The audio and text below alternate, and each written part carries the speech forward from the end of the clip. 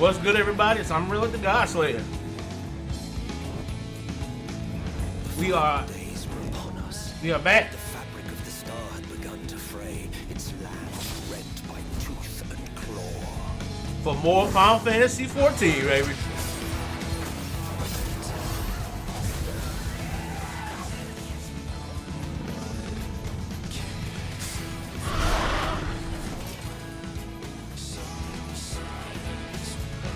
We're continuing the Endwalker story.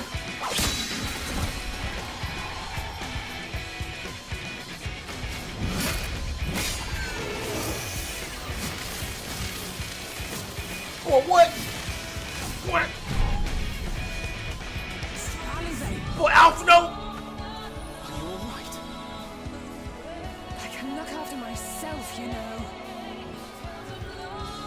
And I've had enough of this rabble. Come on! Boy, Alice ain't done grown up. As the chaos spread, the star seemed doomed to unravel. And yet, Boy, Vitra. there were those who stood in defiance of that fate. Boy. The hour has come, creature. It's all or nothing.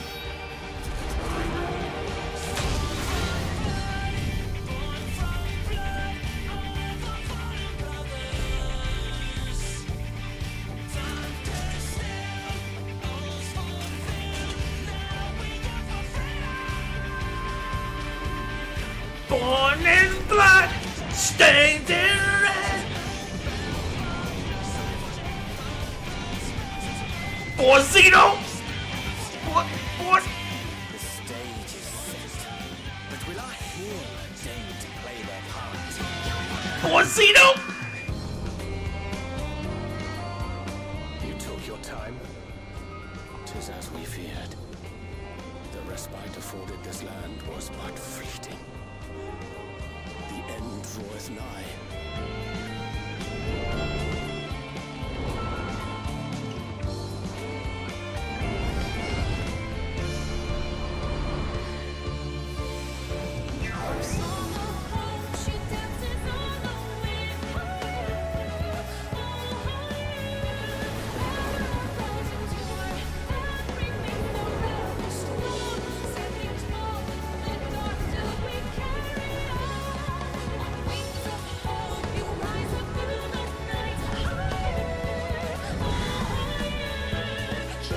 I knew it. This star still has secrets to tell. Take care, my friend.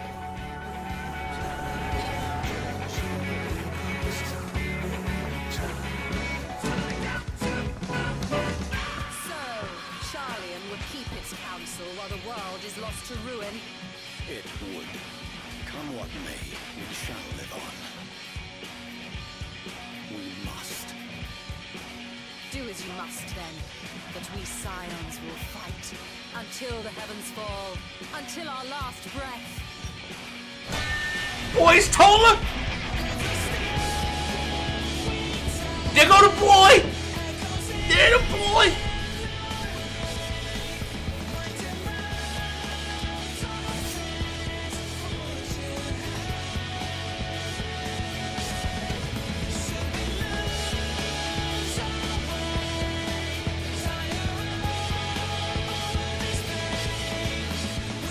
Past the far edge of fate.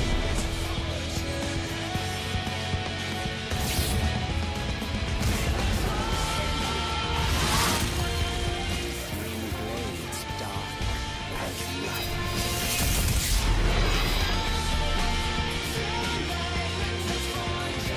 Told the coming of Yeah, this was Paladin's time to shine, cuz this was straight up Paladin's time to shine.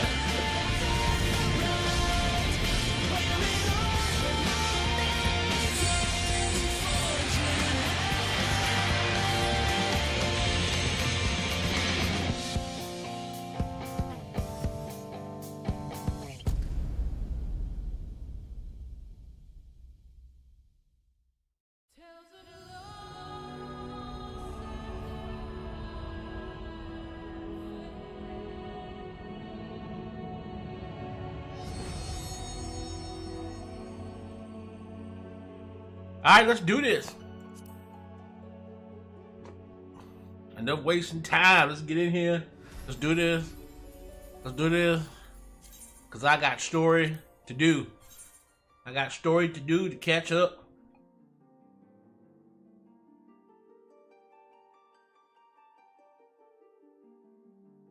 Of course, I am what you could call a Dark Knight main, I guess. You could call me that. If this is your first time watching, I am a Dark Knight main from Final Fantasy XI. So I'm used to Dark Knight as a DPS, but I've been playing it as a tank in this game.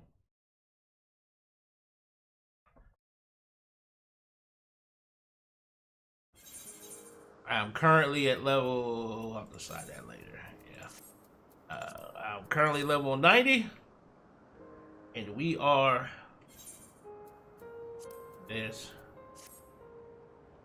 we are currently here in Elpis.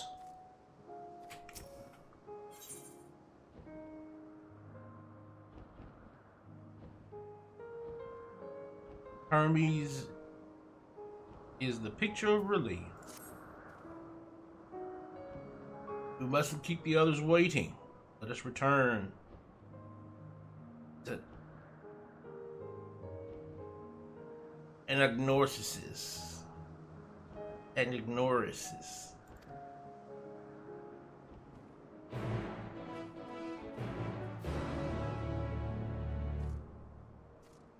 Okay.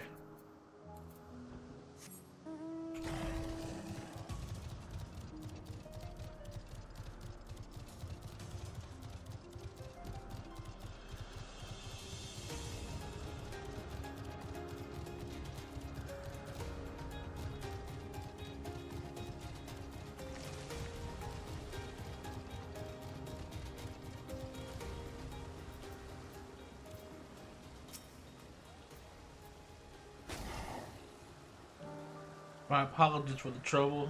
Owing to your kind assistance, all the Ambistonas are safe and well. I will presently send them back to their space. You will go on ahead to the main building.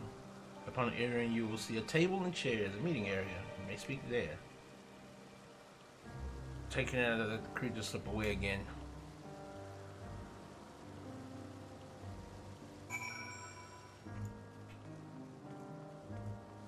Alright. I think we're headed into that building over there.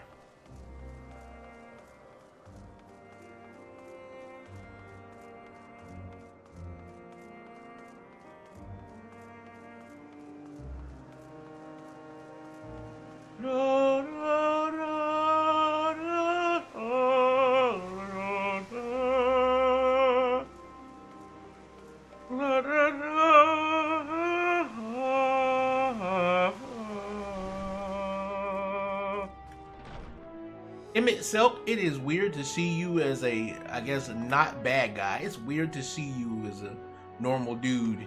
It's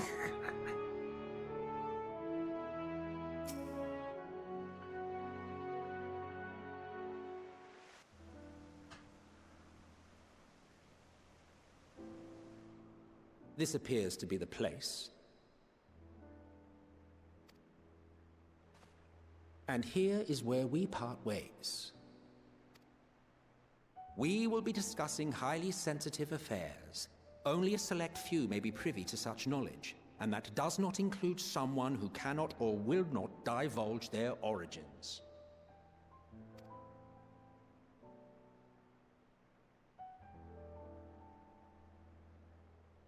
What? Will I have to remove you by force?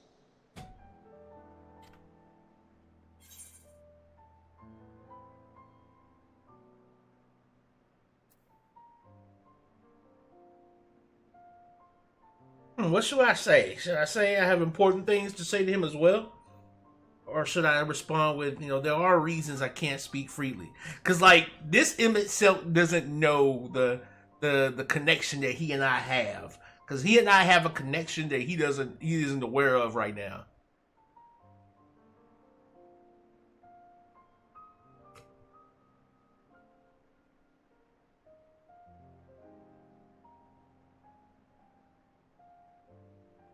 Yeah, there's reasons why I can't tell you, man. Let's hear them then, these reasons of yours. Who knows? If I deem your mysterious cause worthy, I may even be inclined to offer my assistance.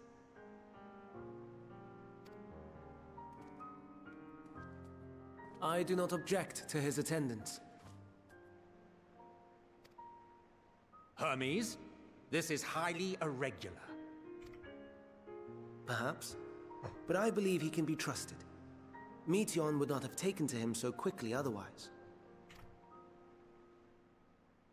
Moreover, the presence of a third party may help me to maintain composure.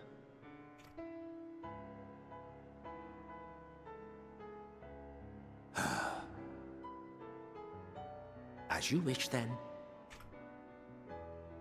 Behave yourself, do you hear?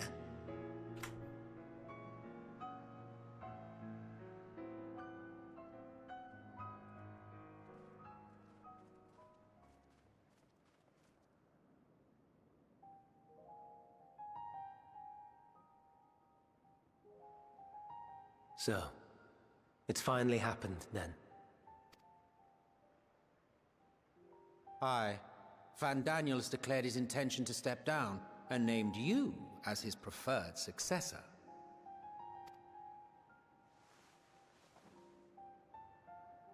In recognition of your knowledge and your works, the Convocation is giving the recommendation due consideration. As one who does not know you personally, I am to use my impartial eye to take your measure. And above all else, to ascertain your disposition towards the invitation.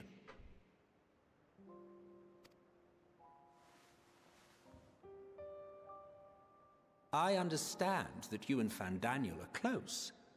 He himself was once chief overseer of Elpis after all.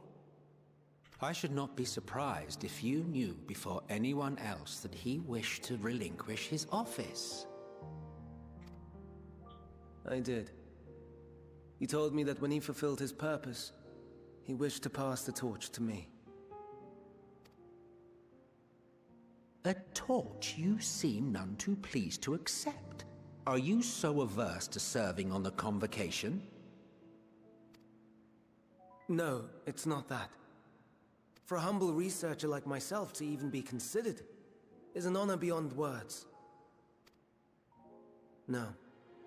What troubles me, what I struggle to come to terms with, is the very fact that Van Daniel is stepping down. Does this not mean that he will return to the Star?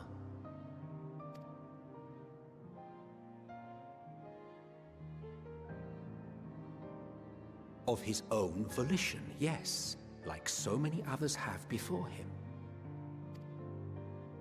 Return to the Star?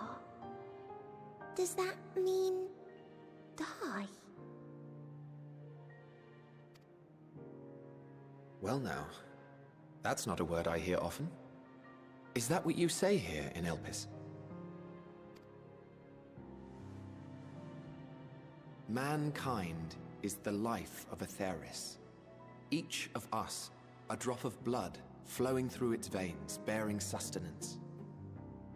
In our finite time upon it, 'tis our duty to make it a better place, that all who call it home, now and in future, may abide in happiness.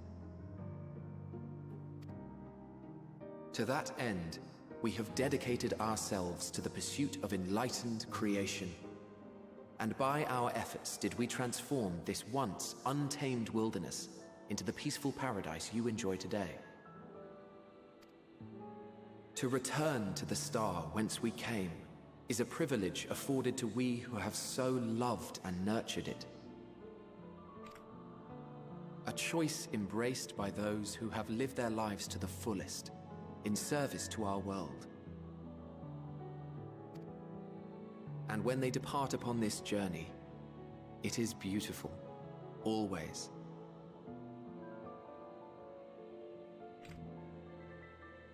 The 14 are no exception.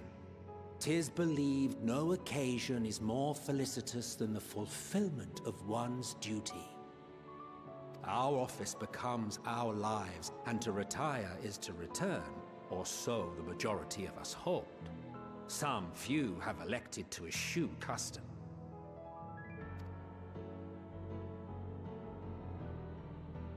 Mayhap you feel Fandaniel's deeds do not warrant his return.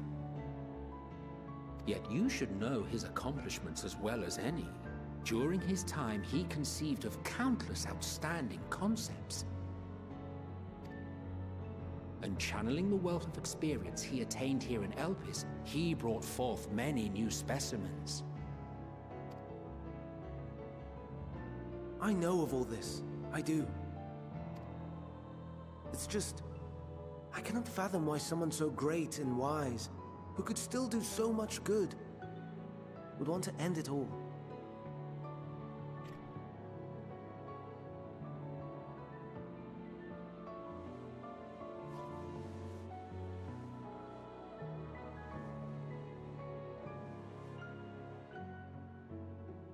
Oh no, I've made her upset. Forgive me. I know I requested your presence. Might I trouble you to take Meteion outside? A change of scenery would do her good.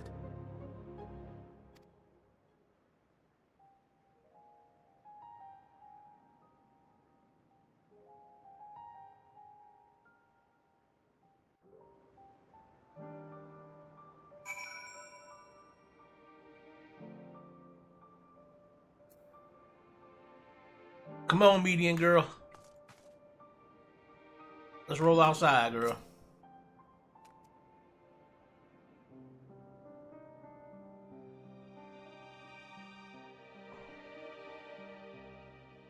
Didn't mean I should go for a walk.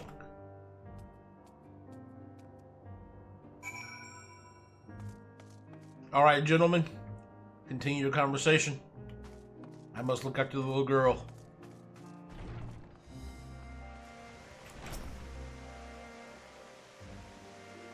Hermes gets sad when he thinks about death. When others are sad, I'm sad too. That's how I am. How he made me.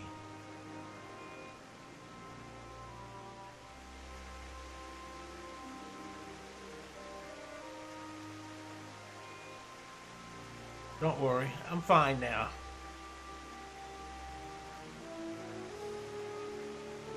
Why did you come here?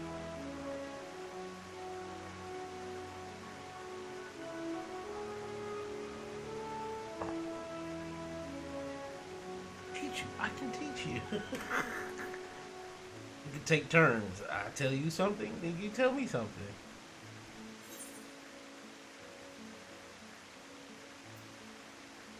Sounds like fun.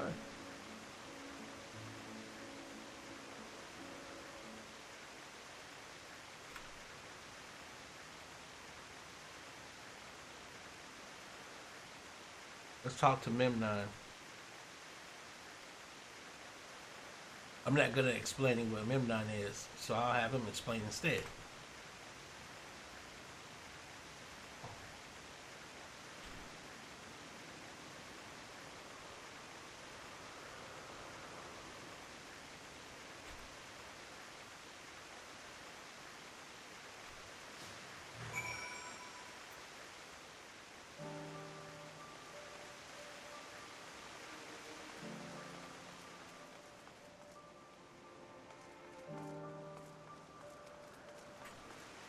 Come on, girl.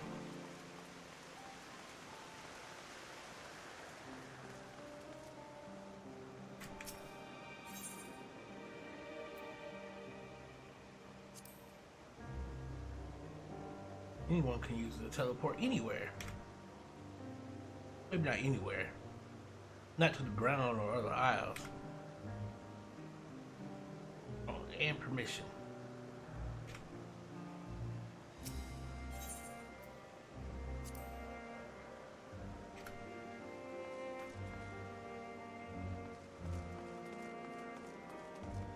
Memnon.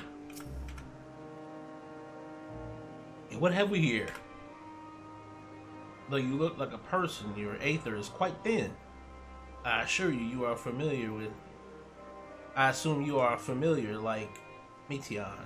Is there anything you need? Do you teach him about Elpis? Oh.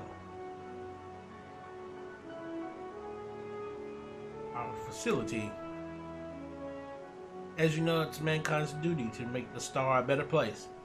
As part of this duty, we employ creation magics to bring forth new life. However, we cannot simply release our works into the world, or it would lead to chaos.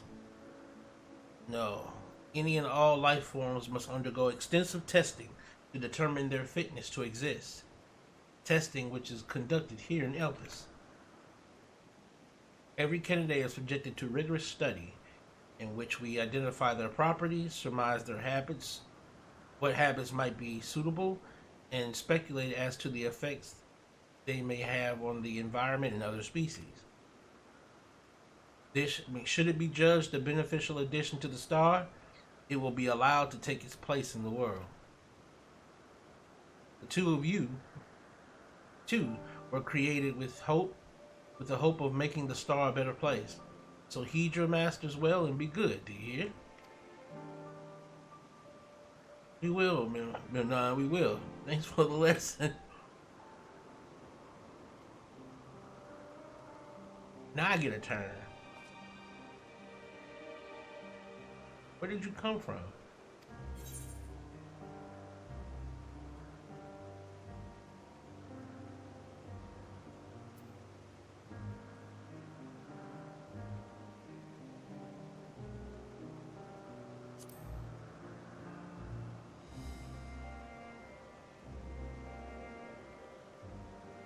I don't know much about other places.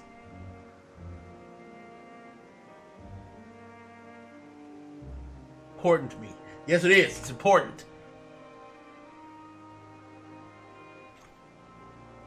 A creation. Let's find a creation. Not one being watched. One not being watched. Then I'll explain my power. Okay.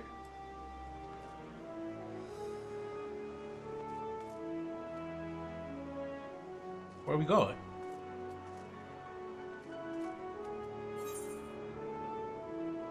Girl, where do we go? Girl.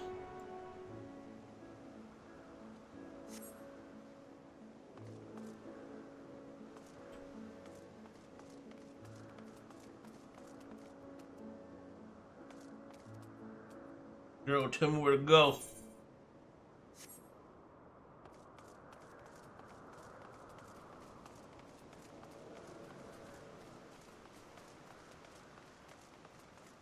Oh, this way.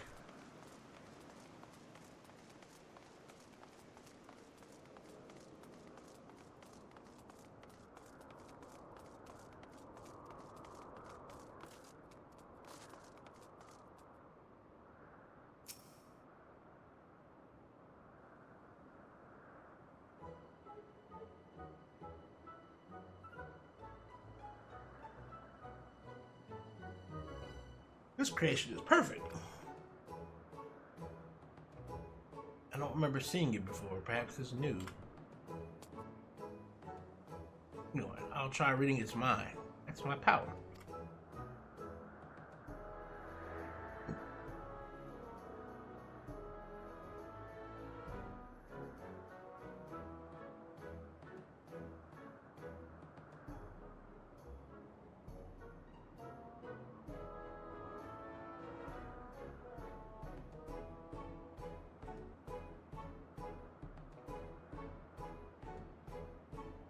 Or maybe there's nothing to read.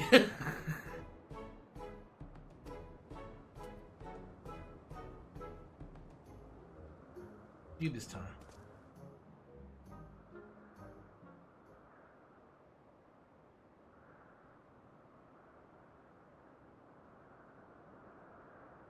Can you hear me? Oh shit.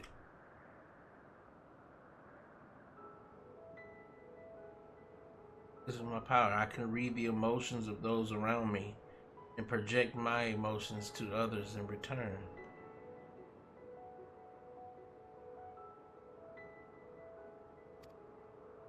I'm not actually speaking to you in your mind. Rather, you are converting my emotions into words and intention. A process performed subconsciously by an intelligent life form.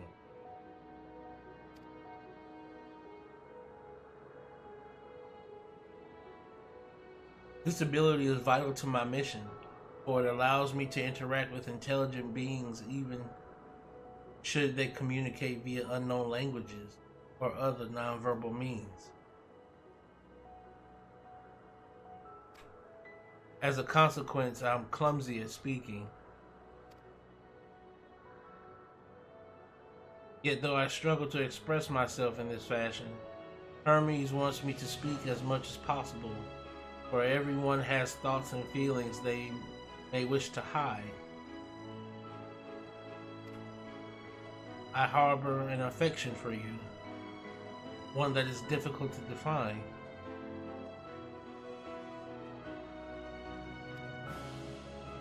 Aside from the fact that you share common traits with us, your thoughts are complex, prismatic.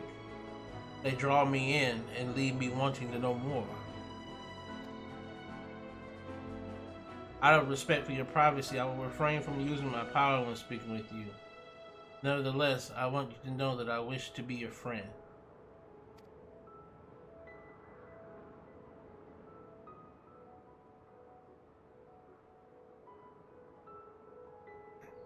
Hear me?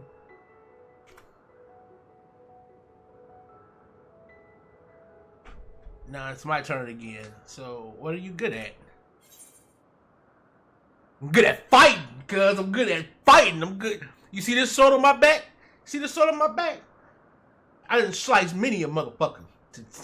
I done sliced many a motherfucker in half.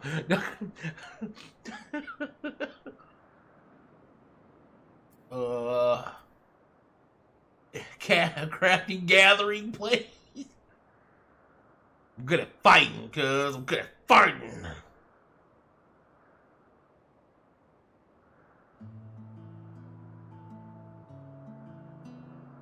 That must mean you're strong. Hermes is strong too, but he doesn't like to fight, even when creations fight him.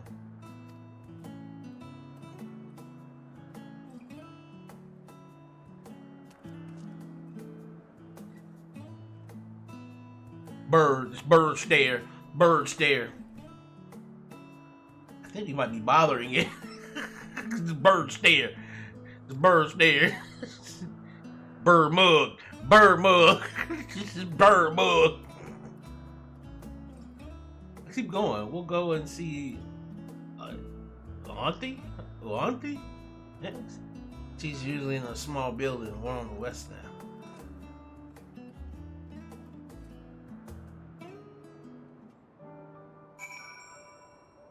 All right, let's go, little girl.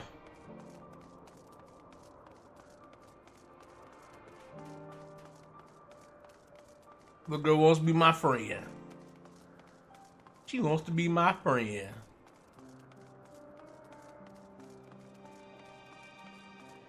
You can be my friend, girl. If you're willing to be friends with the darkness. If you're willing to be friends with darkness.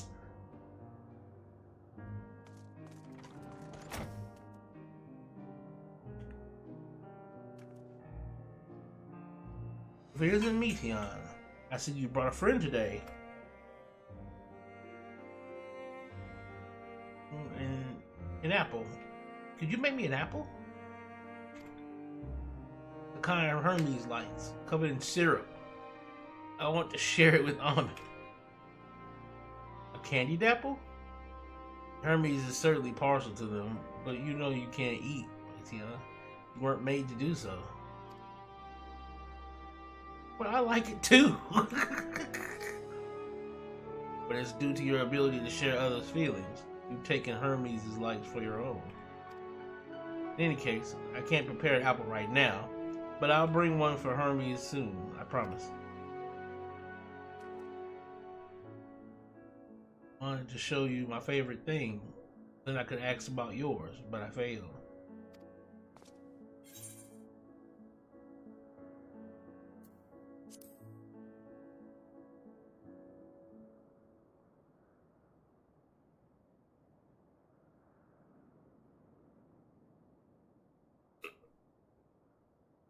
You can feel my joy and my happiness.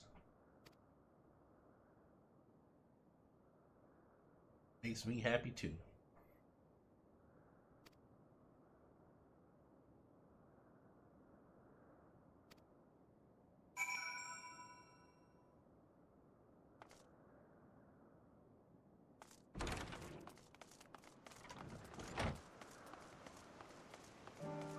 Come on, little girl.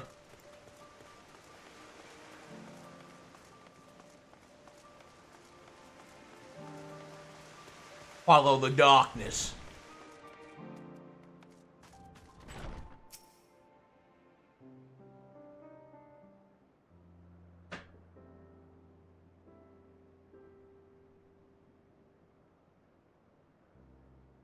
It's done me Tian good. Amon wanted to learn about you and Elpis, so I taught him. About this place, about my power, about your favorite food.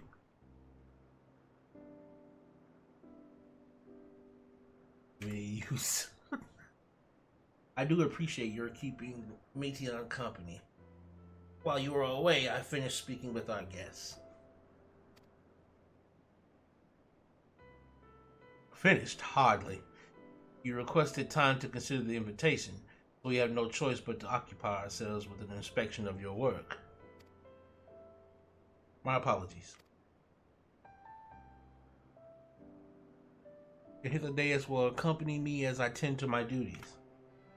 If you wish to learn more, perhaps you would like to come too. I'm compelled to remind you that he is in no way associated with the convocation. We simply chanced to meet at Oblivion. There is no guarantee that the matters we discuss will remain private. I do not mind. To see the joy his presence brings Meteon, I cannot imagine our mysterious friend harbors malicious intent. Kind, really, truly. He taught me as much as I taught him.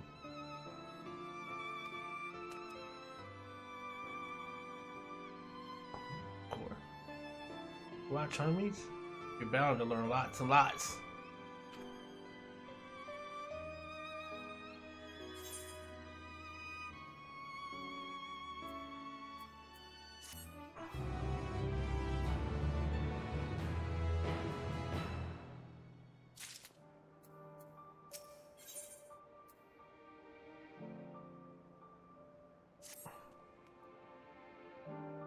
There are a few creations I need to check on. First, we shall return to the spot where we found our wayward Ambistoma.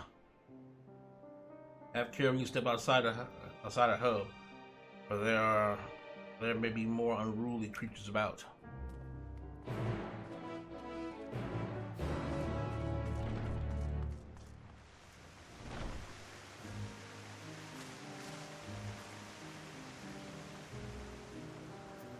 Granny.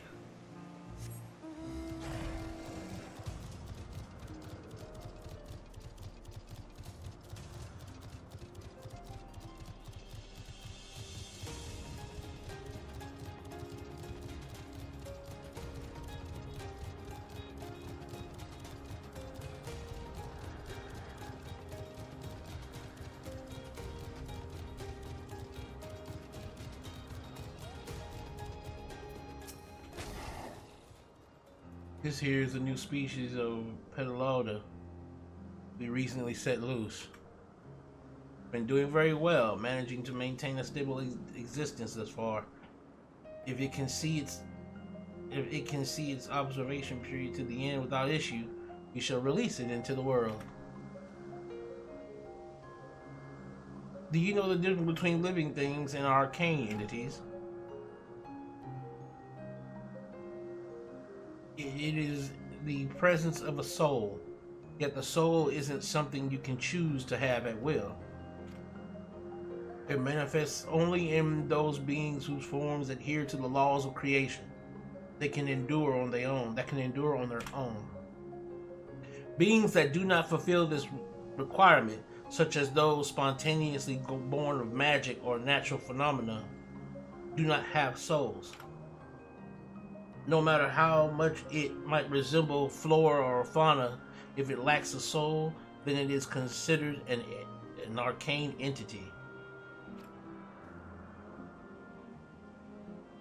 So you see, it is not for mankind to decide what is living. That domain lies beyond our manipulation, and it is hubris to assume otherwise. But come, let us head to the nearby beacon.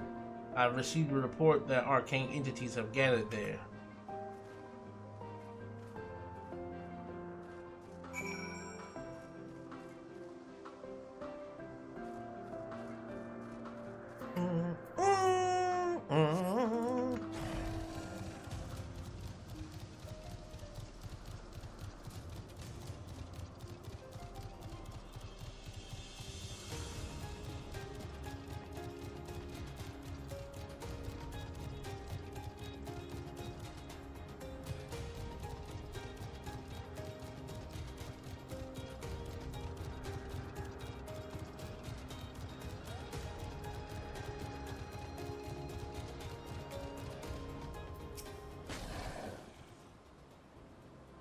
Ah yes, Lightning Numa, just as the report said. Although we call this structure a beacon due to its form, it is in fact a magical device. By manipulating the balance of elements, it keeps the isle airborne and maintains the climate thereupon. In the course of its operation, it often sees an internal shift towards a given element. Right now, that element is lightning, which draws the Numa here to replenish their aether.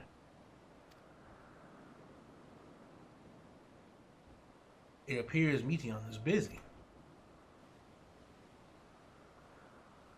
Would you care to assist me in her stead to feed the Numa?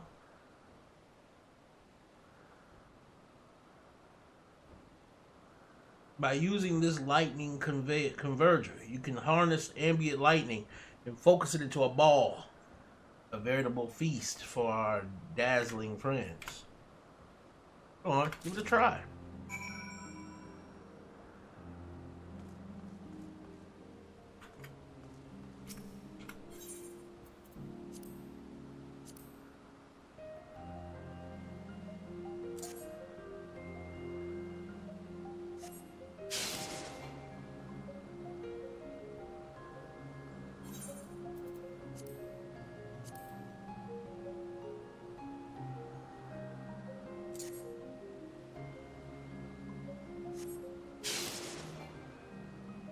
I missed.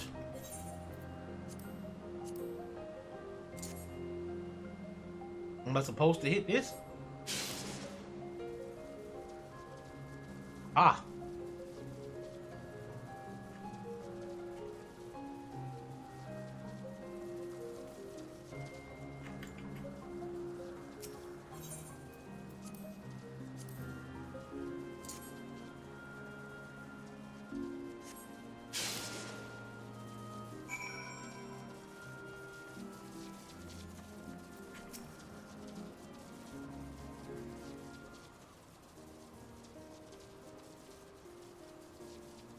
Perfectly done, Amon. Look.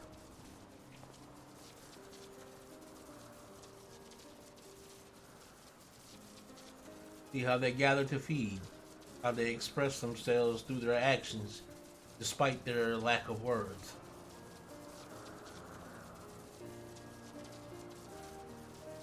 Speech is not the sole defining characteristic of a thinking, feeling creature, nor is silence an indication that they do not possess these qualities.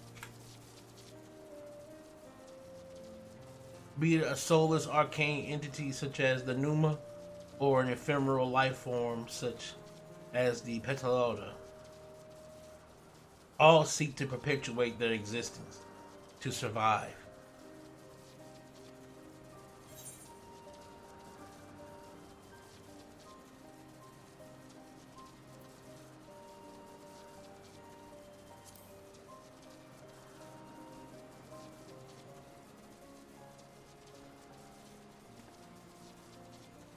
a good question. I can answer it from a theoretical standpoint, but it ultimately falls to the Bureau of the Architect to pass judgment.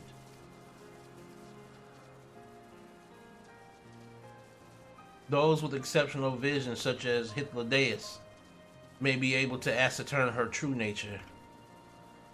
But to me, it doesn't matter. She is herself, and that is all I need to know.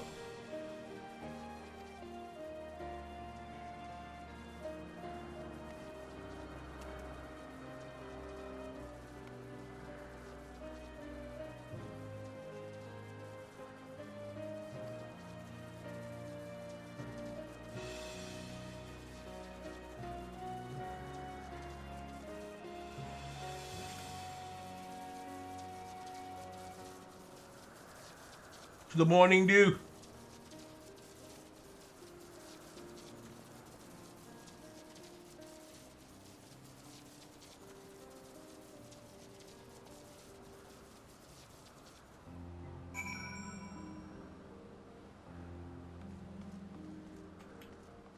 Y'all eat well now.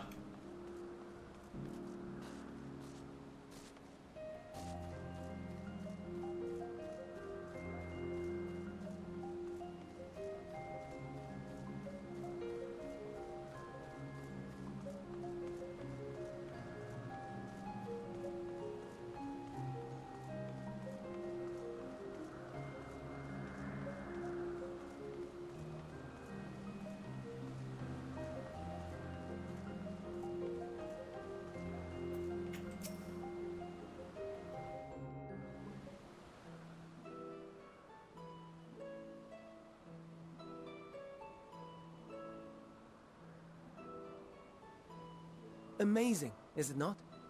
The Ampelos, one of our newest subjects.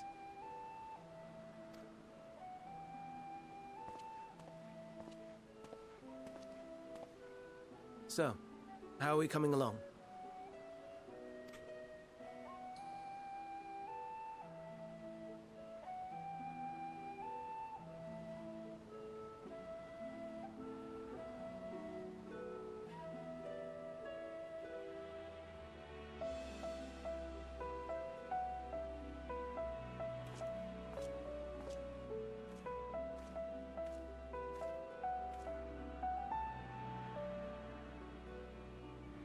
Y'all remember those flowers, don't you?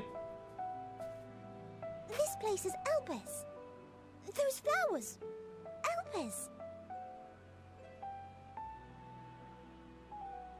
Y'all remember that flower? Entelechies. Like me. Intellecties.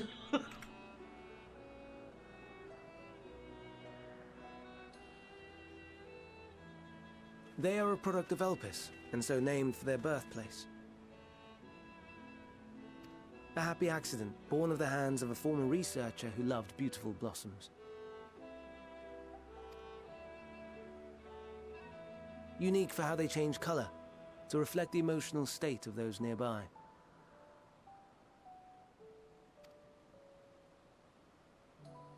Though be it here or elsewhere, they are seldom seen in any hue save purest white. Reflect the emotional state, you say? By what means do they achieve this? In creation, there exists an energy wholly apart from ether, one driven by emotions. In like manner to how we manipulate ether, this flower is subject to the influence of said energy.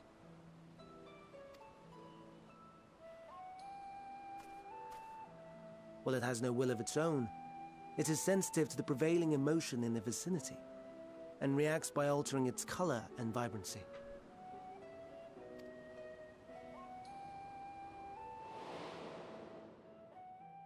Akasha? It is one of the unseen energies defined by Harnish alchemical theory.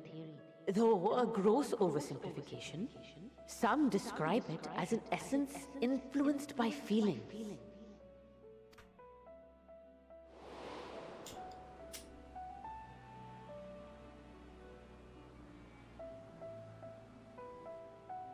Akasha, Though I'm not familiar with the term, your description suggests it is the self-same energy.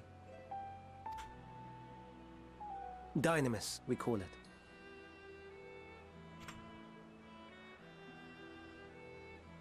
And those entities like the Elpis flower that have the ability to interact with this energy, converting emotions into tangible phenomena, are Enteleki's.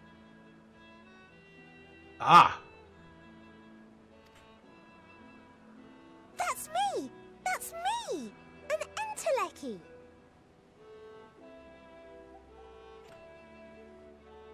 That you are, my dear. And no ordinary one at that, but the first possessed of free will.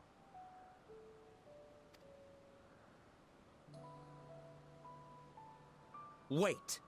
A form of energy other than ether? Dynamis? I've never heard of such a thing.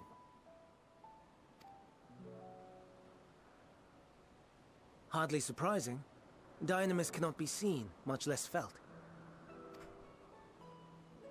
And though its existence has long been theorized, we had no proof until the flower's serendipitous creation.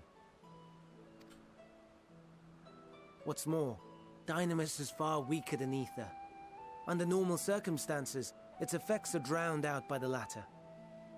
On account of which, beings comprised of and reliant upon the ether, like you and I, are unable to make practical use of Dynamis. 'Tis a truly esoteric thing, known to but a select few scholars. Intriguing. Then, given the limitations you described, why create Meteon?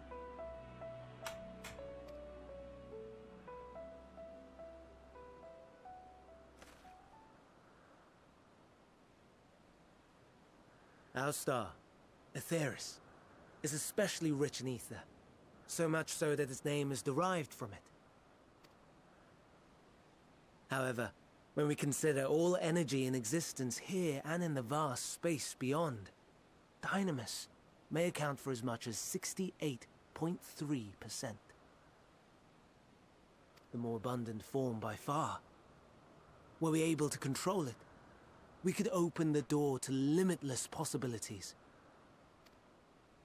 'Tis not unlike a gently flowing stream, unable to break through the dam of ether barring its path. But if we could imbue the stream with the vigor of a raging river...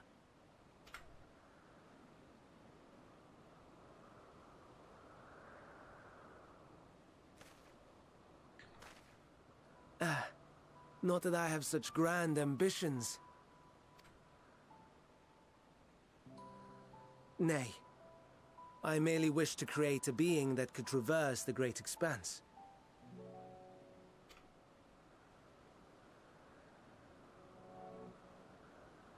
The relative scarcity of ether beyond the bounds of this star was a concern. And so, I looked to another source of energy by necessity.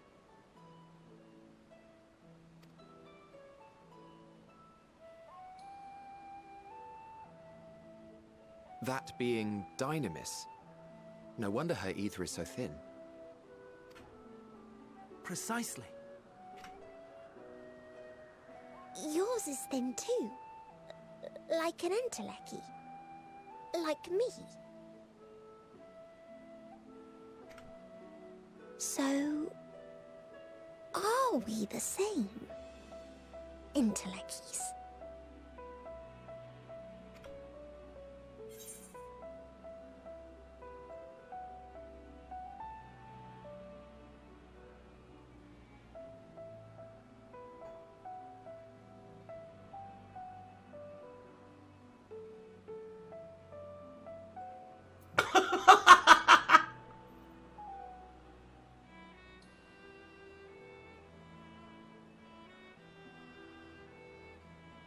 Sure, I don't see why I can't be an Endwalker.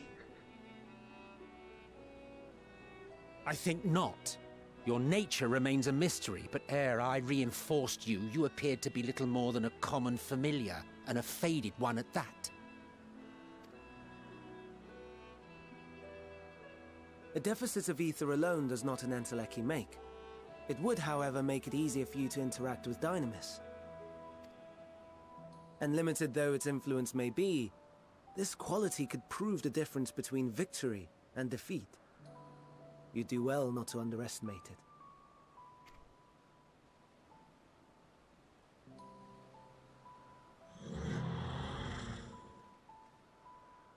Oh dear. I'd forgotten about the poor fella. You must excuse me a moment while I go and verify a few more things.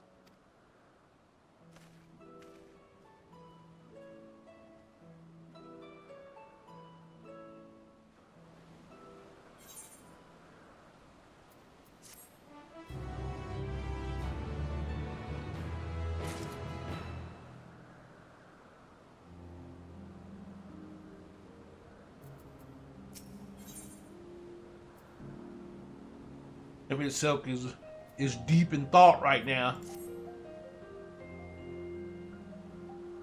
Nor that I or anyone else would be able to make use of it even if we knew. Not that I. But it irks me to discover that there is an entirely different form of energy, and no one told me.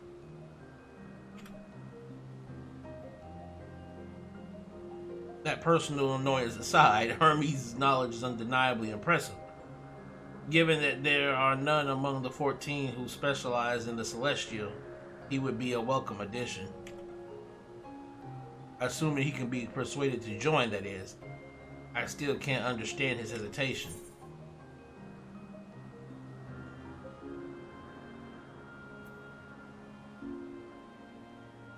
Why did you join?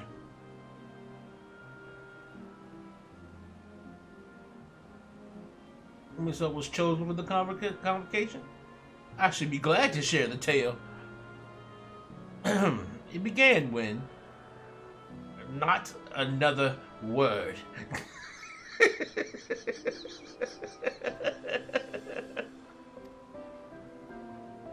Lest you've forgotten, we're to learn about Hermes, not me. My misspent youth is not your concern.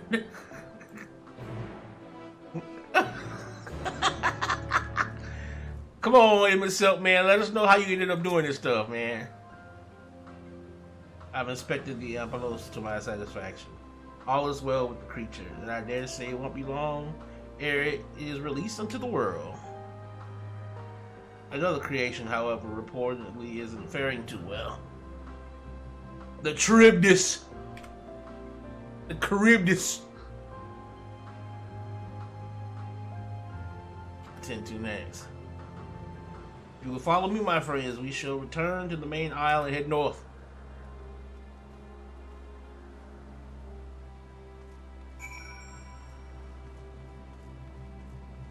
We have to go see about the Charybdis.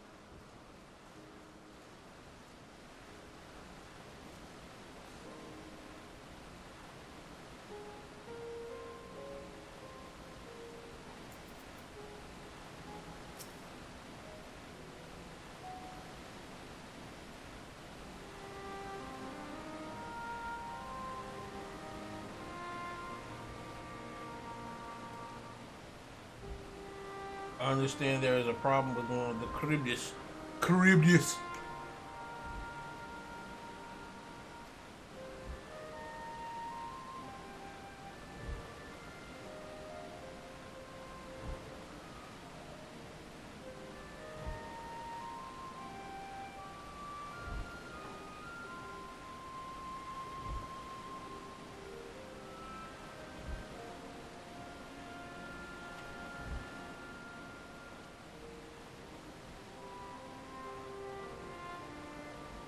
One with an aesthetic balance leaning strongly towards water. Its aquatic origin reasserting itself, it would seem. The result being its affinity to wind is diminished, and it cannot fly. No matter what we try, we can't get it to even raise, and to rise even the slightest bit.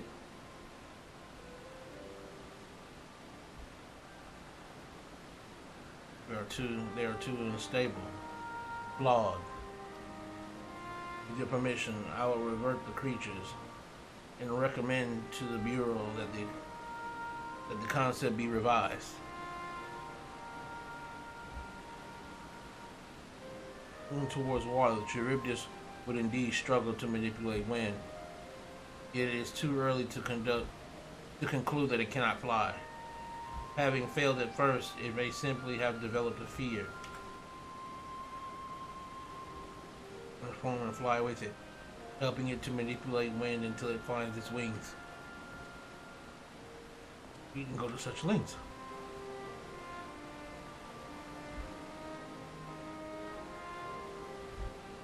You don't know? Of course not. Transformation is an art in which one manipulates a vast quantity of ether to construct another body around oneself. In practice, this allows one to assume any conceivable form, and thereby transcend the limits of one's flesh. Yet convenient though it may be, good lord!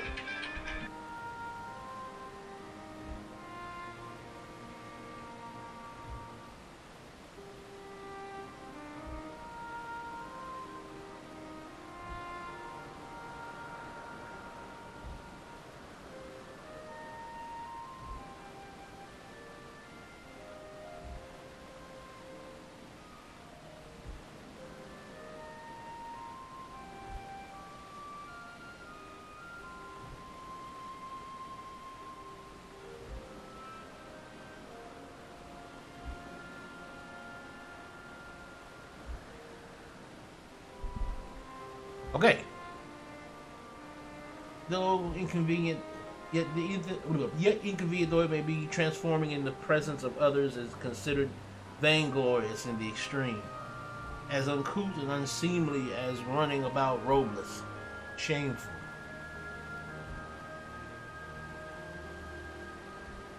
Am I to understand you make a habit of this? Nothing of the sort. It's just that when transformed, I can wield the wind and fly. It may seem excessive, but what is our shame next to the lives of these creatures? They deserve a chance, and we owe it to them to do all in our power. Be that as it may.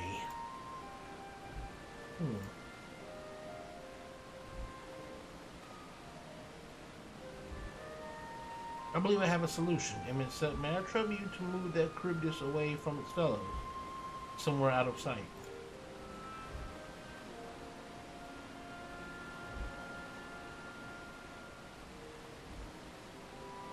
I'd like the rest of you to help me prepare here. What mischief are you scheming now? No mischief, I assure you. I would but spare you the need to report to your colleagues that Hermes committed an indiscretion. But have a little faith and run along.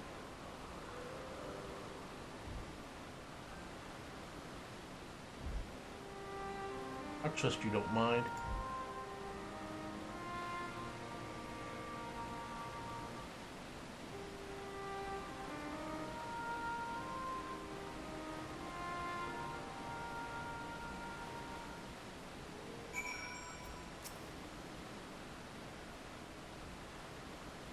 Emet-Selch was out of sight? Good. Let's speak of the plan. It's a stroke of genius, really. We have Emet-Selch train the Charybdis. What the fuck? Yeah, like what the fuck? Aside from being able to fly untransformed, he can readily see aether currents. And with his adept spellcraft, he can also employ suitable wing magics to guide the creature along. While he is indeed capable of all you described, it is not his duty. I am loath to trouble him with it. Don't be. As I mentioned, it would also be for his own sake. With that settled, let's begin at once. Amon, I want you to go to Emet-Selch. Tell him you have a favor to ask. He will be disinclined to cooperate at first, but you mustn't be discouraged. With our friend, the trick is to be unflaggingly persistent. Off you go now, and good luck. With the chat mode and say, use your keyboard or the software keyboard to enter a phrase containing the words I have a favor to ask to indicate. What the fuck? What the? He just threw the damn thing on the Emet-Selch like, here, you train him. You train this motherfucking thing.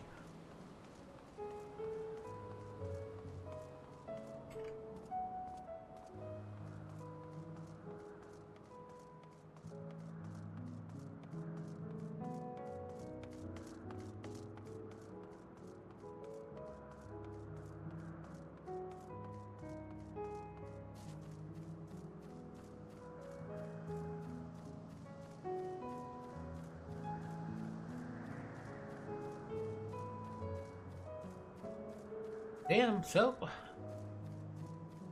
I mean, how far did you take that damn thing? Yeah.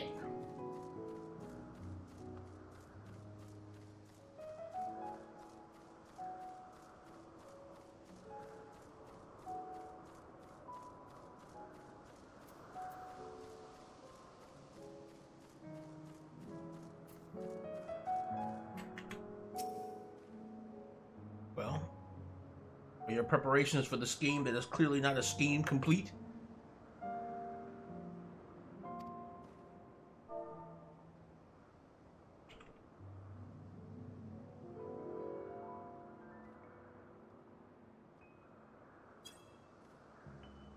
Oh, no, you don't. I'm not lifting a finger. I don't know what Hypnodeus is up to, and I will not be made to know. I refuse.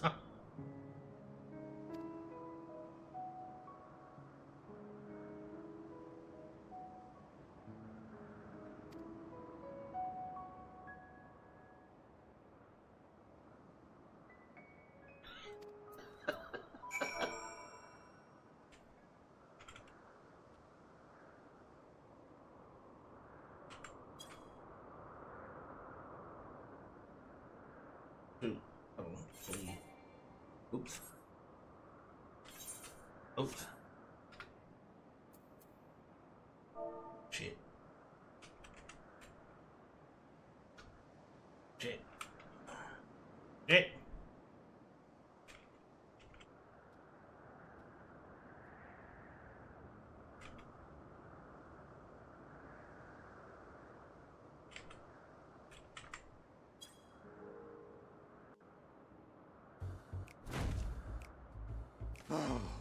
No, no, no. You are not foisting this nonsense on me.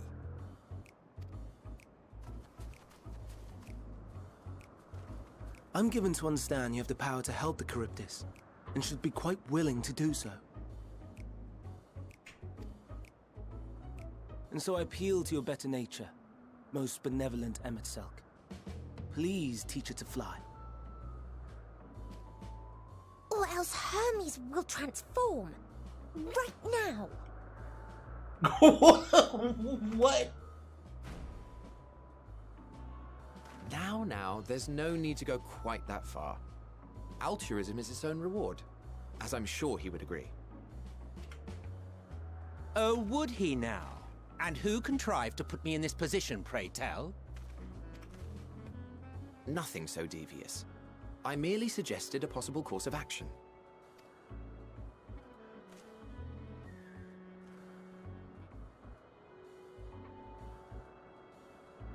Please, Amon-Rellik. Please. Oh, snap.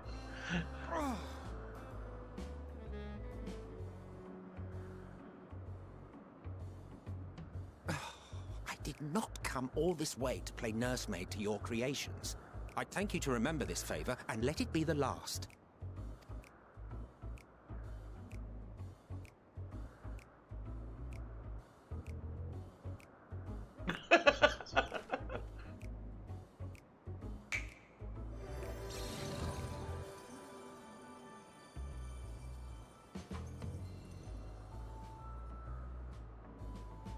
I will aid it once it has taken to the air. It falls to you to shepherd it skyward.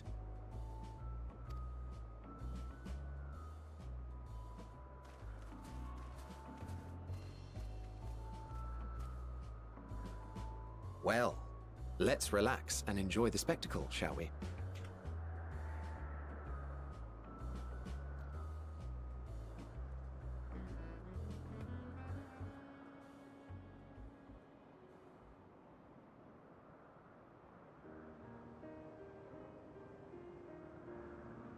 You were wondering why Amon-Rellik joined the convocation.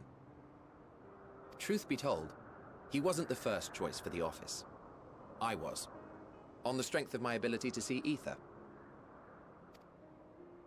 But I declined the offer.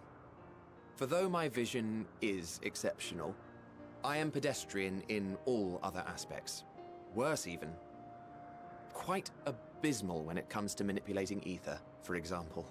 Couldn't transform even if I had a mind to do so. What good is the ability to perceive a problem if one cannot act to address it? Amon-Rellik has no such shortcomings. He excels in vision and manipulation both, the latter to an extraordinary degree. If there is a mage more powerful, I do not know of them.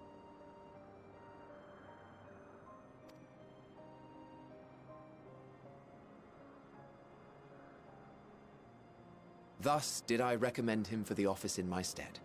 And I wasn't the only one. Far from it.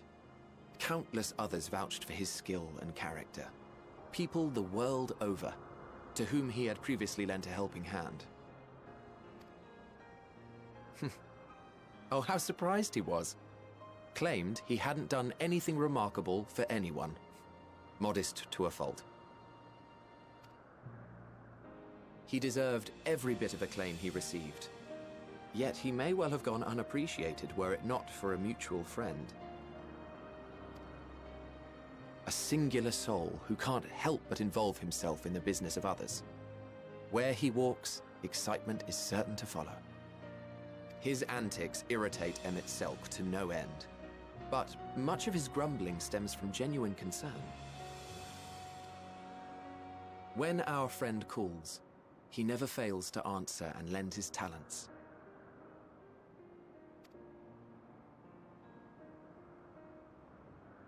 And in the course of doing so, he himself came to be recognized and respected by those around him.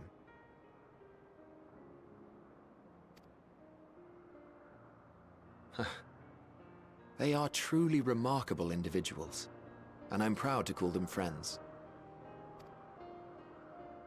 To help them realize their dreams. This will be my greatest contribution to our world. And when they have fulfilled their respective purposes, so too shall I have fulfilled mine, and together we may return to the star. Look at me, spilling my innermost secrets. I can't seem to help it with you. I can only assume it is due to the color of your soul. I just don't understand how you can be so alike and yet so different.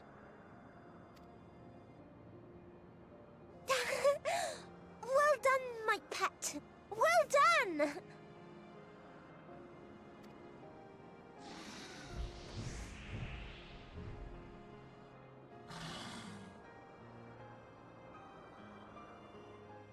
Ah, yes. I dare say the Charybdis will be fine here on.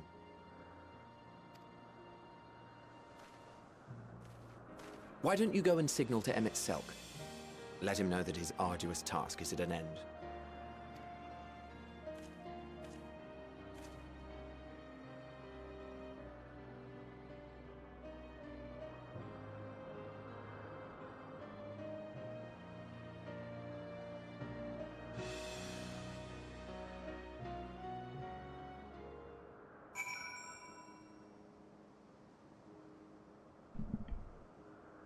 Salim itself was a man's.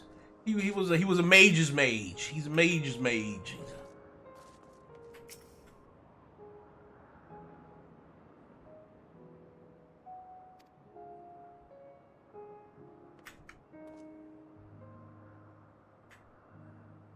What am I supposed to be doing?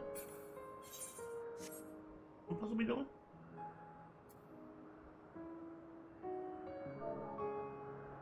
Am I / waving?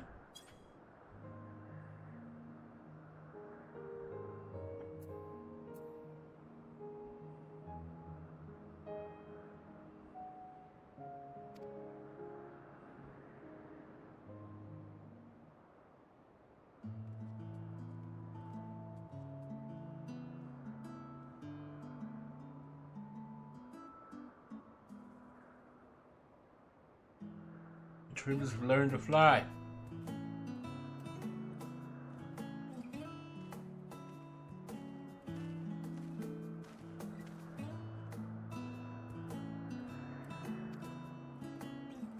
Sure you did. The creature needed some small assistance at first, but soon it was flying more or less on its own. I doubt you will need to repeat the lesson. That was truly impressive.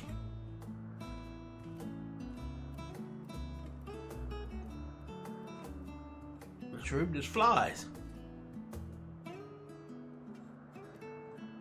This we've proven that even a creature with skewed etheric balance is capable of flight. Though we helped it to achieve this, the Charybdis is a herd animal. They may well aid their struggling kin in like fashion, if and when the need arises. Keeping this in mind, I bid you continue observing them. If that's what you want. But if I may say so, rather than hoping an idealistic possibility comes to pass, would it not be simpler to have the concept adjusted? That way, we could guarantee that anomalies such as this specimen are never born in the first place? These creatures are already here. We will spare no effort in giving them a chance to survive. As you wish, Chief. As you wish.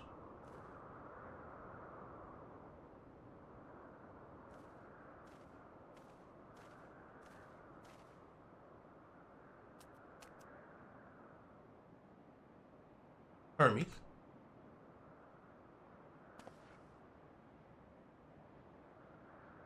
Don't worry.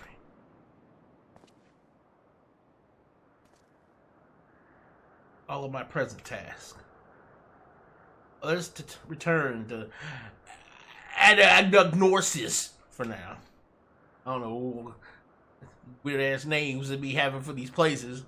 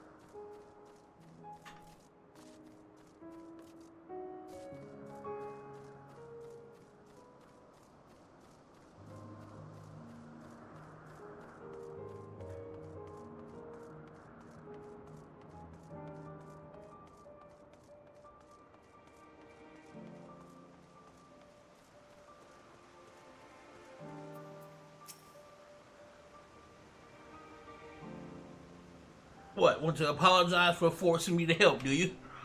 Save your breath.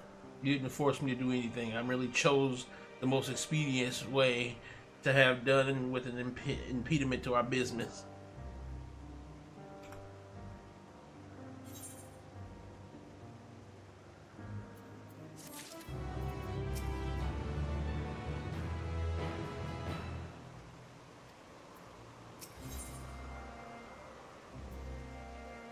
Weighing on Hermes' mind.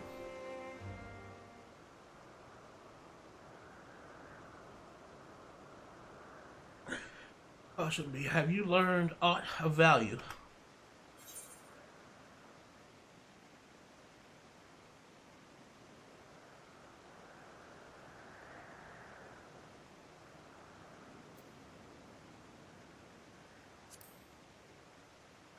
Dynamis.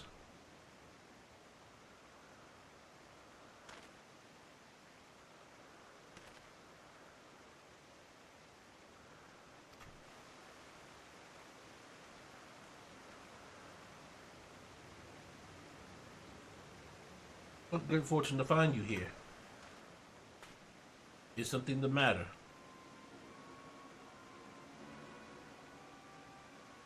Ilkion. I'm afraid it's done it again. No sooner did we release one for observation that it set upon the nearby Okiopets, slaughtering them. Was the creature hungry or somehow provoked? I had just fed them myself, and the occupiers were keeping a wide berth. It is the nature of the Ilkion that is to blame. Their innate viciousness. Temperament aside, it is an outstanding creation, perfect in form and function. Though it may not be suited for release, I have no doubt that the Bureau will accept this concept for preservation. There's no point in postponing the inevitable. Doros will revert them all once the paperwork is in order.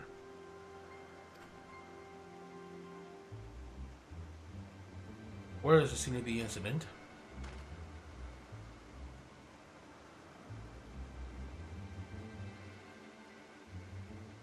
Wonders.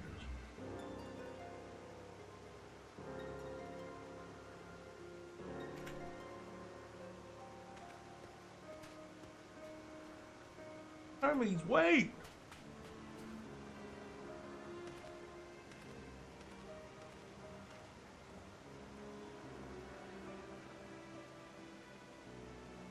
And now, if this is part of his work, then I will observe. You follow.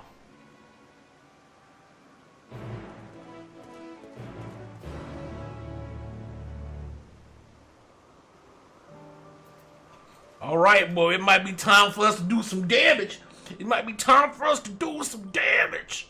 I think I'm ready to do some damage. Some what? Damage. Damage. What? Damage.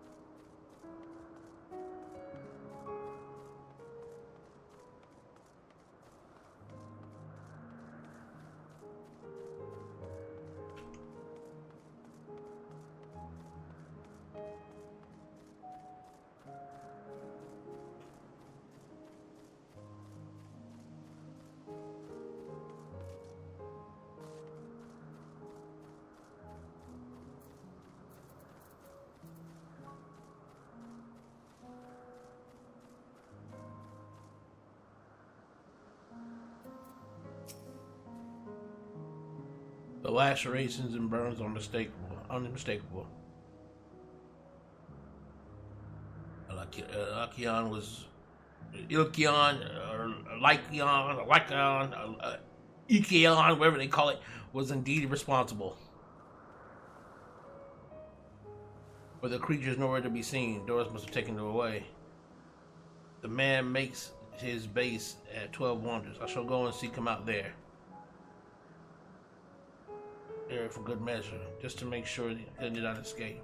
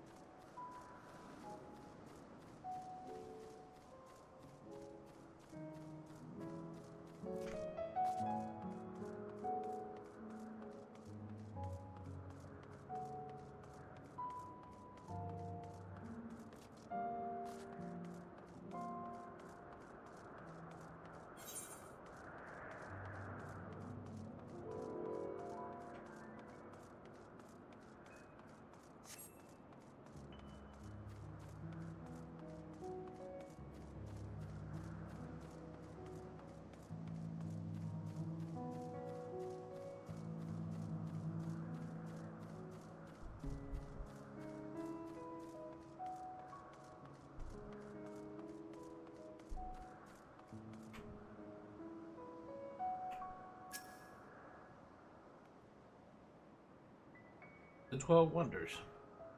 Hermes is looking for doors. Let's go. Let's look for doors too. He's a man with long blonde hair, I think. I know him when I see him.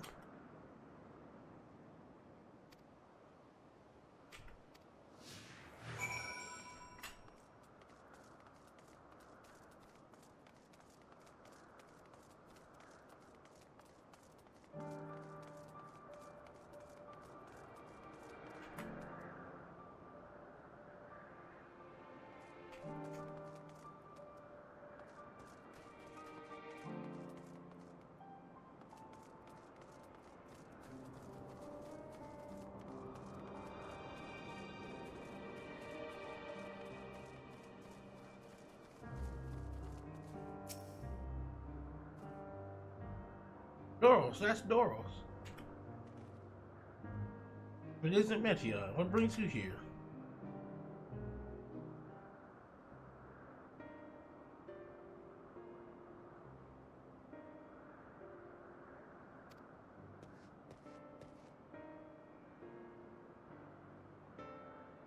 Thank you.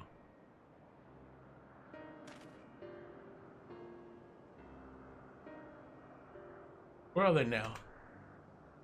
Out in the fields within the restraints. Frenzied as they were, I couldn't well return them to Kistis.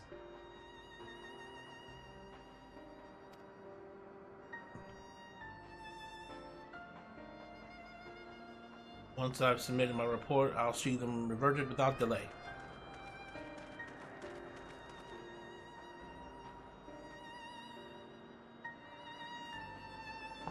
Quite ferocious. You're one of the 14. What brings you here?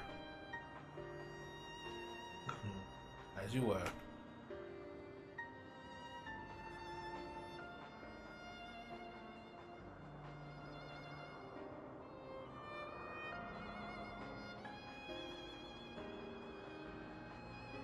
To be released?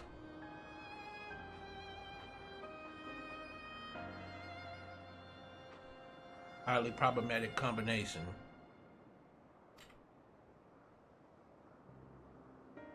It matters not where they are released, as long as would threaten the other species and upset the natural order.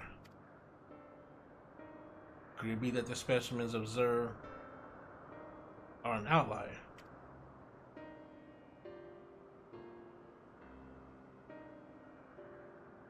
There are a good many of them. All exhibit the same tendencies.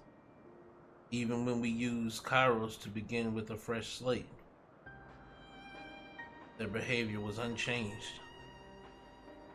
Kairos? Our memory reconfiguration system. The chief himself created it. It allows us to erase or alter memories, that we may observe creations in different environmental conditions without needing to remake them from scratch. Quite impressive and potentially dangerous, depending on the intensity of the etheric emissions. Pashtarat may wish to have words with you.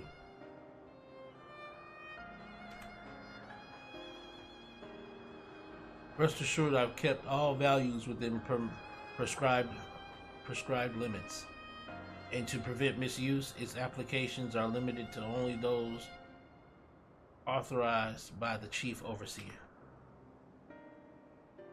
Do not misunderstand. To manipulate a subject's memories is an intrusive act I deeply harbor, but it is still preferable to execution. Come now, Chi. Let's not be so melodramatic. What was born of Aether is simply being reduced to its original state.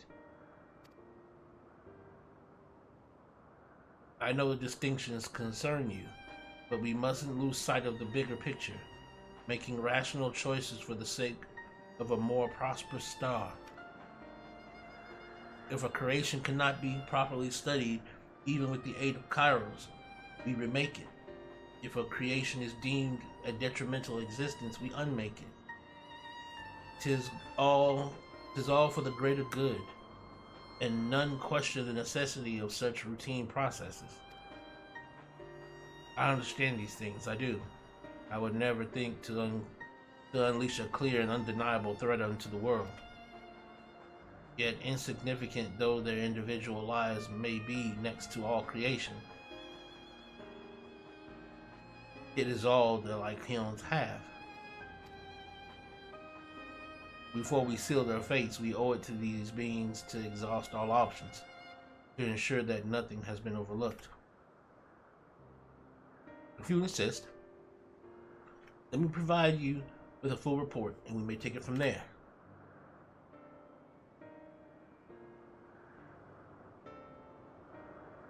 To attend the discussion, that Emmett Silk may better carry out his duties. By all means.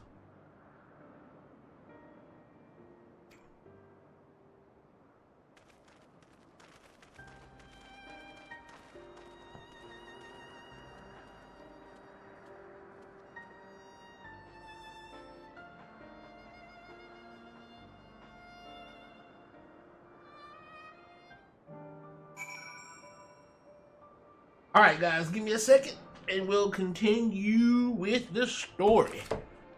It looks like Medion's sad again, which means Hermes is probably sad again.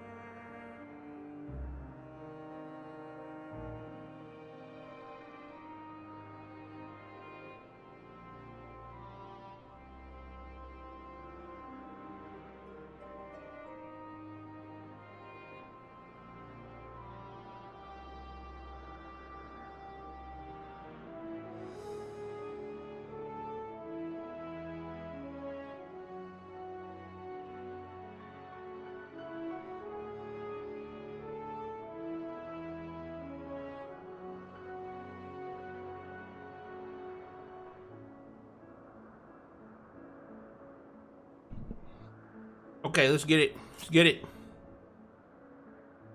To man, other things are just things. To be used and controlled like magics. To man, other beings are just things. That's what Hermes told me once.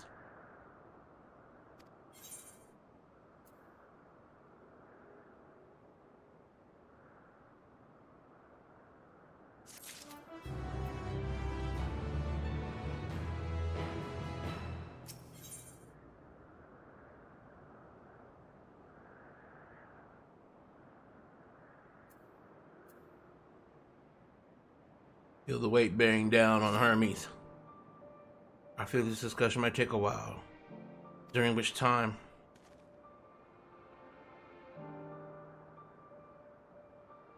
are you feeling unwell? It's not me, Hermes. It's you. I won't go to the meeting. I'll stay with Amon. Low though I am to impose, may I leave in your care again?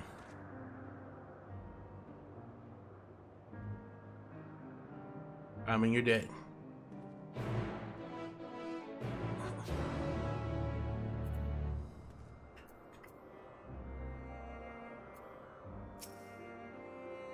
Can you help me with something, Amon? The meeting will make Hermes sad.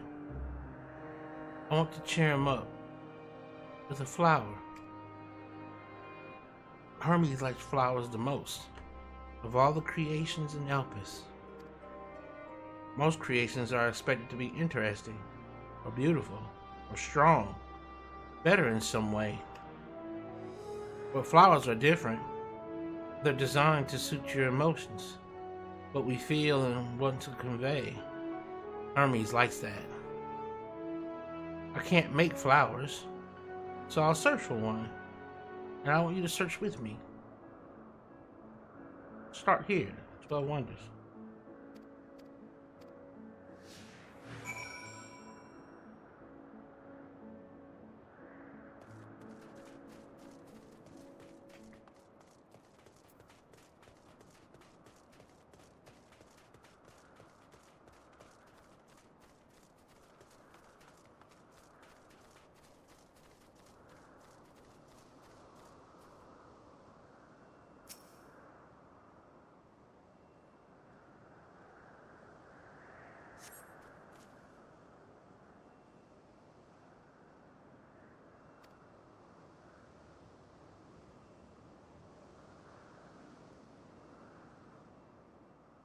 No flowers. If there were apples, we could have covered them in syrup.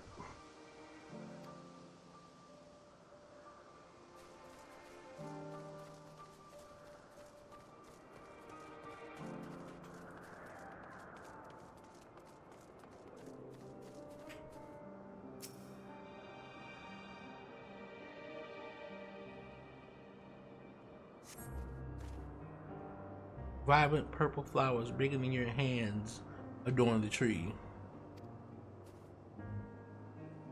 So big and bright. I love them. But they might be too bright. You have to think of the recipient. That's what Hermes said. Try it next. Don't worry. We won't wander far. Come on, girl.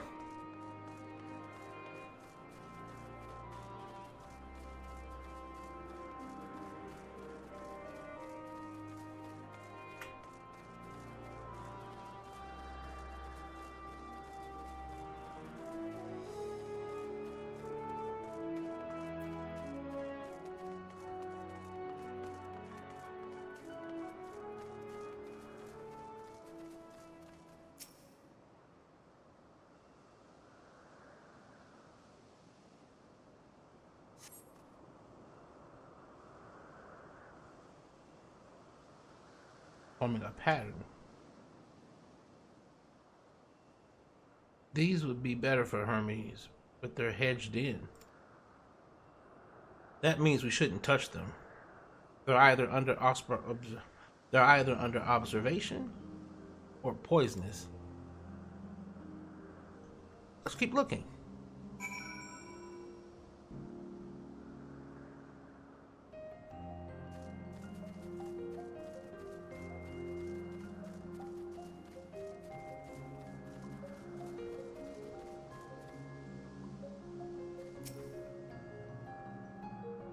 Oh, I know this plant.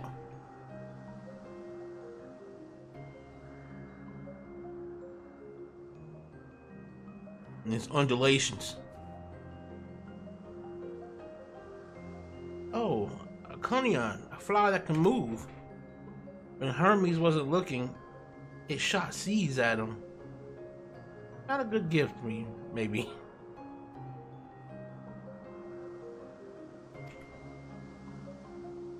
You're good, Amon, at spotting flowers. We'll find something soon.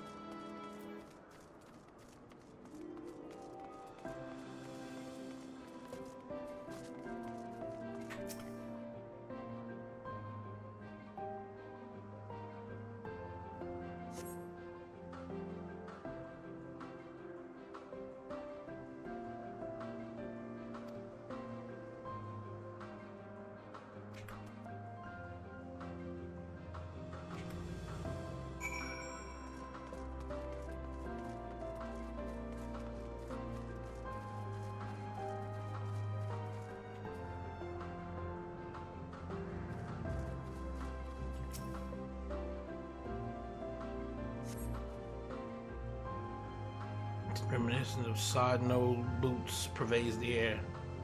Without a doubt, the culprit is the marble-like creature before you. It's an Adonis. The things around his mouth look like petals, but the flowers are the orbs on his head. When Hermes inspected it, it swallowed him up. He didn't leave his room for days. What do you think, Amon? Would you like it?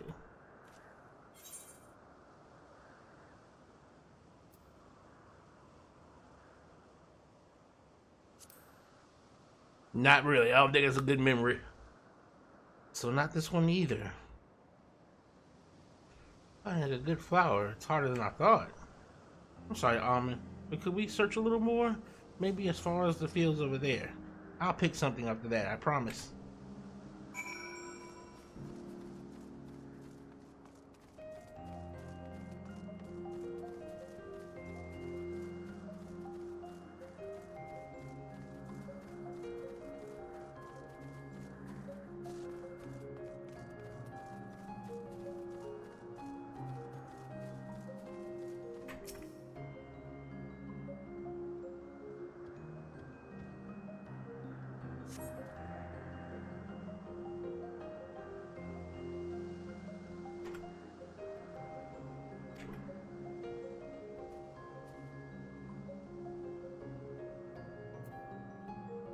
Shiny thing over there. What could it be?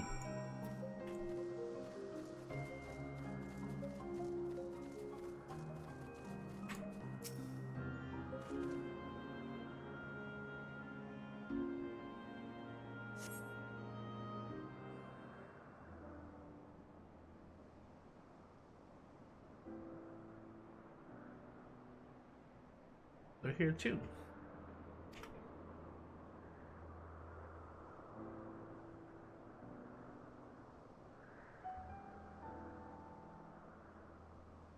Hermes likes and dislikes them at the same time. Like me, they're intellecties. Like me, they feel his pain and turn dark.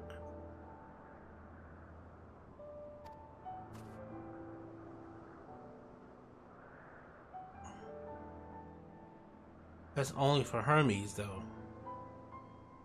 For others, they're always white and bright.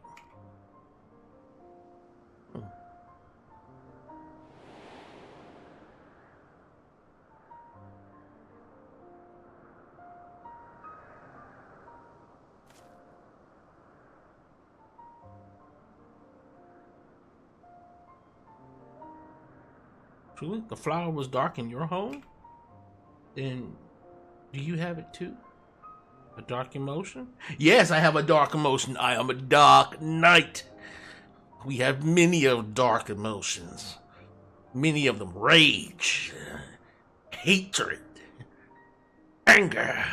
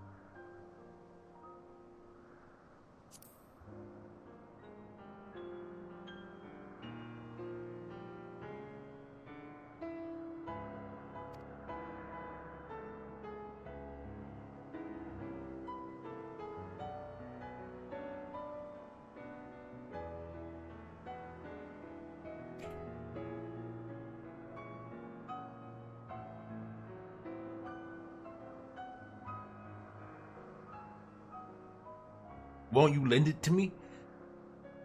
She sound like that dude from, if y'all remember Star Trek, remember the old Star Trek?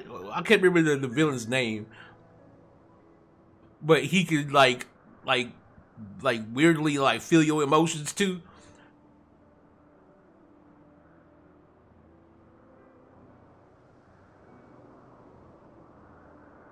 I couldn't help but notice your pain.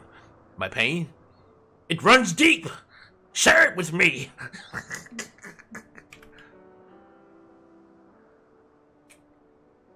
I want you to make the flower dark in front of Hermes. He has been in a dark place since before he created me. He needs to know that he isn't there alone, that others are sad too.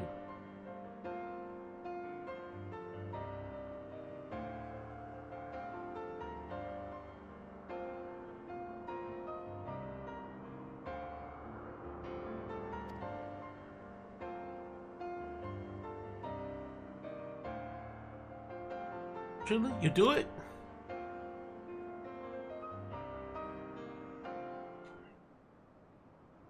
Thank you, Amon. Thank you. It means more than you. That means more to me than I can say.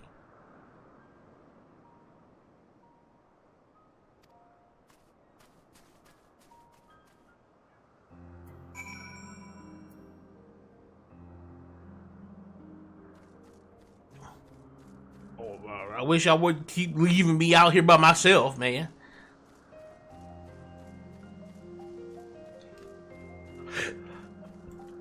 Jump all in your flowers.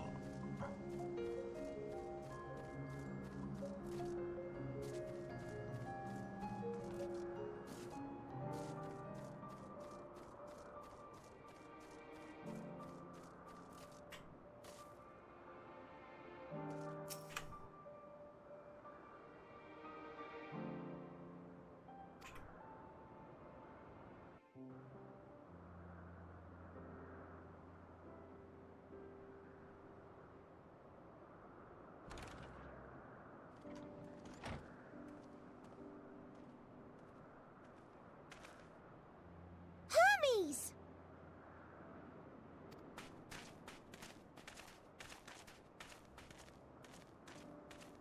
Oh, you were waiting for me.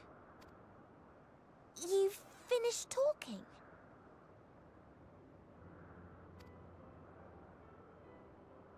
Yes, we've come to a decision.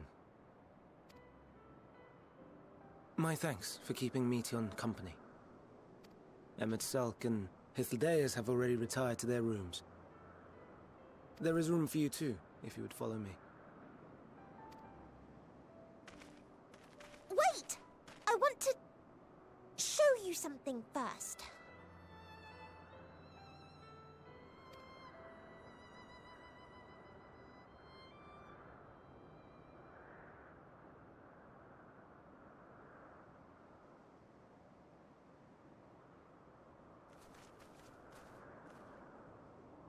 Elpis flowers? Go on.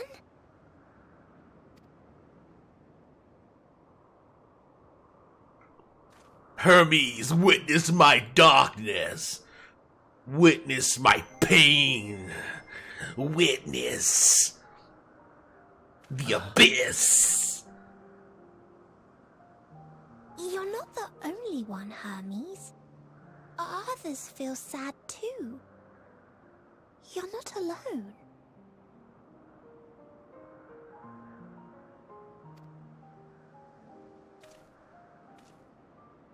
I see Mission has shared much with you.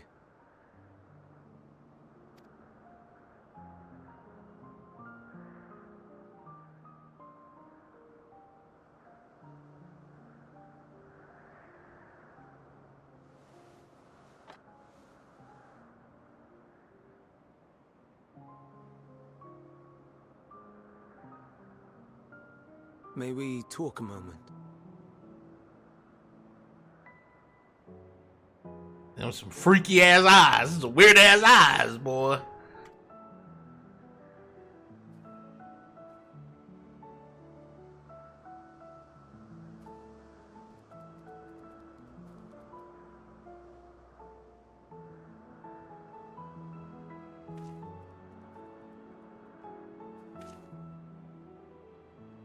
I do not think it wrong that we live for the star, that we strive to make it a better place. And yet, in carrying out my duties here, there are times when I am plagued by doubt. Do you recall what Hythlodaeus said, when we first spoke of my nomination? Death is the privilege of those who have fulfilled their purpose, a choice they embrace of their own free will, and when they depart, it is always beautiful. Perhaps it is, but only for man.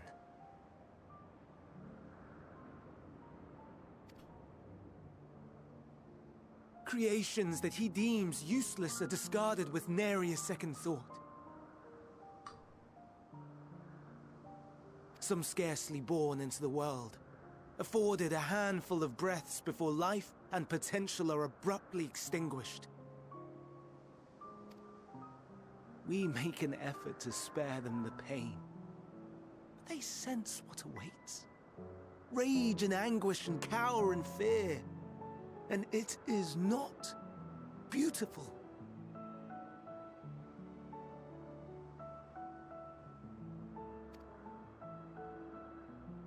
Yet no one cares.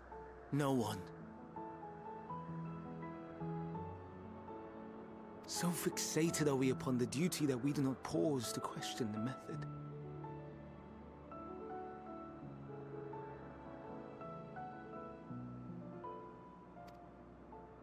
Pain and suffering, confusion and despair, writ plain in the eyes of those poor creatures.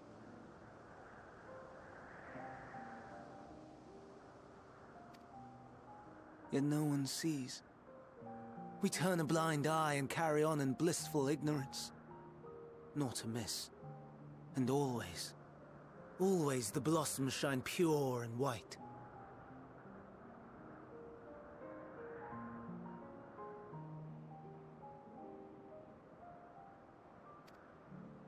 A contradiction so blatant I could scream, want to scream. How can you all accept this? Aberration! Then I wonder, am I the aberration for thinking thus? And I am filled with dread.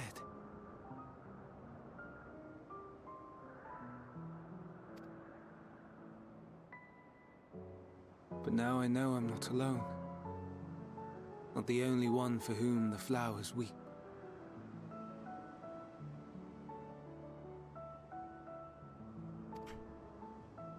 Owen asked what you thought as he kneeled beside the Elpis, or if he only did it at Meteon's insistence. Nevertheless, I thank you.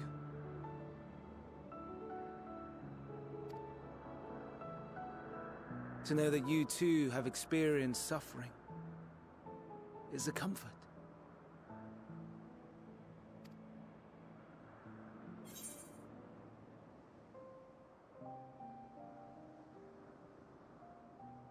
Oh, I could tell you all about suffering. You know what I'm saying? My Dark Knight existence, it is a suffering. It is a suffering so thick and palpable that you could touch it, lick it, smell it. You could feel the very fabric of its existence. The very texture of its formation. But I'm glad I could be of service.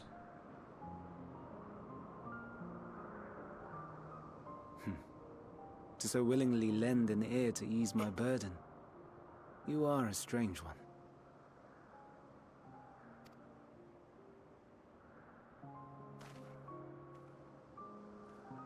The stars in the heavens. Know you what they are?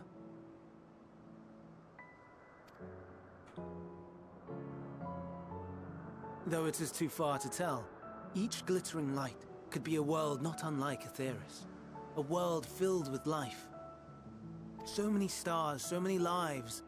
For us, there may be no higher purpose than to live for our world. But what of the other living beings out there? What is it that gives their lives meaning? That drives them day after day after day? To pose that question to our undiscovered cousins, I created beings of Dynamis, who can traverse the vast emptiness between the stars. Meteion and her sisters.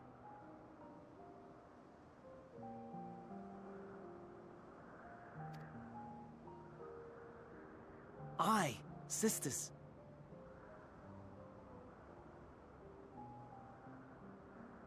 She has a great many of them, and they have already departed on their journey. Traveling to one star and then the next in search of life. As one might expect, exploration on such a grand scale is rife with difficulties, and thus far I've naught to show for it. But I have faith that we will make some manner of discovery ere long. And when we do, I should be glad to share our findings with you, in gratitude for your kindness.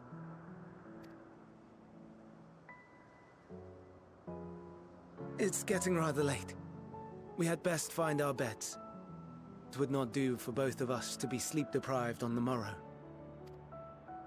Come, Meteion. Let us head back. All right.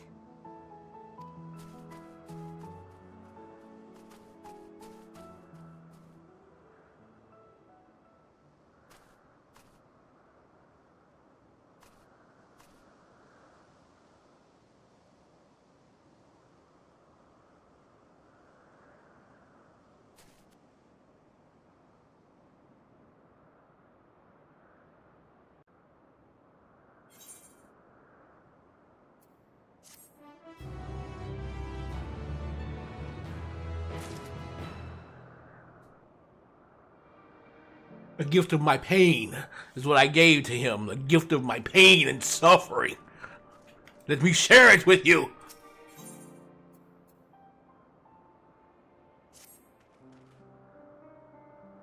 An all too brief interlude, perhaps. But it is time I attend to my next task. As Emmett Silk and Hythlodaeus are aware, we reached a verdict regarding the fate of the Ikionis. 7 were created for observation, and all 7 must be unmade. Doros has followed the correct protocols, and as Chief Overseer, I can find no fault in his judgment. The Ikionis would disrupt the natural order, ravaging and consuming other species until they themselves starve and perish. They cannot be released into the wild, and they cannot be allowed to remain here in Elpis. I intend to petition the Bureau of the Architect to have the concept preserved as a restricted purpose hazardous life form. Hythlodaeus has pledged to support me in this endeavor. Yet whatever the Bureau decides, the existing Iconians have served their purpose.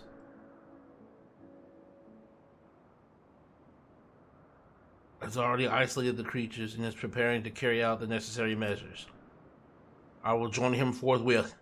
It is my duty to witness the conclusion to the study. If you are resolved, then we have but to accompany you. Let us be off then. We return to the main aisle.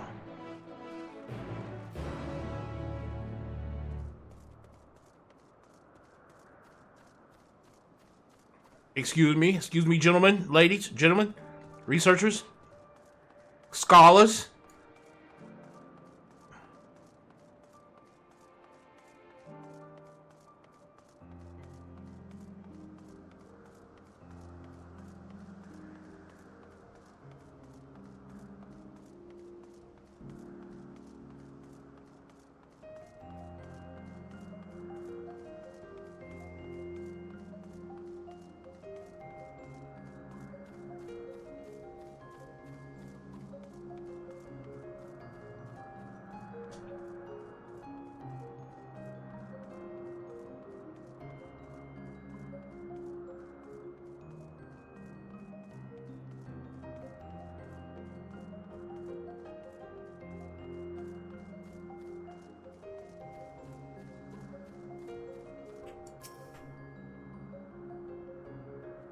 The hell happened to him?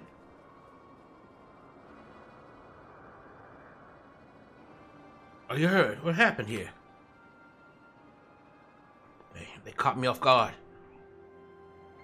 I had them bound with etherical shackles. But they became frenzied, even more so than usual, and broke free. I was able to stop 4. The other 3 escaped.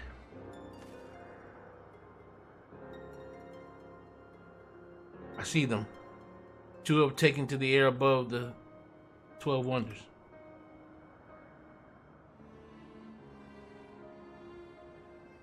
The last is up ahead, lurking in the fields. You and Amon handle that one. The pair in the sky you can leave to me.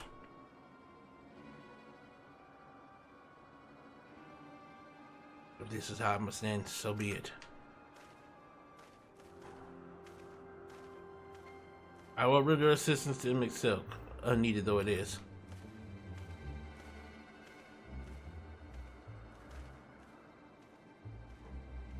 You ought to stay here with Doros. But Hermes? The Iconians have been reverted. Let's be reverted. I would spare you their pain and mine.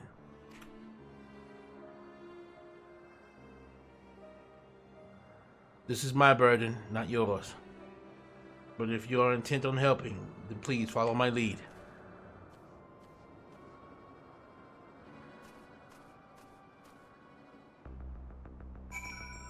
Yeah, boy, it's finally time to do some damage. It's time to do some damage. It's time to do some damage. Power up!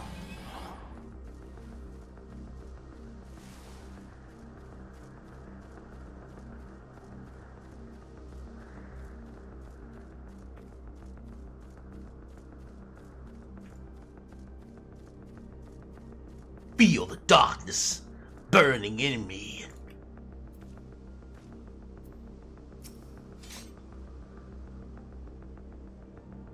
Element that is necessary.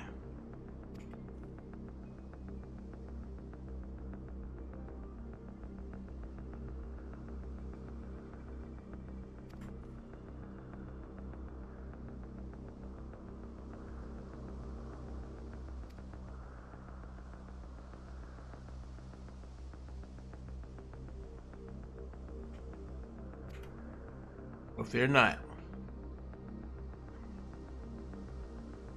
withstand the onslaught for a few brief moments, and it will give me time to catch an unawares. Ready?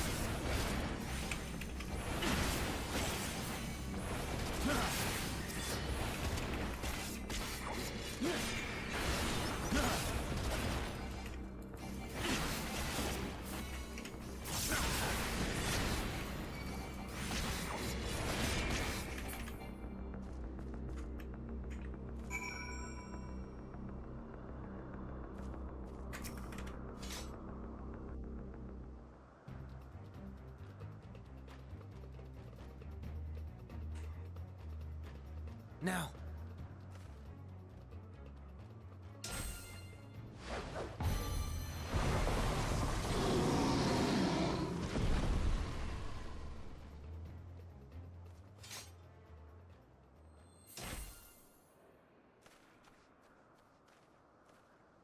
Oh. Forgive me. Please, forgive me. May you and your kin find peace. Wherever your souls may drift in the underworld, may you find tranquil seas.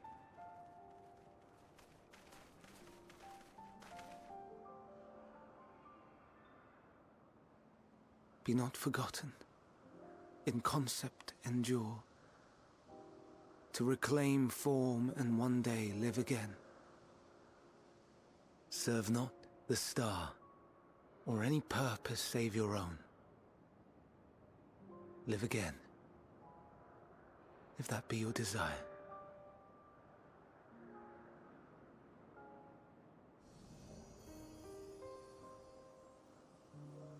Hate, if that be your want. We are worthy. But leave your suffering behind. Lay down your burdens, be born anew. Fly high, fly free.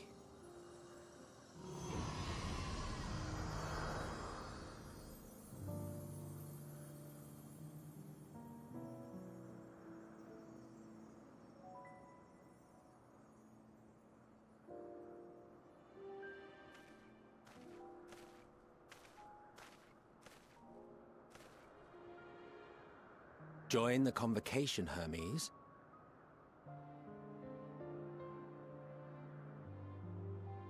You do not belong here. Leave to replace another. To be replaced. It changes nothing. Tell me, do you think it right that we sacrifice all these lives for the sake of the star? And when the star has reached perfection, what then? If all who are satisfied choose to die, shall we all die in satisfaction?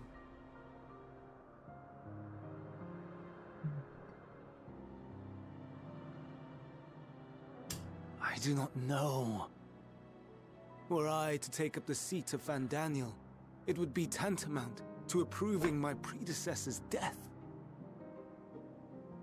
I do not know if it is right. And to be torn by such thoughts, I do not know if I am fit to represent mankind. Hermes! Please don't be angry. It hurts so.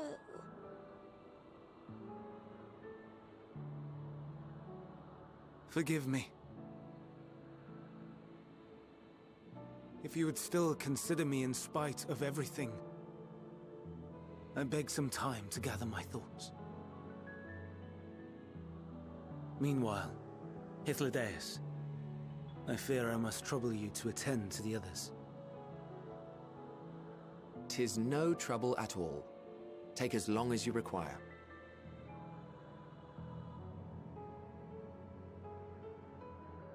And you, my friend, I pray you find that which you seek.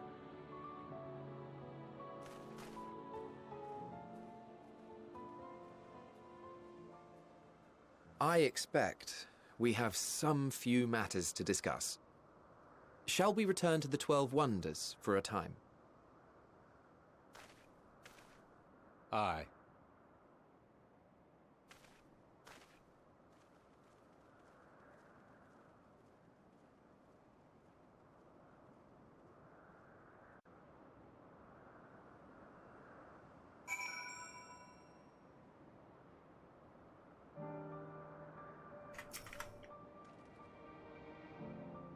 My cons have been taken care of. The incident is resolved and life in Elpis continues as normal or ends, as the case may be. Rationally speaking, I understand Hermes' argument. No matter how well deserved the rest, there is a pang of sadness when a colleague leaves us. Yet never has a departure caused me such grief as Hermes appears to feel. It must be like, what must it be like to experience such torment?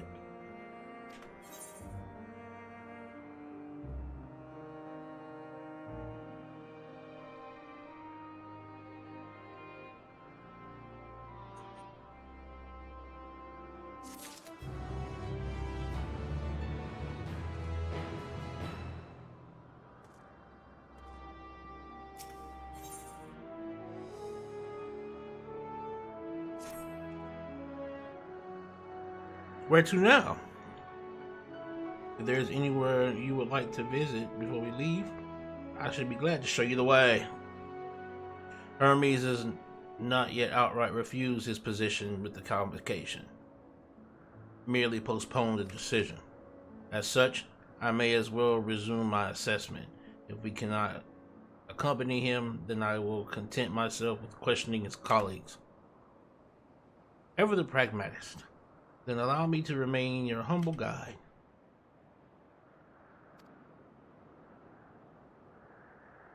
Wonderful. Our fellowship travels on unbroken, and I say we explore another part of Elpis and see what new encounters there are to be had.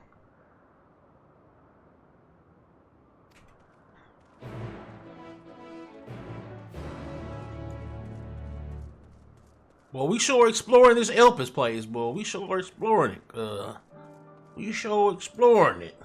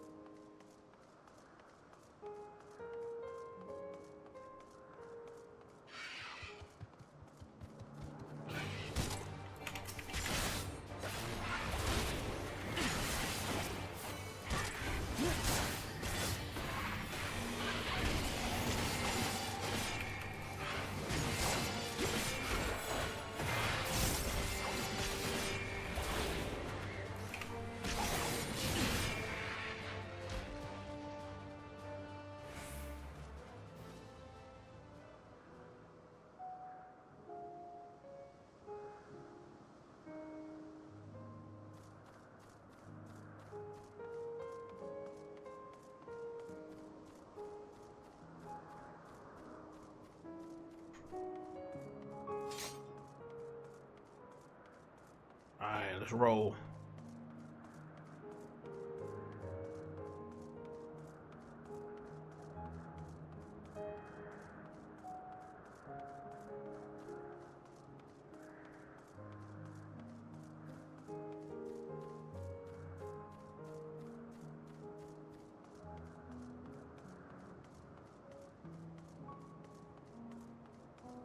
Where are we going?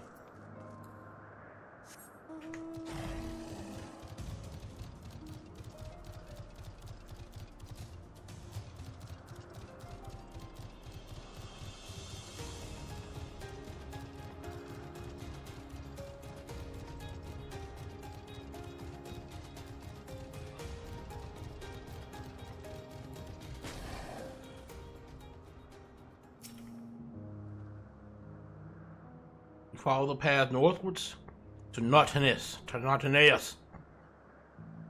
They will find one of the new neos which facilitate travel between the lands of Elpis. Be accompanied by someone with the requisite permission, which I have previously been granted. We only need to use the device together once, and henceforth you will have used. Shall we?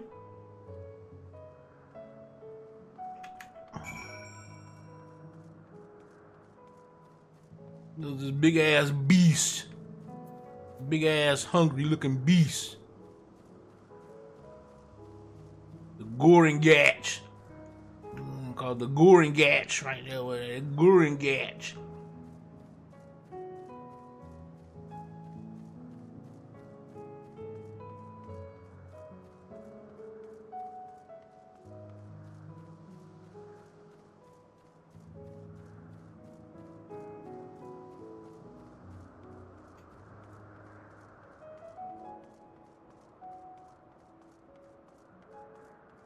The Goringatch.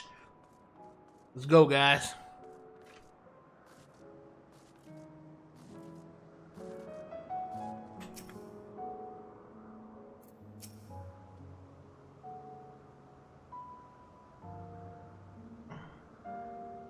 Calamelius Zephyros.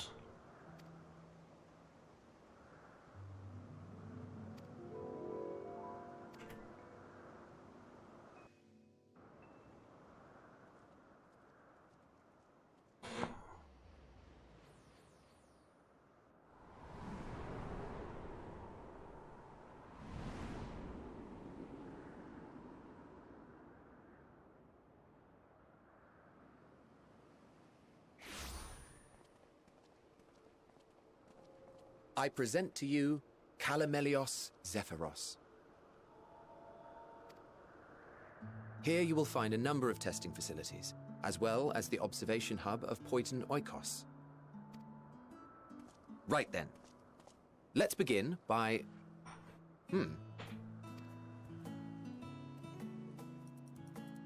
Well, well. An Arraius. How delightful.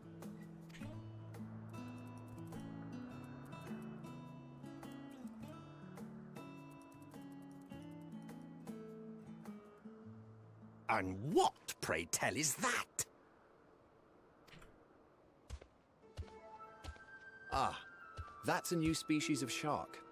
We approved the concept but a few days ago. Sharks are among the most popular sea creatures. Rare is the day when someone does not submit a new concept. At first, they were largely orthodox, consideration given to such things as size and environmental impact. And then a whimsical someone thought to bestow it with flight. Another, superior intelligence. And then the floodgates burst. Concepts with multiple heads, or arms and legs, and so on and so forth. It was getting absurd. A part of me wanted to tell them to go away and find something else to create, but in the end I couldn't deny their passion. And here we are.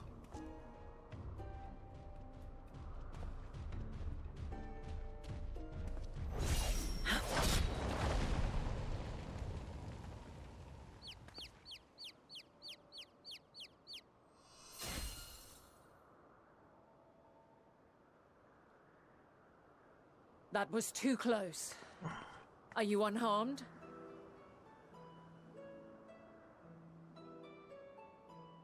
Who are these people with these strange glowing eyes?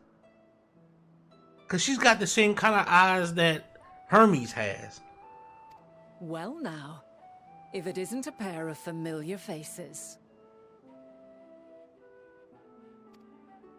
Vanar, that we should meet you here. That's Vanat? That's Vanat? Oh.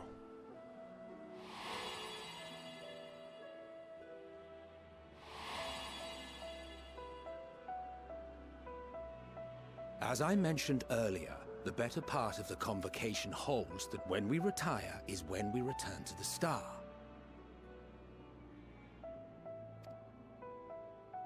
Well, she is not among said majority.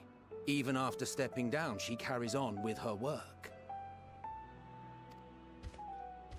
Vanar is her name, and she is the previous Azem.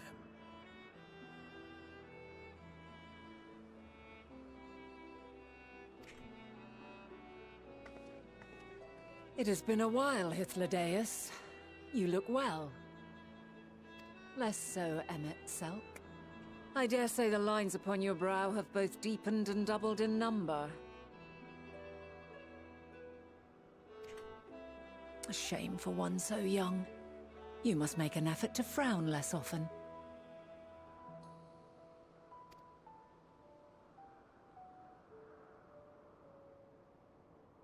Easier said than done, thanks to your unruly successor. How is he, if I may ask? Incorrigible as ever. Rushed headlong into a volcano on the brink of eruption just the other day. I should be glad to share the tale in its entirety later, if you're so inclined.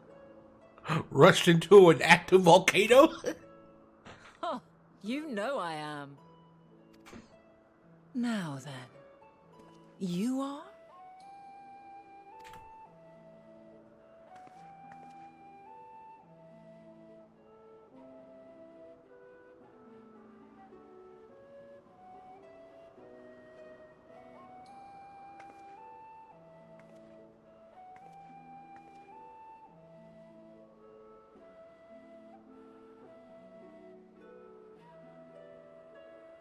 I say, have you perchance come from the future?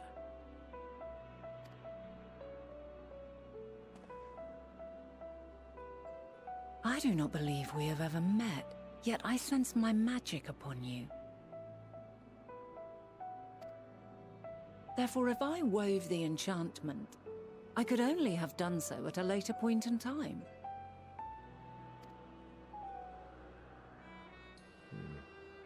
What manner of magic is this, if I may ask?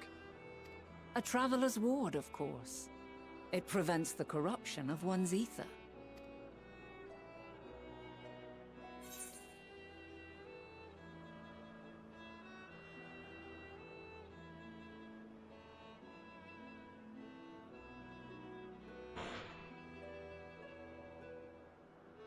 The blessing of light! Does it protect you from enthrallment by primals by any chance?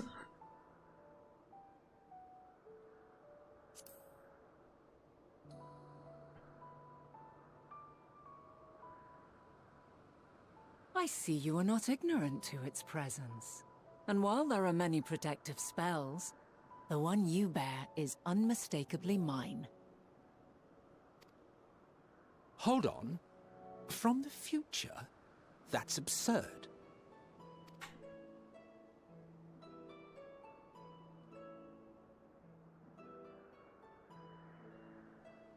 What is it? Are you unable to speak of the matter?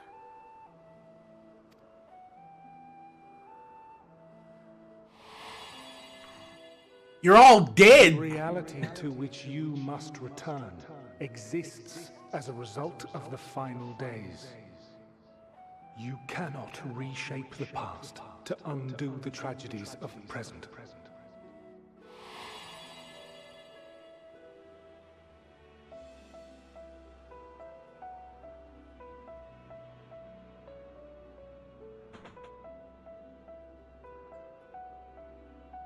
So, your actions here will not change your history, but they may yet affect the course of ours.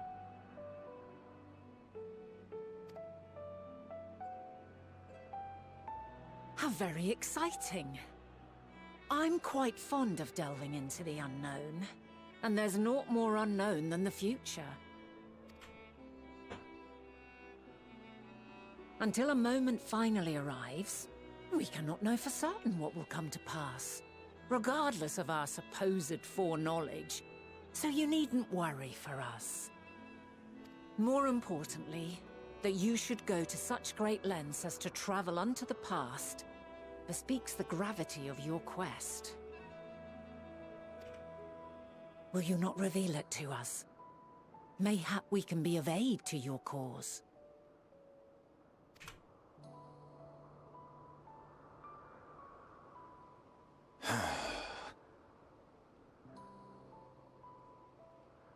If this is true, then you've been keeping quite the secret to yourself.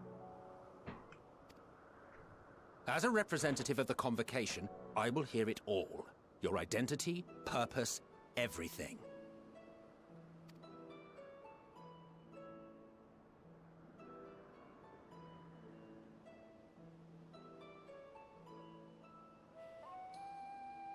Why don't we move to a place more conducive to calm conversation? I've been working here for some days now at an old friend's behest. If it is agreeable, we may make use of my accommodation at Poiton Oikos.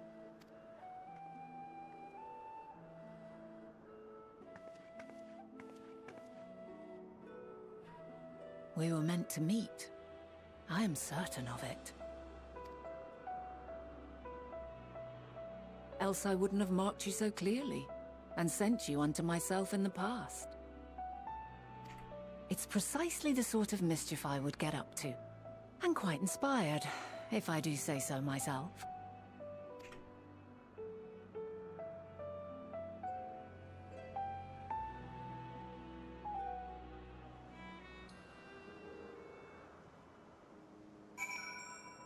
It's wild. So she knew.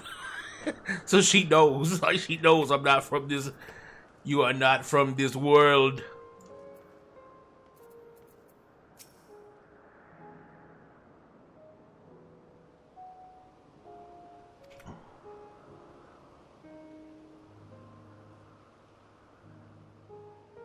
The quick finger has made off with it.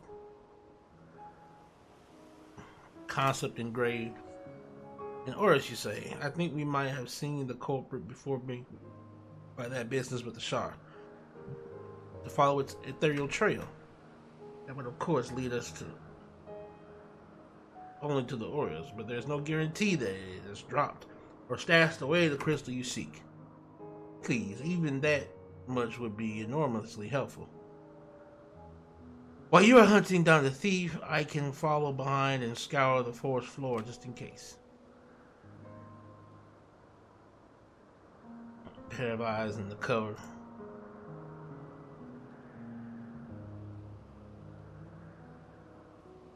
You've exhausted our efforts.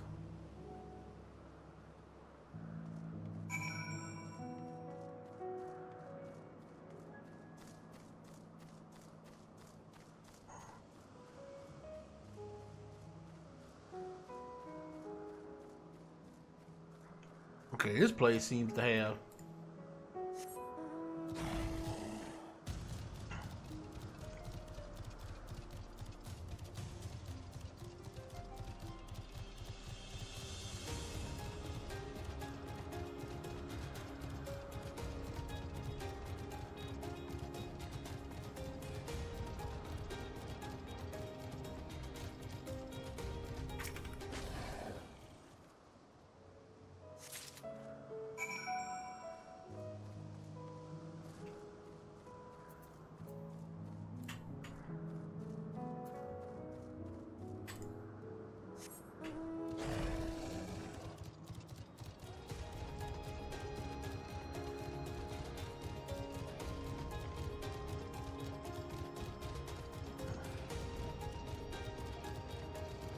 big ass horny creature, boy, Melanian.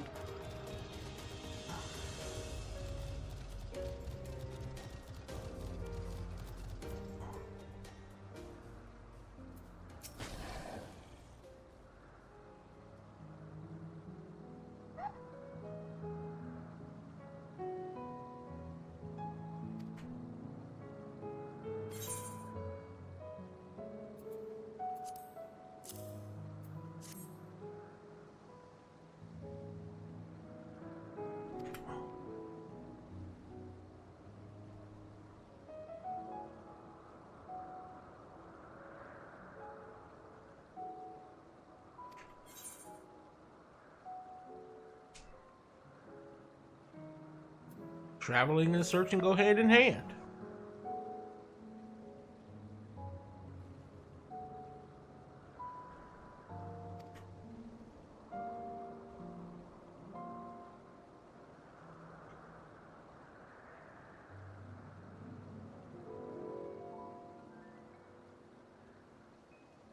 Trekking back and forth in search of answers to problems.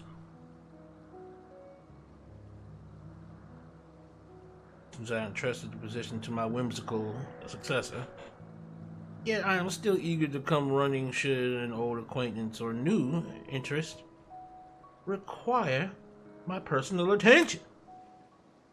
That is what brings me to Elpis, in fact. Many times has my presence been requested, my opinion sought concerning the habitat of this or that creation. Agreeing to help locate this missing crystal was a minor distraction, which now promises to become a major revelation. How strange and wonderful it is the way one thing leads to another. Wouldn't you agree?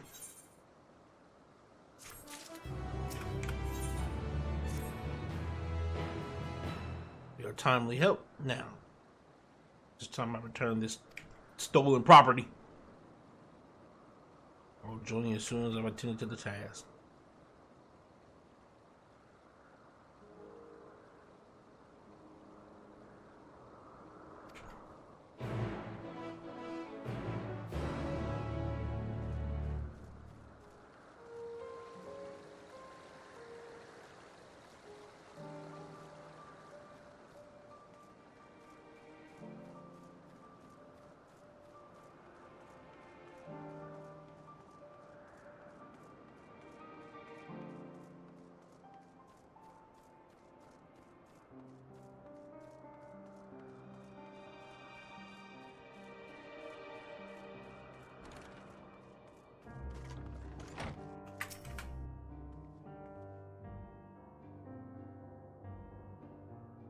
You can sit at home while I put on some tea.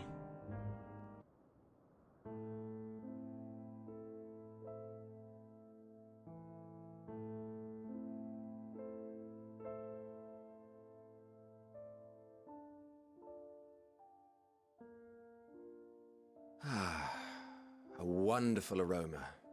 I feel more relaxed already. Would that I had sweetmeats to offer, but I travel light out of habit.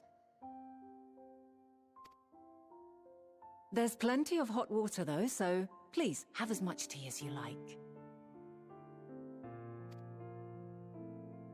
Now then, will you tell us your tale?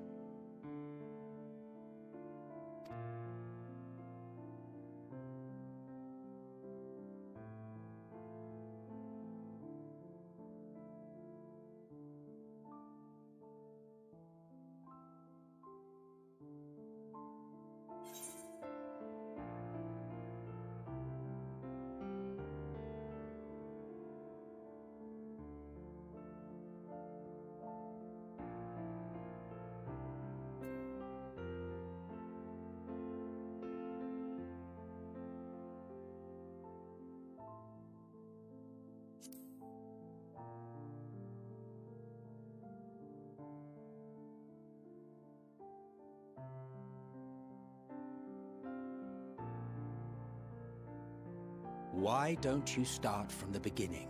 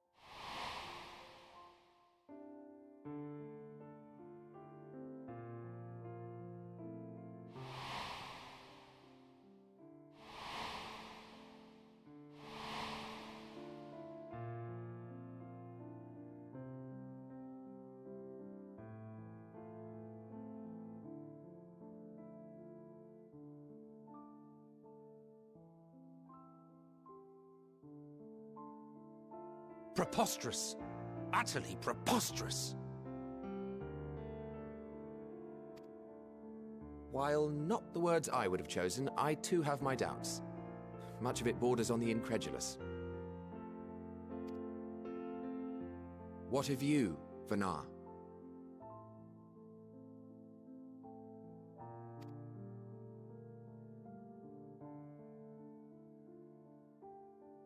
Not knowing the precise details of the first final days, it is difficult to determine the veracity of the tale. Supposing it is all true, I must ask myself why I would do what I did.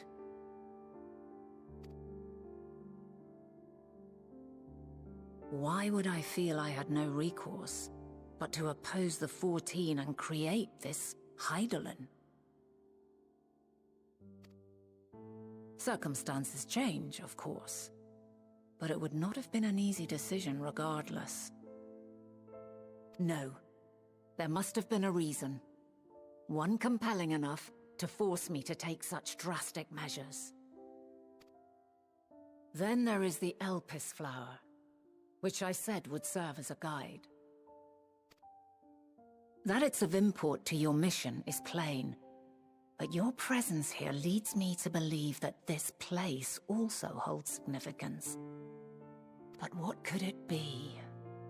What are we meant to accomplish? Might it not be simply thus? In the future whence he came, the final days could not be averted. Mankind has no choice but to flee the star. By alerting us to that eventuality, perhaps you wish to pave the way for other futures. Theoretically speaking, it is a possibility. Yet if that were my primary objective, I see no reason to guide our friend to Elpis specifically. The capital and Amarot, or even my own home would be more logical destinations.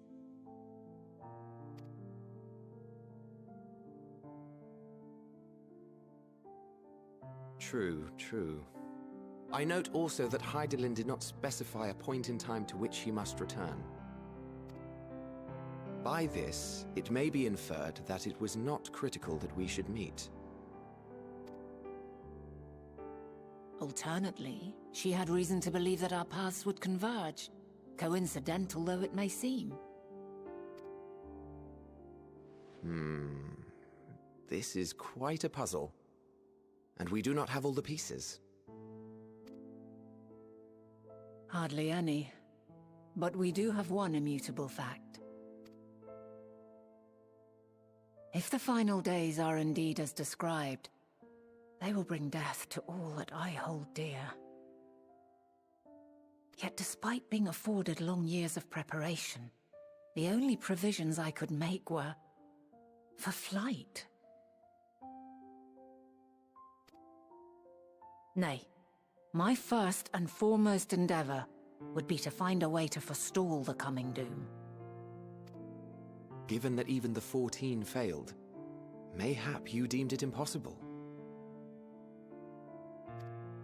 Nothing is impossible. This I have always believed.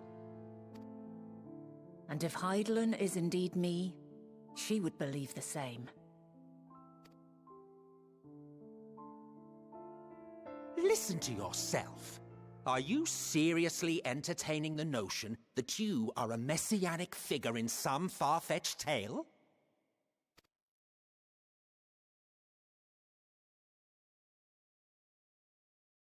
Well, I will not. I refuse to accept that our world could be undone by some unforeseen calamity. This is what turned him into the MXL we know already. This sentiment right here is what turned him into what we know in the future. I also take offense to my portrayal as a megalomaniacal madman. To sacrifice oneself for the star is a noble act, and I would hold those who gave themselves to this zodiac in the highest esteem.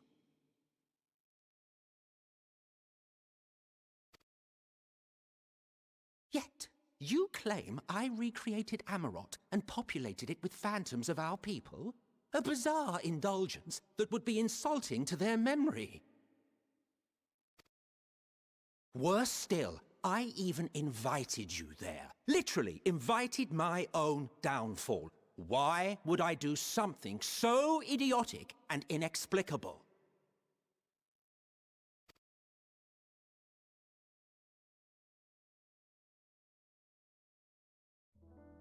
Now, I will allow that the hypothetical task of restoring our world would be daunting in the extreme. The thought of having to bear such a burden for 1,000 lives horrifies me. But I would never forsake my duty. I would never forsake my brethren.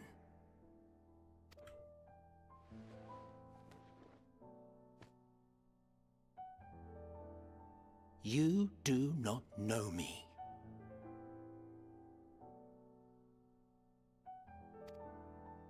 I've had my fill of your fiction. I will return to my duty, and you will not bother me again.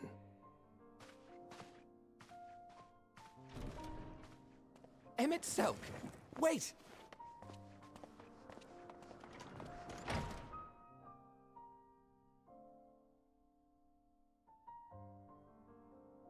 You've seen much of Elpis already. If you have any observations to share, I should like to hear them.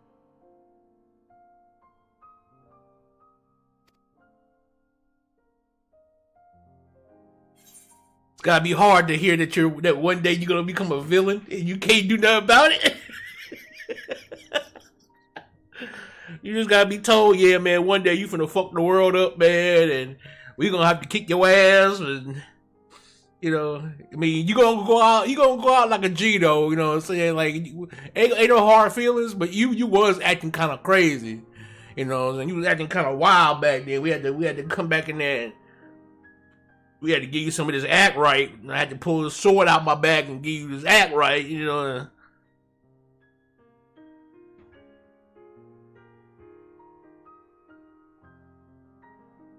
Dynamis is key to all of this.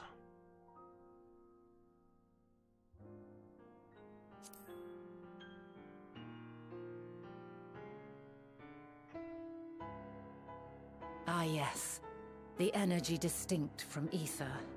Though not my field, I have a basic understanding of Dynamis. And you say Hermes researched the phenomenon in the course of creating Meteion?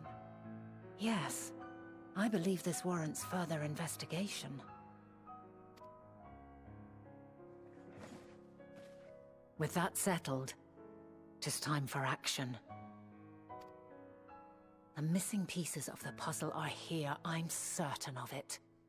And when you find them, the picture my future self has painted will be complete, and you will have your answer. Now suffice it to say, I will aid you in your quest.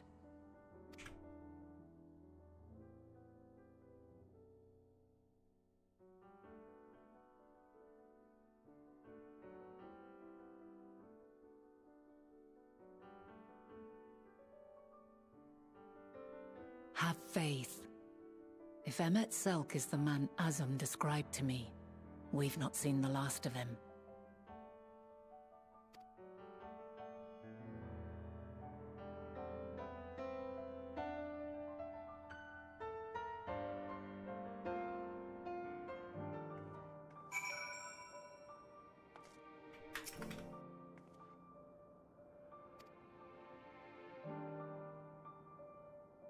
But only as a visitor received by the chief overseer of Elpis, of the man himself. I know only that which is common knowledge. Thus I suggest we fall back on the tried and true method of conversing with the locals. The observers who live here can surely tell us more of Hermes and Meteion, and I have a good idea of where we might begin.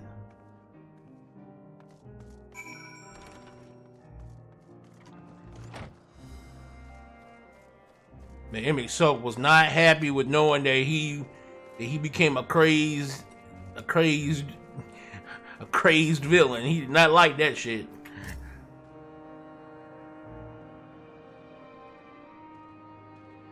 beyond the building. Her name is Mimi. She is the one who made arrangements for my stay in Elpis, and from what I recall, she has held her position here for quite some time. Chances are she can provide us with some thoughts. Go and ask your questions. I will help with drawing out answers if need be. But I leave the choice of topic up to you.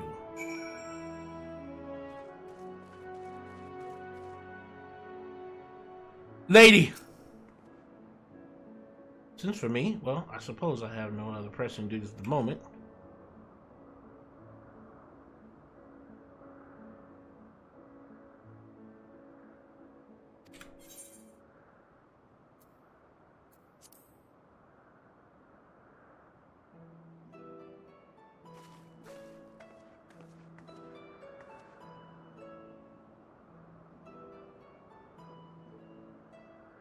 About Chief Hermes, and I was wondering if you might indulge him.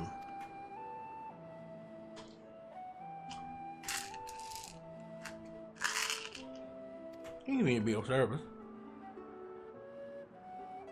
What do you wish to know?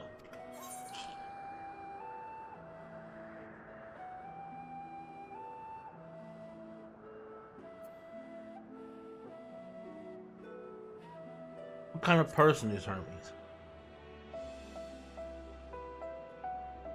But I would describe him as a quiet man, reserved you might say, and occasionally somewhat poor with his choice of words. His reticent nature, however, does not prevent him from carrying out his duties as chief overseer. The man is a walking archive when it comes to life forms. He can discuss any species in incredible detail and is the leading authority on concepts with the power of flight.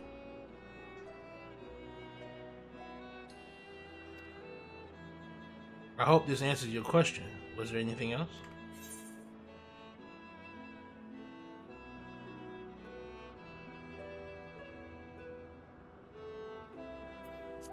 Do you know of Median's abilities? It's no secret that she is highly unusual familiar.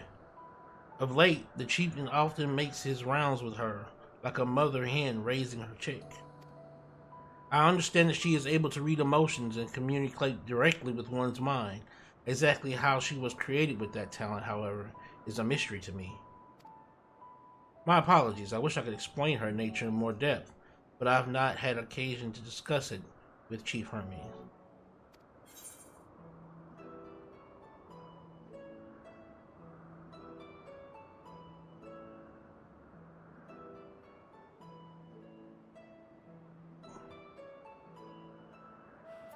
Do you trust him? Beg your pardon?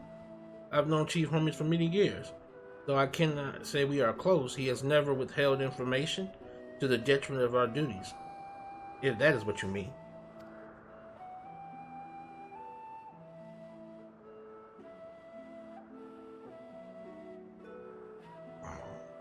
More about Methian? That would be Tamios. He has a similar expertise with flying concepts and is more than eager to discuss the subject. You'll find him conducting his observations on the banks of the stream, somewhere to the east. Oh, and unless you take a particular joy in rambling discourse, I suggest you keep your questions concise. We shall keep that in mind. Thank you for your patience and your insight. Nothing of it. If there is aught else you need during your stay, please do not hesitate to ask.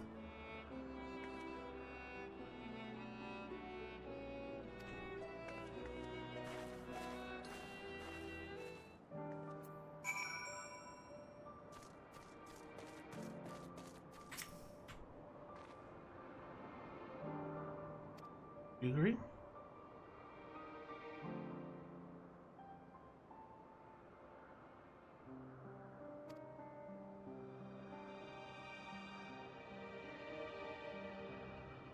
You seem more than capable of drawing forth the answers you seek. We can meet back here once you finish speaking to Timios! Timios! Adios! Hostias! Okay.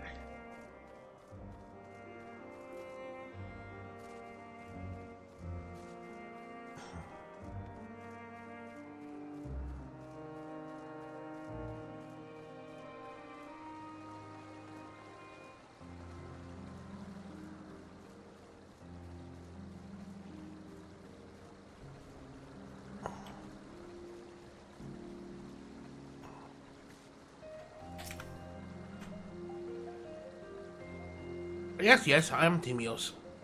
But please keep your voice down. You'll startle the birds.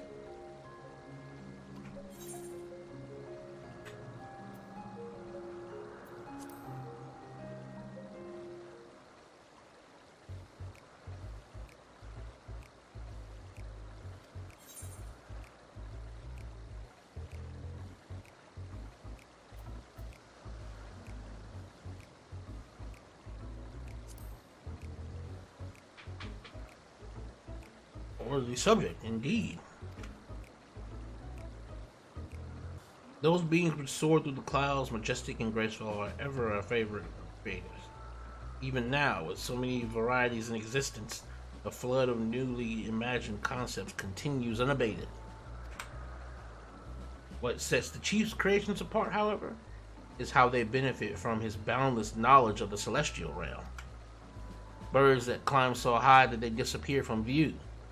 Others which traverse the boundless sky in moments, and all without riding the currents. I know of none save he who can conceive of such marvels. Even we who prize elegance of form above all else are dumbfounded by his genius.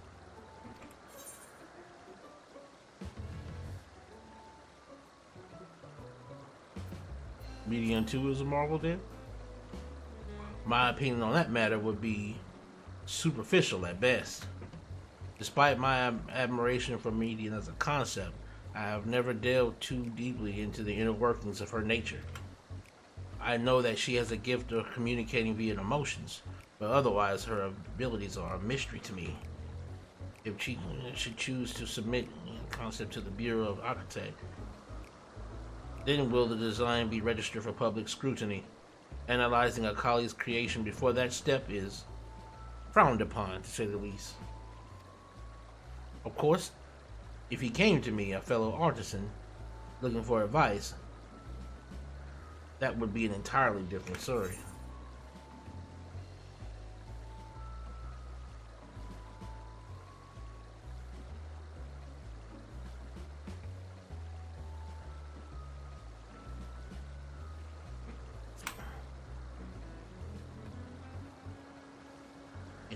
Interlockies?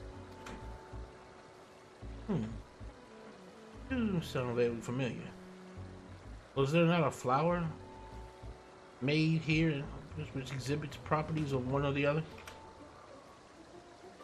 It must have been centuries since I last heard anyone speak such things. Has there been a resurgence in interest? Then why bring up the subject? I'm flattered that you sought my insight, but I can't afford to neglect my duties for the sake of idle chatter.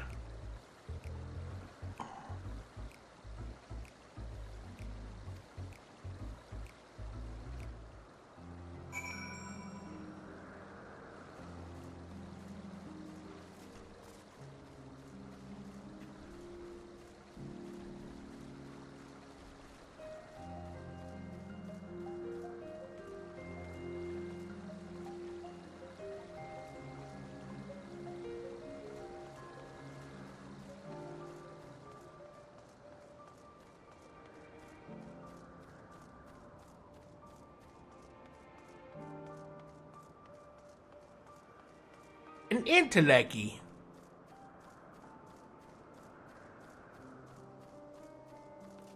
Vana!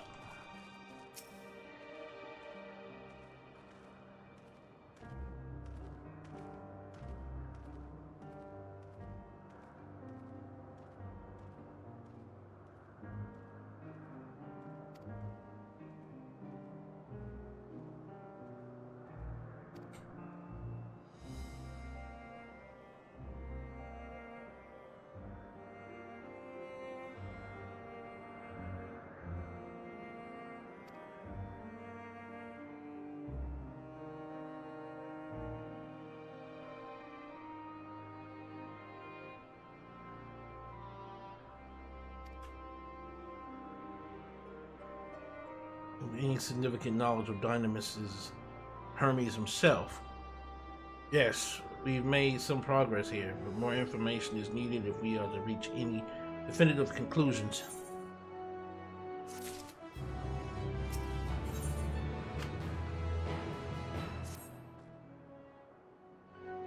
The strongest link we have to the final days is the power of Dynamis, and the intellect is which can control it. Yet most scholars are only vaguely aware of these terms, let alone study them in any depth. Except for Hermes, it seems. Thus I am inclined to stay our current course, and learn all we can about the Overseer and his familiar.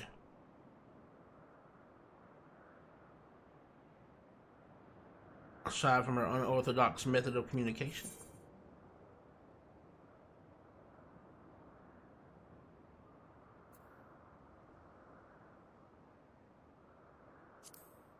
She and her sisters. I rather wish you had mentioned that earlier. In any event, would you care to elaborate?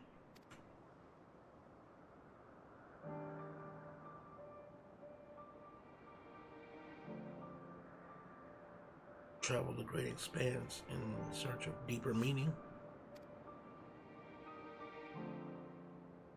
Though the mystery at hand remains unresolved, I feel you touched on a vital clue, one we should keep in mind as we continue.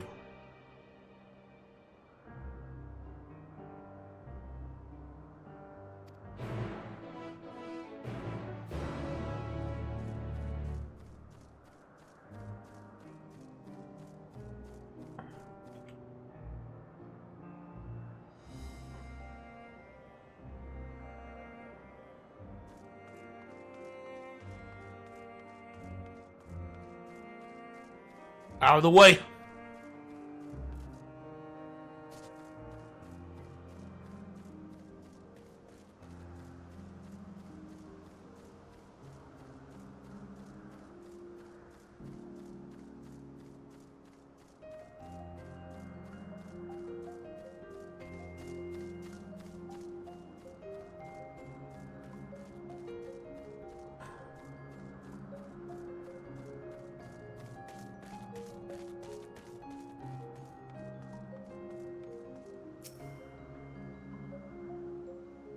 And the one further along are both part of Peripecia Crystalline, a facility where they archive all of Elpis's observational and testing records.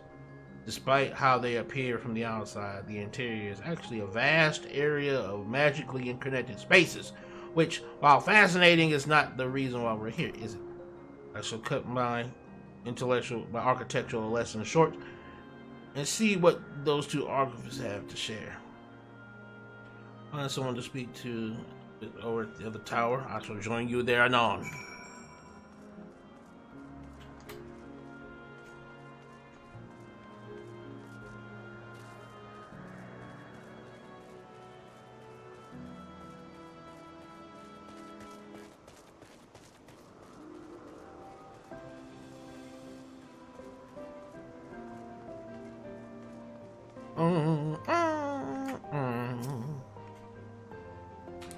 You have questions for me? Certainly. Just a moment while I conclude my current appointment.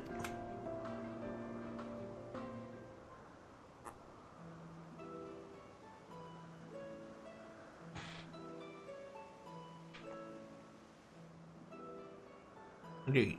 So if you can provide a comprehensive log of those behaviors, we should then have sufficient data for our official records.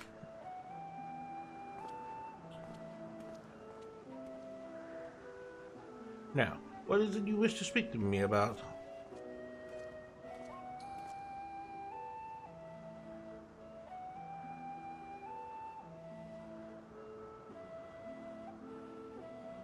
I assume you mean Meteon. Such undocumented studies are difficult to track. After all, hardly a day goes past without seeing a researcher trailed by one creation or another.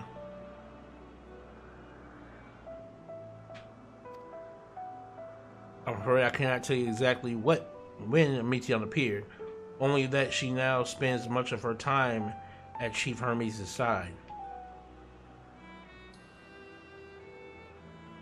Although, I do recall an interesting tale my dearest Galeen shared with me.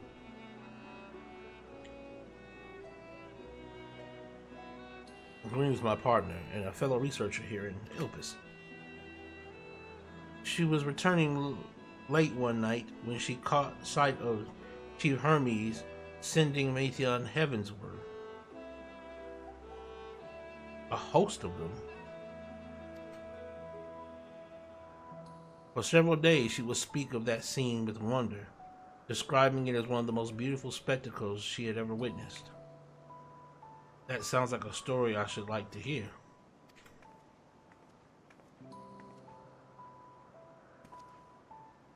Mistress Vinod, I thought you had already returned to the surface. Permit me to thank you again for your invaluable contribution to our concept placement proposal. Pray do not mention it. As you say, my original plan was to leave after that task, but I have since been engrossed in Chief Hermes' research. Would you favor me a retelling of this sight which so delighted your Galeen? Of course. Or could you hear it from her lips directly if you prefer?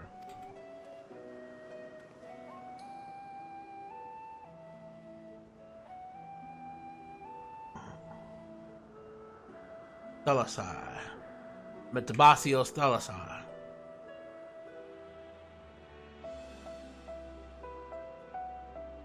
Salty waters of the ocean, world's oceans, recreated in such sublime detail.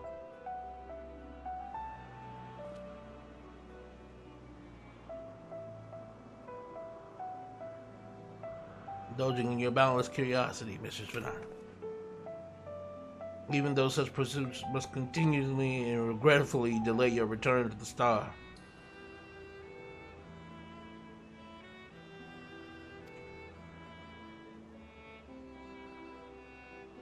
Indeed they do.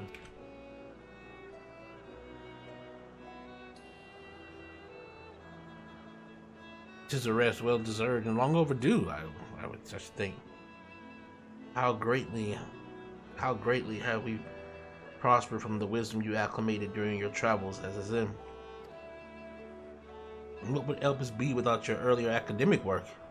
The theories you developed served as the basis for many techniques still in use today. Man is a creature of contemplation, but none embody that nature with as much enduring passion as you. I dare say there's not a soul alive more worthy of a return. I shall rejoice the day you depart on your final journey.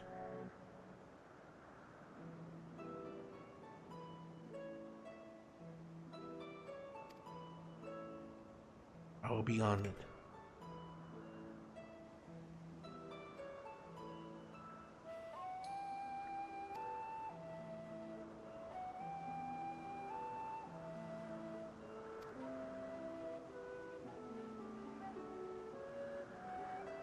Need to avoid hostile concepts on the ground.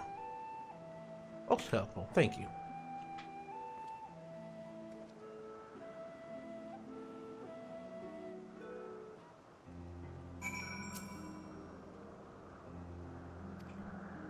If you pass through the door, simply walk across to the next tower and ask for admittance to the upper tier.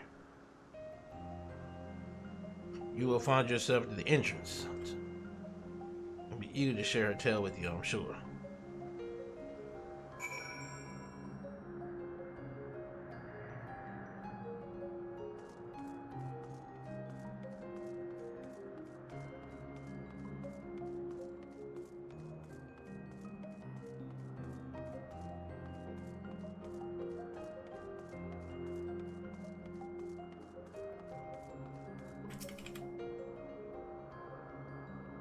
Just passing through, then allow me to prepare the path. If you need further assistance, there is always an overseer or two out on the upper skyway.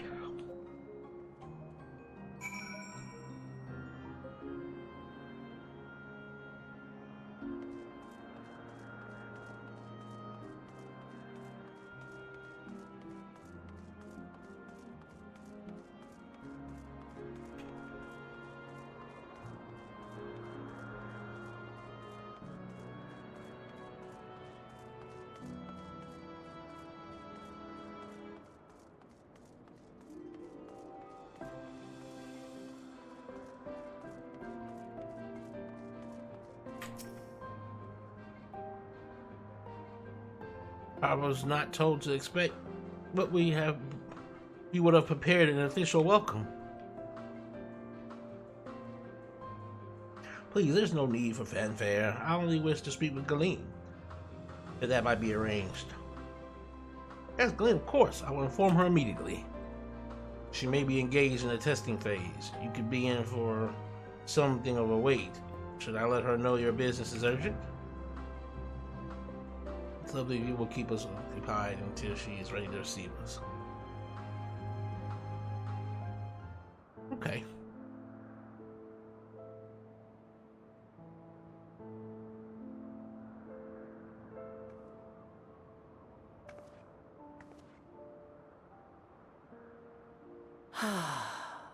A delightful breeze and a breathtaking view.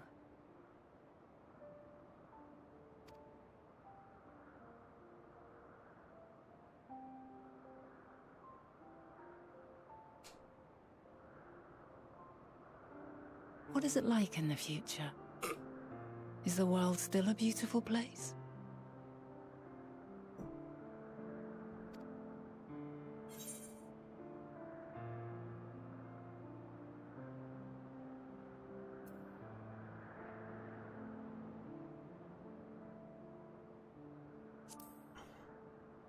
Yeah, world's still beautiful.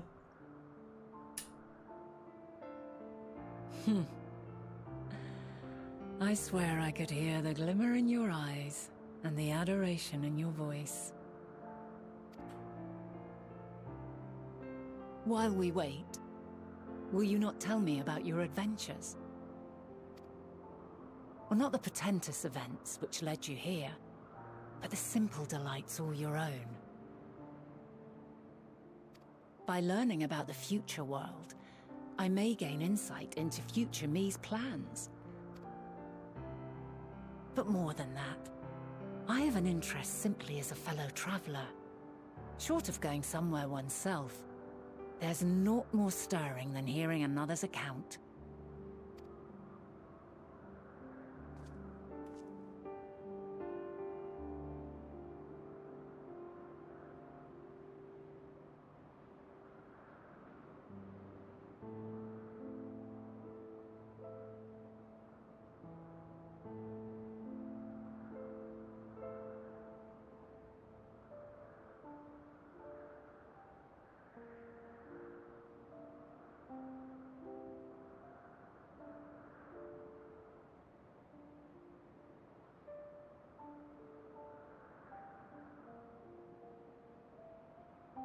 Incredible.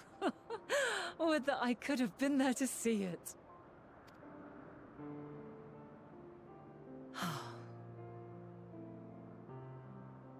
Yours is a harsh and unforgiving world. Yet in spite of this, your brethren hold fast to their virtue. To know that the light of mankind's potential still shines, even in that faraway place, it gives me heart.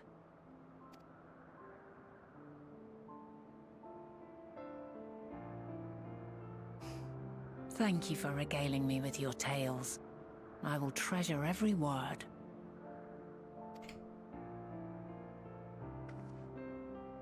As you know, I was once a scholar.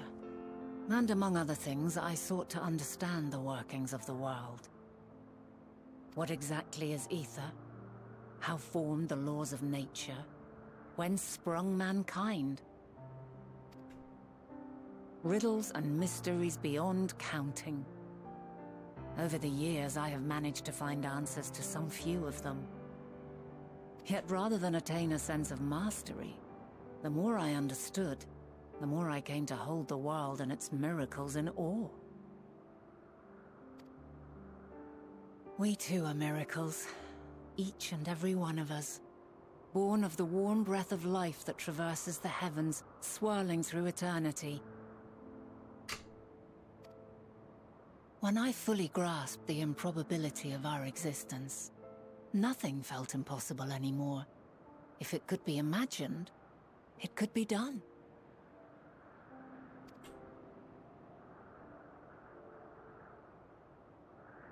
A passion swelled within me.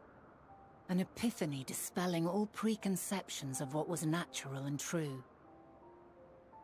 And a presence without. Immense, yet intimate. Fate, perhaps, holding us in its tender embrace. As reassuring as it was intimidating. How keenly aware I became of creation's fragility, built as it is upon precarious happenstance. I was overcome with an irrepressible urge to know the world more intimately, to hear its voice, feel its breath.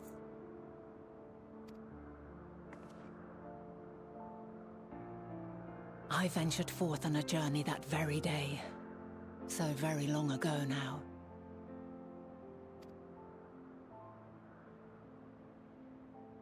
Freed from presumption and prejudice, I saw the world through a newborn's eyes. Everything fresh and new, and so beautiful. Lands that stretched on forever. Skies one could drown in. The heartbeat of nature, silent yet strong.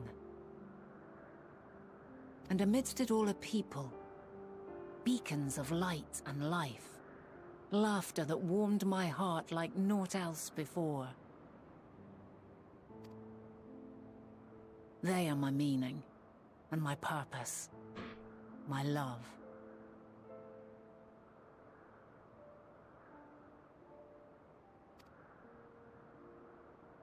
And so long as they need help, I cannot return to the star.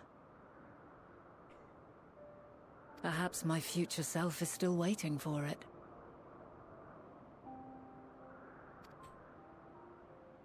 The moment she can let go and walk unto the end. Safe in the knowledge that man will find his own way.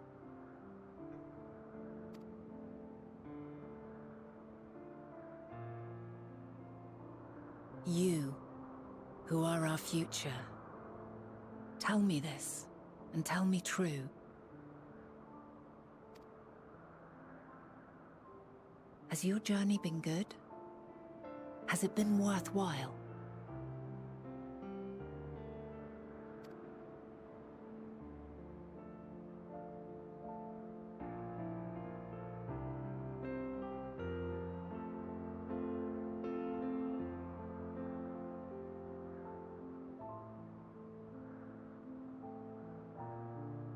Pray forgive my lateness.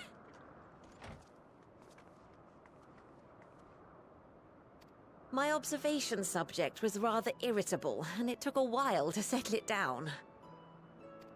No need to apologize. Your work takes precedence. Besides, we had a pleasant conversation in the meantime. You're too kind. Now then, I'm told you wished to ask me some questions. Indeed. I've an interest in one of Hermes' creations. Meteion. You witnessed a host of them take flight, yes? Oh, that! Yes, I did. 'Twas in the dark of the morn. I'd left the Thalassai after nocturnal observation. As I walked along, I spied a bright light climbing high into the southeastern skies. Then, in an instant, it was gone, like a shooting star, only rising rather than falling. But then another shot up, then another, and another. Intrigued, I made my way to the edge to investigate. And who should I spy on an isle to the south but Hermes and Meteion, the Metea, rather. There were lots of them, and I realized they must be the shooting stars that I'd seen. A dazzling spectacle indeed. Have you spoken with Hermes about this? Oh, yes. The sight left such an impression on me that I approached him about his mystery project the very next day. Alas, he said that he couldn't reveal anything just yet, that he needed to conduct further tests. It shouldn't be long now, though. He often returns to that isle, and I have a feeling he's nearing a breakthrough.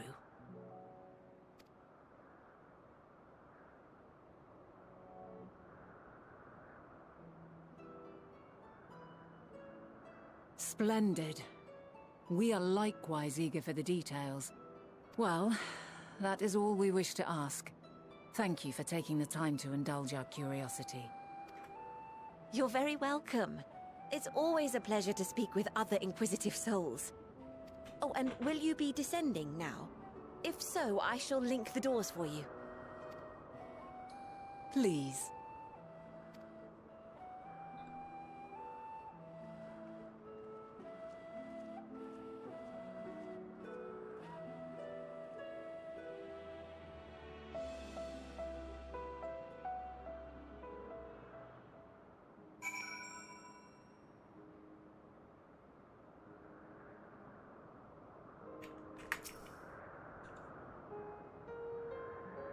Falls into place. Thus far, I think we can safely conclude that Hermes hasn't been revealing the details of his research to others, which suggests that either someone will appropriate his discoveries and make use of them, or that Hermes himself will have a hand in causing the final days.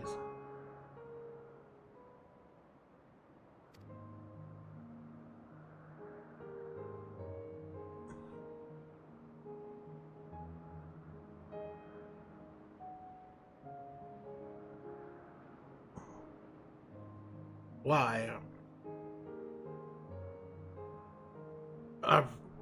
Proceeding under that assumption, our next step should be to divine why, or even if, he might desire such a terrible fate for our star.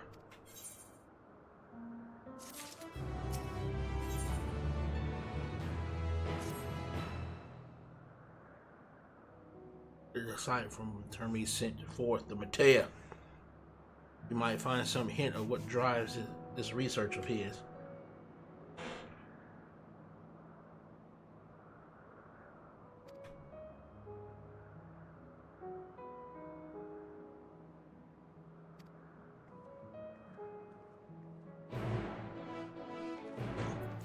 All right, let's go.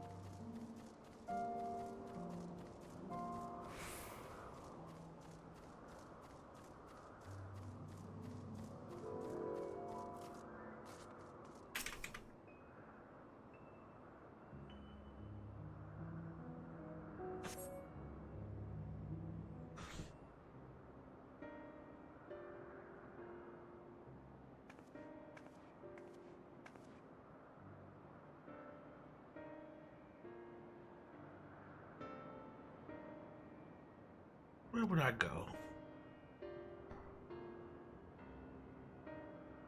What about that one?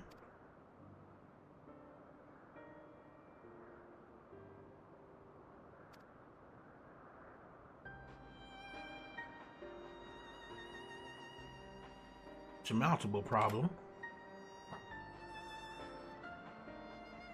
To me, Argos.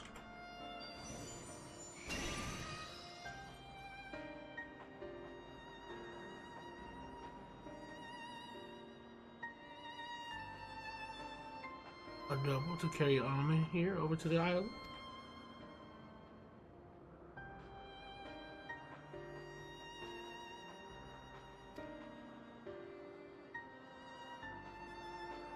Stubborn creature. There's no place on this great star we have not gone, we have not together traveled, and yet he remains obstinate in the presence of strangers. Argos has rather exacting standards, I'm afraid.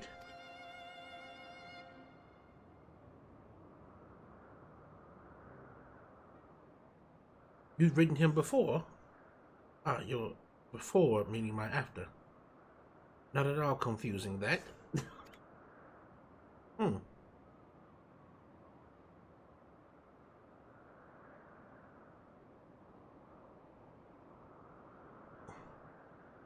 know, unthinkable.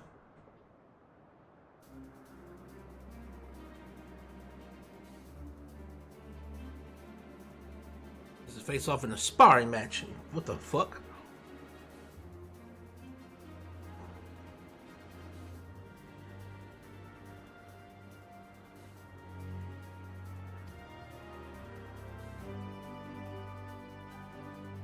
Being or two in the bargain.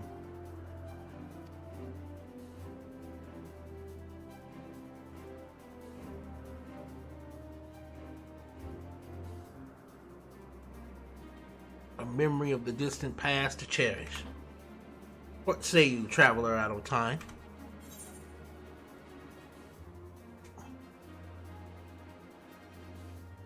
Choose your battlefield.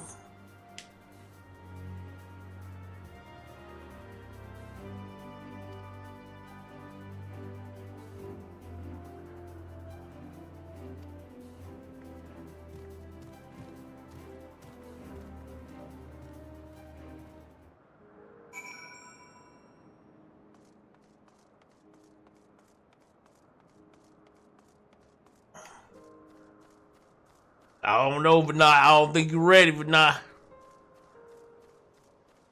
But nah, I don't think you're ready. I don't think you're ready. I don't think you're ready for this darkness. I don't think you're ready for this darkness. For these dark powers. I don't think you're ready for these dark powers.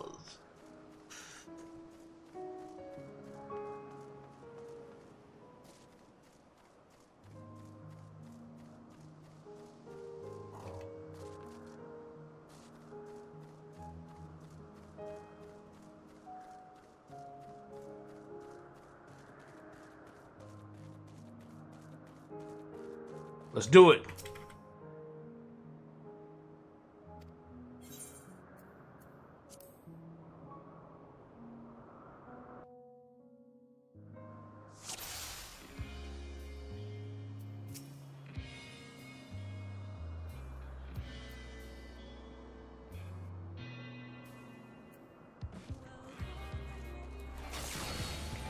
Let neither side hold back.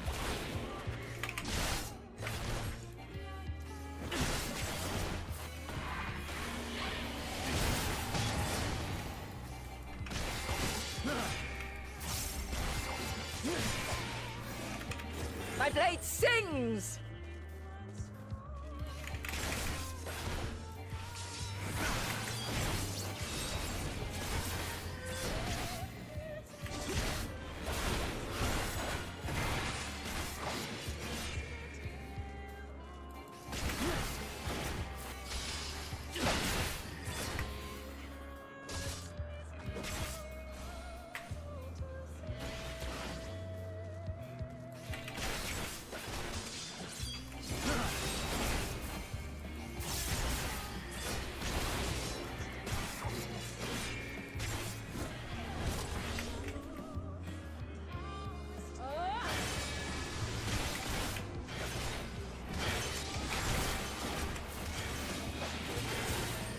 My blade sings!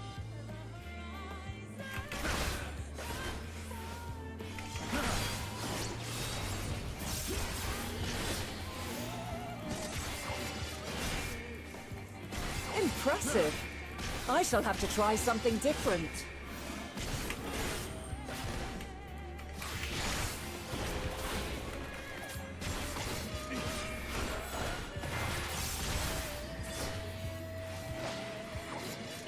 No quarter.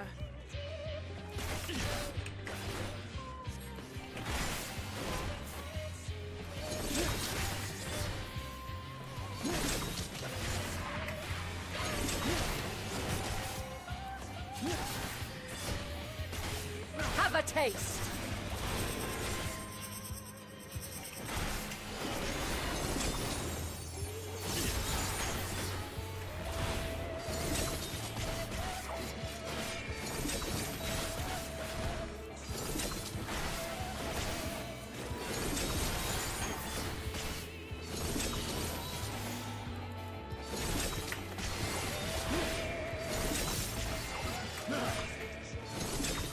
Oh!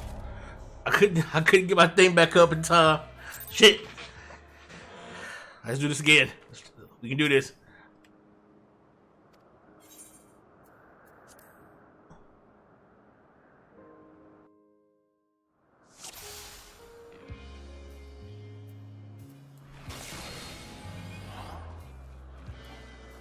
Let neither side hold back.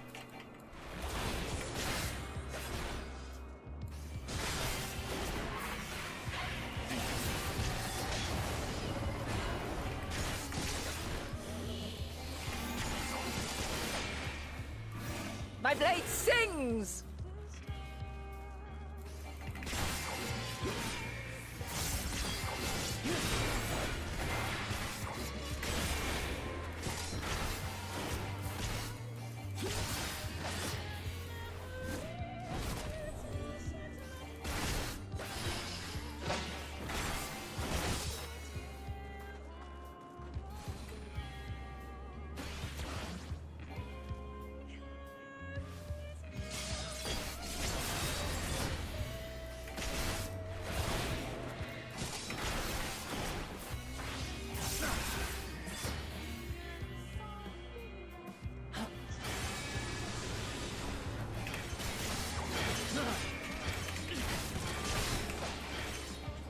My blade sings! Oh!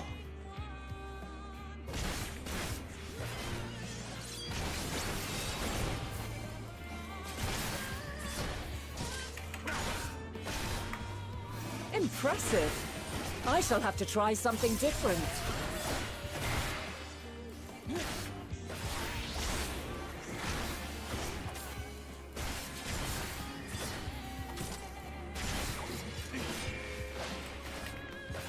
No quarter.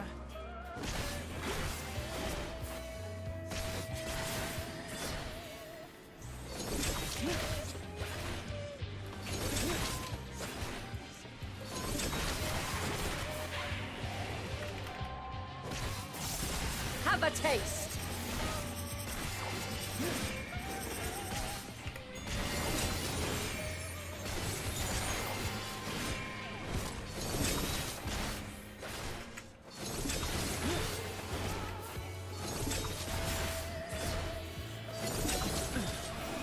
Oh!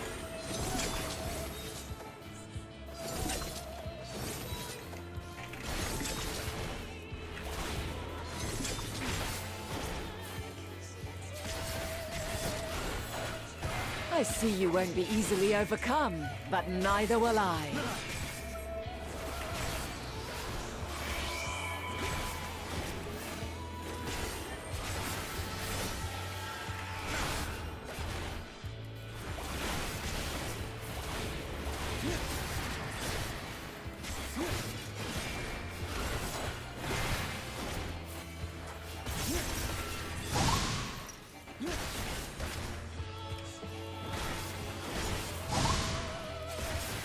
Prepare yourself.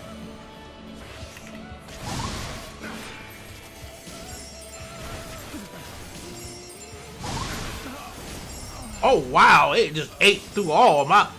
She just repeated cast that shit. All right, let's do this. All right. Just had to make sure You know, this is progging right now. This is what progging means. This is how you prog in this game.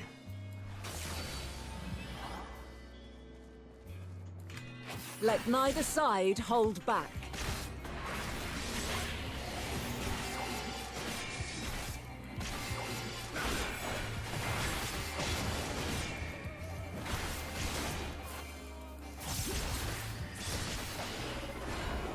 My blade sings!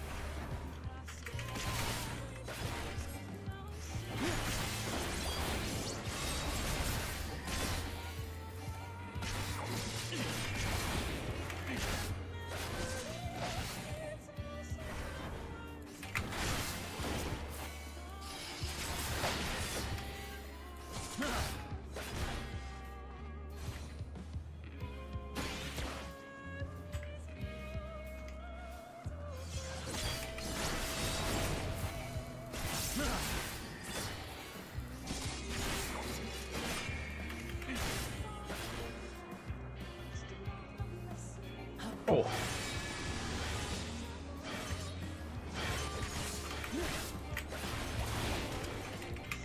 My blade sings!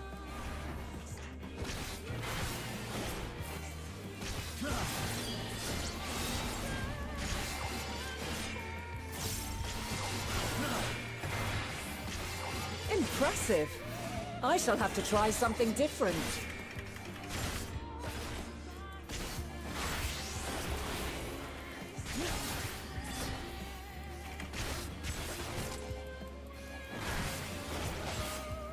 Yep. No quarter!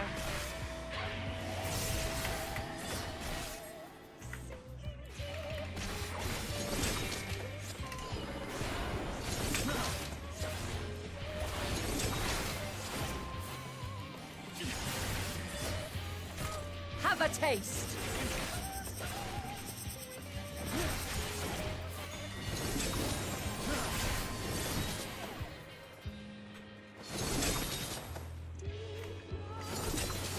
Shit.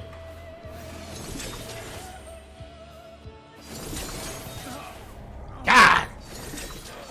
I gotta try and make sure I stay close to her during that point. Okay. I gotta make sure I stay close to her, because it's during that point that I gotta be able to navigate those triangular parts. All right, let's do this. Let neither side hold back.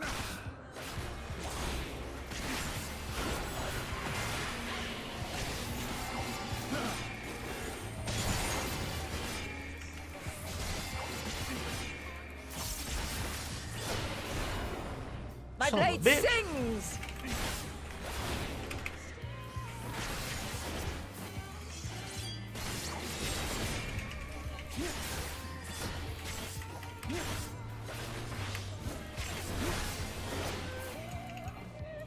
Bitch.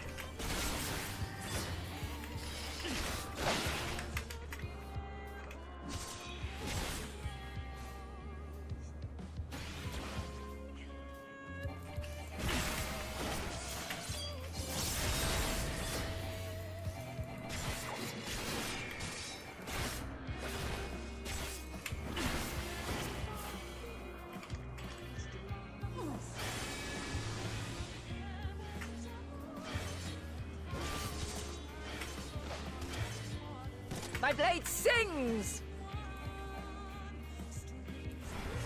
Woo!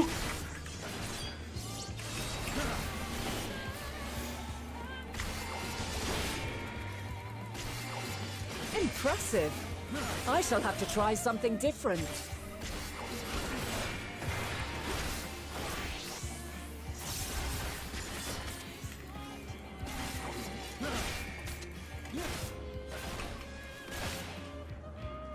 No quarter! Okay.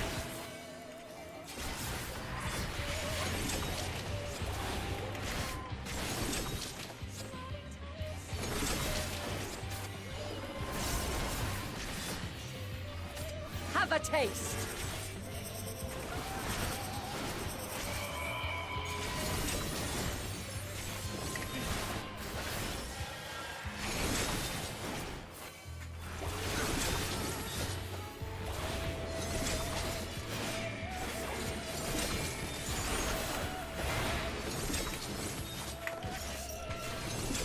Damn it, I almost had it.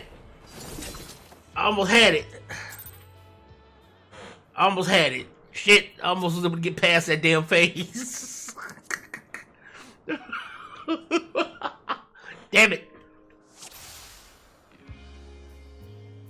Okay, here we go.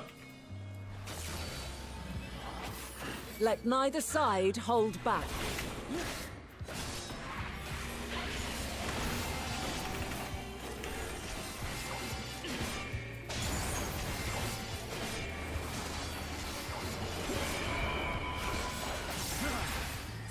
My blade sings!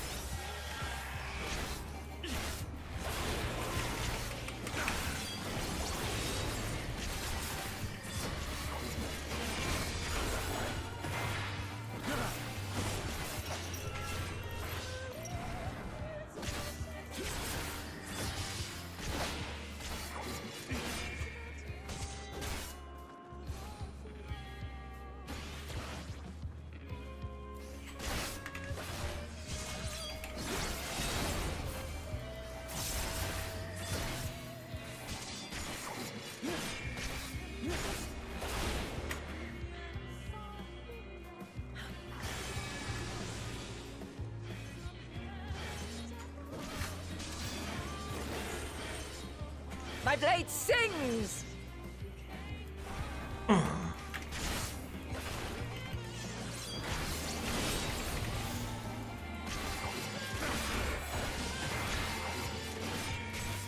Impressive. I shall have to try something different.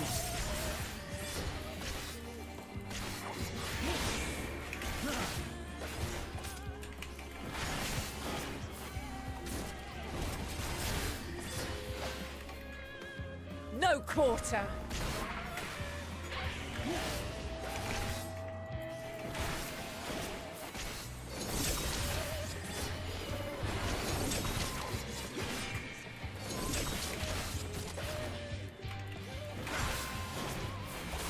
Have a taste.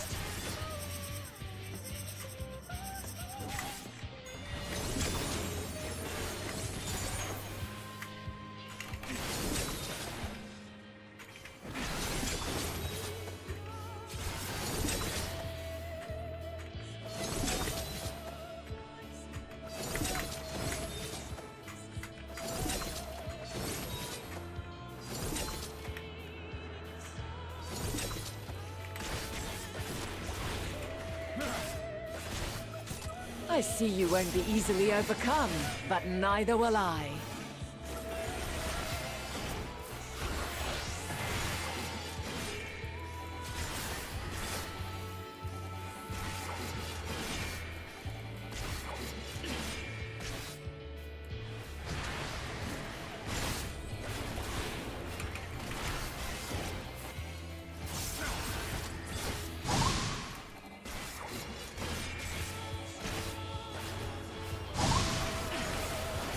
Prepare yourself!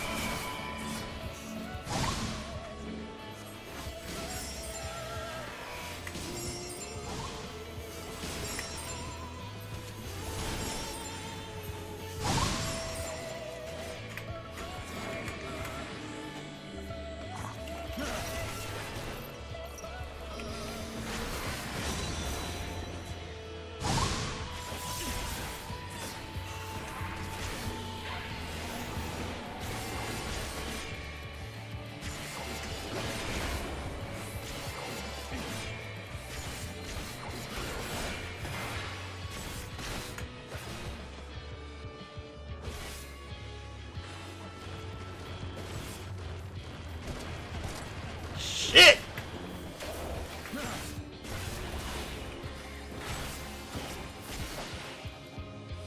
Very well. Let us move to the final trial. Oh, hell no.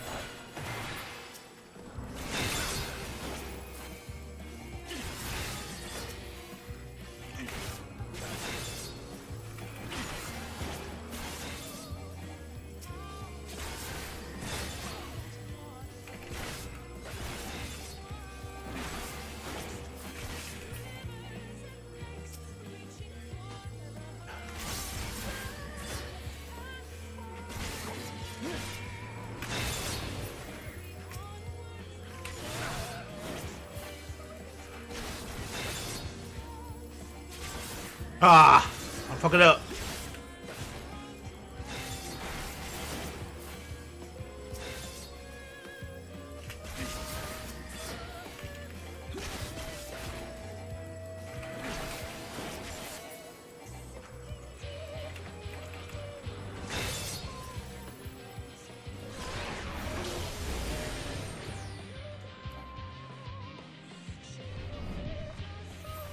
Break your chains, shed your burdens, and show me your strength of will!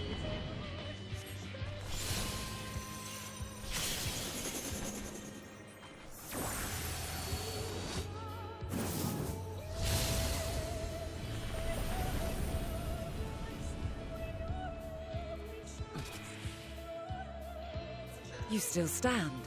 The people of your time are more resilient than I had dared hope. I have seen enough. Yeah, boy.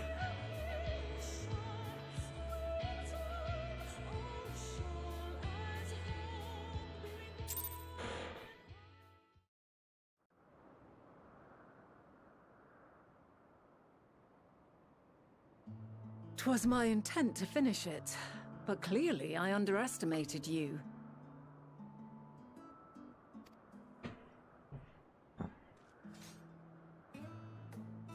One would think I never learn.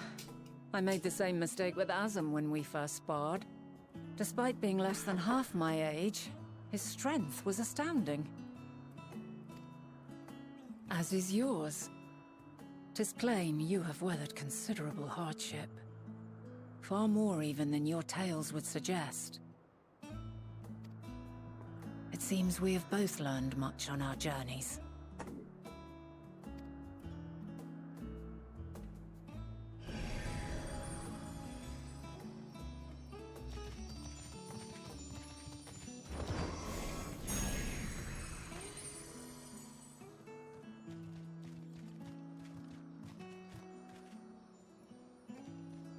Well now, I dare say he is warmed to you. A boon to be sure. He never forgets his favorites, and is ever eager to come to their aid.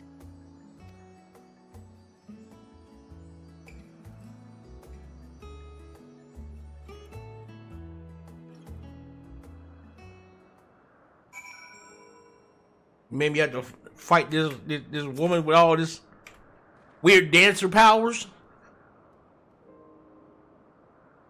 We'll soon have us standing on the very spot where the Matea made their departure into the night sky. With luck, we will learn something of Hermes' intentions. My hope is that we find no connection, no festering wish for oblivion. Then we might have Hermes and his considerable expertise working for us rather than against us.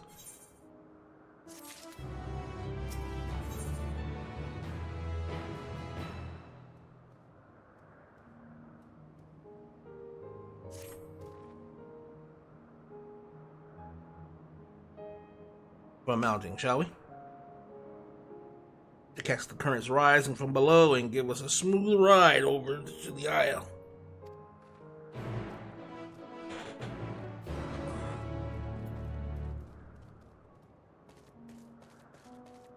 Let's go.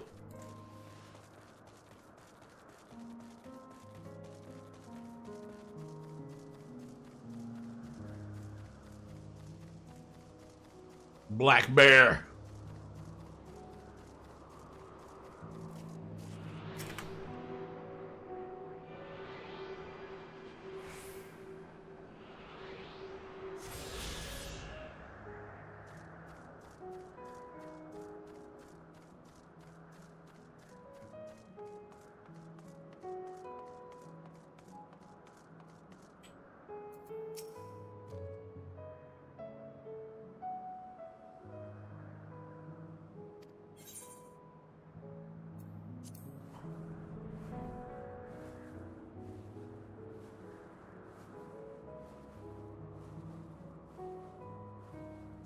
He seems to think so.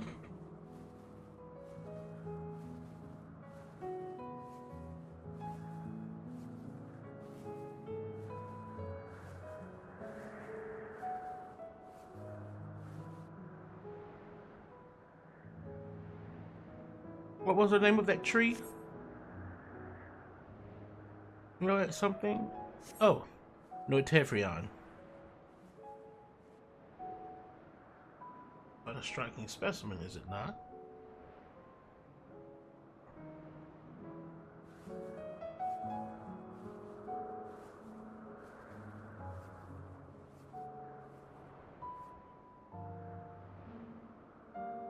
I wouldn't want you tumbling off at the last moment.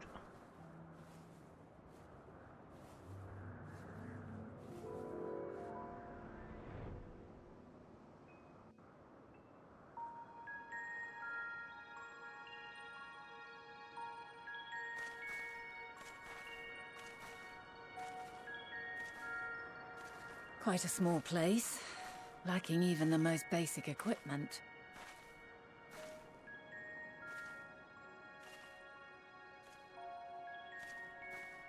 The present may yield no clues, but we may yet try perusing the past.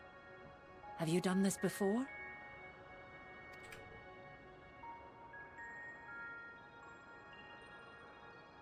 So you cannot control the power freely. Worry not.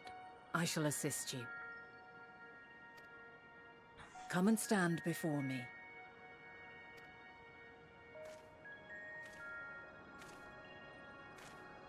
There are two ways to see the past. The first entails peering through the walls of the soul in the moment a subject is recalling a memory.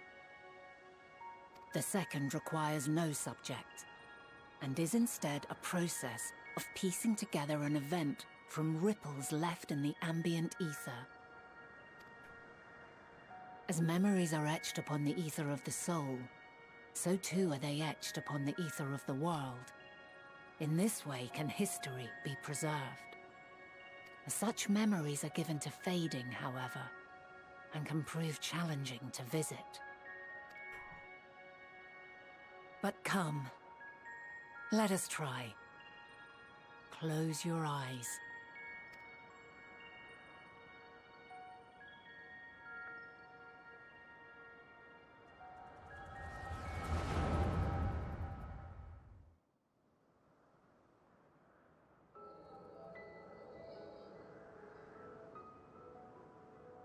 All units fully functional and proceeding on course towards their respective stars. Estimated time to completion of survey is 108 cycles. End of status report. Severing connection with shared consciousness.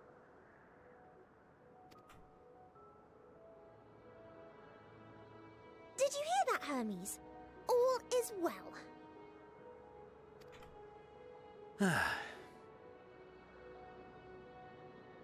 Yes.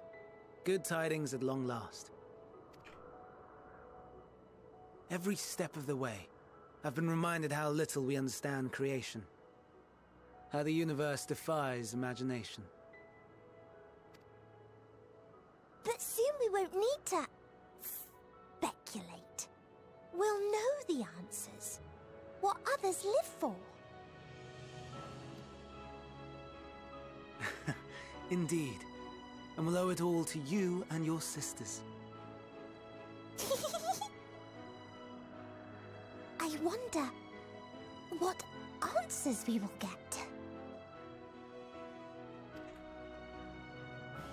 Whatever intelligent beings that exist out there are bound to be vastly different from us. Diverse in form and culture. Possessed of unique ways of thinking.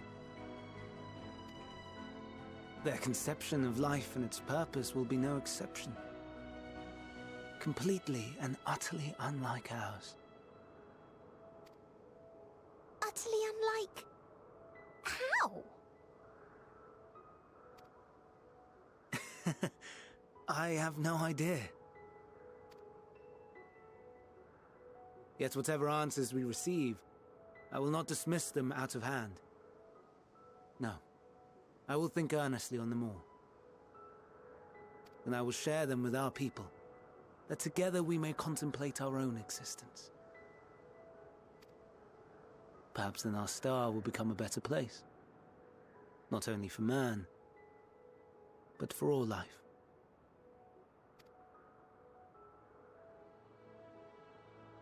Meteon, though I gave you wings to soar the heavens, I did not teach you how to walk the earth. So loath was I to bind another living being. In the course of your long journey, you will learn from those you meet. Learn to walk and run and so much more. And when you return, older and wiser, we will have a celebration to mark your homecoming and coming of age both. Will there be apples? Covered in syrup?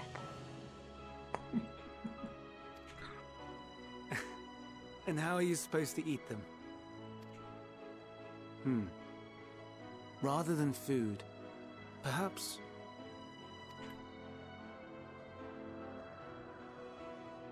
a flower. Yes. Upon your return, I will gift you a beautiful flower.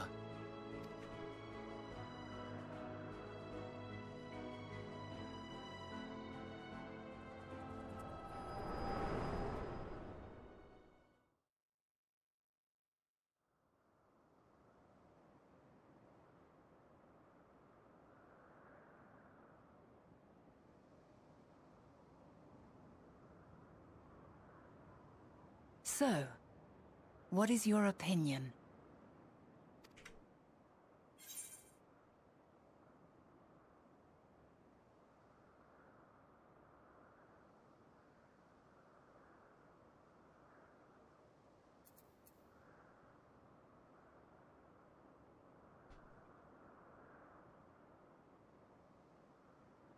He's a gentle soul, but he's also in turmoil. I understand. He is a gentle soul, and well-intentioned. Yet it does not take ill intent to beget ill. Yeah. We must consider the possibility that something may have gone awry. Perhaps it was oversight, or simply an accident.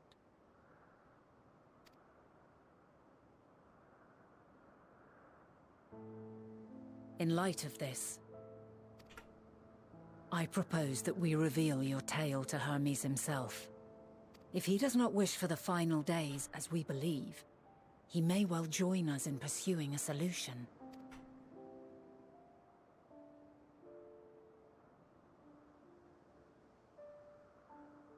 Then it is settled. Let us seek out our friend with all swiftness.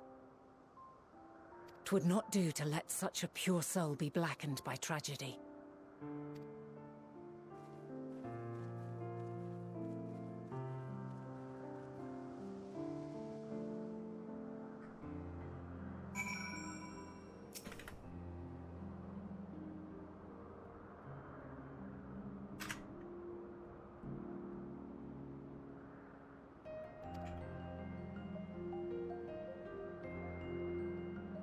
Look for looking kisses. Hyperborea.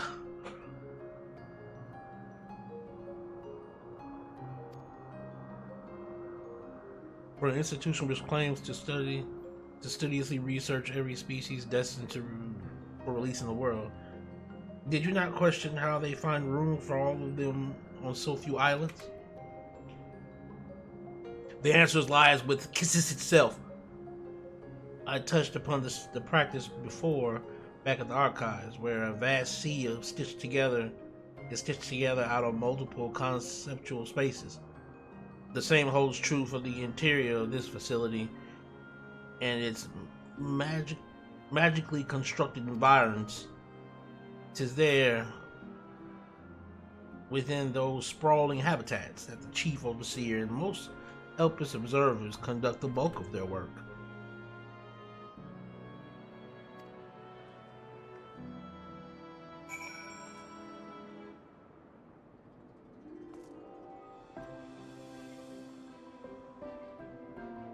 I'm about to say, like, you want me to jump off the edge and die, woman? You want me to just jump off the edge and just perish?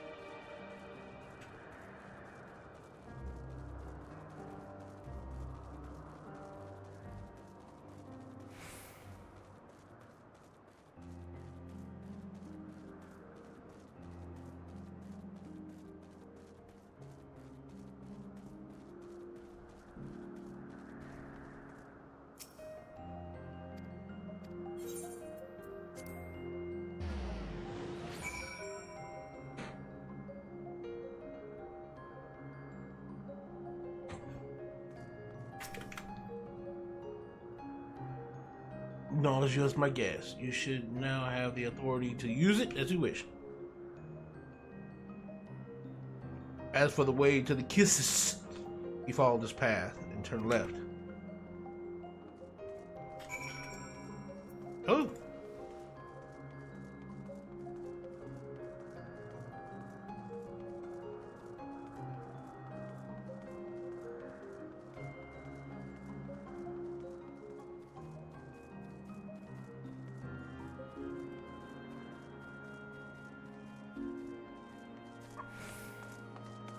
God damn. Big ass university. Big ass.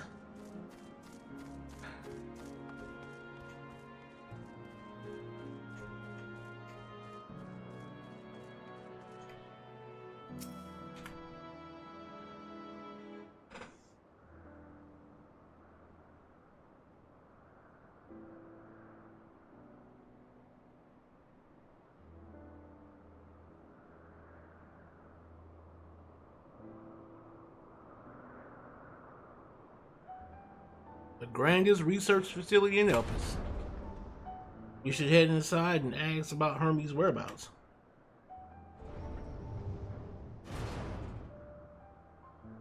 Hermes is at another facility, as we just discovered.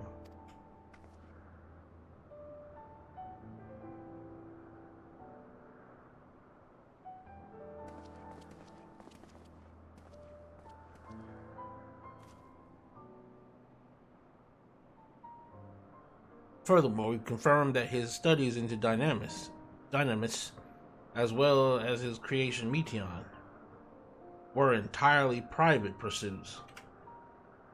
No one else we spoke with appeared to possess the chief's depth of knowledge on the subject. Neither did we hear any tales of stolen research.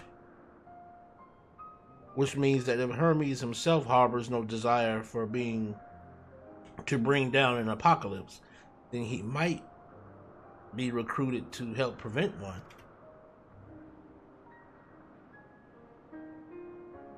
Or so saith the illustrious Amon-Rellik.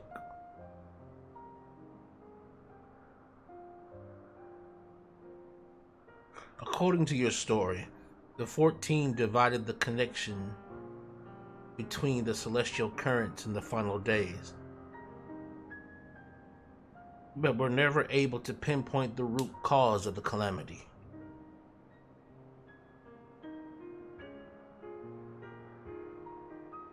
Oh, they divined the connection with our people's greatest minds, not to mention Hythlodaeus' sharp eyes, committed to the pursuit of a solution. Such an outcome seems inconceivable. The only possible explanation is if the nature of the catalyst was so inexplicable that even we failed to perceive it. And what better fits that description than the invisible, intangible dynamis?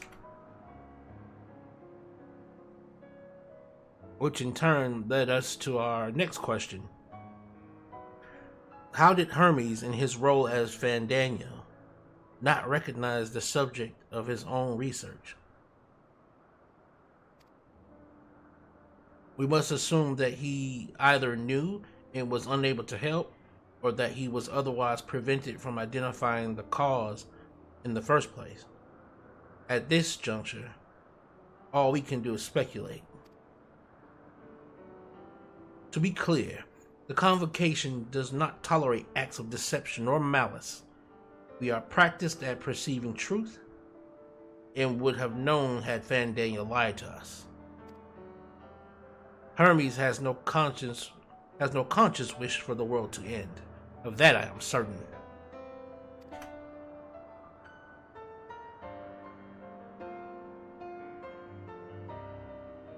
Seems there's more to the tale after all.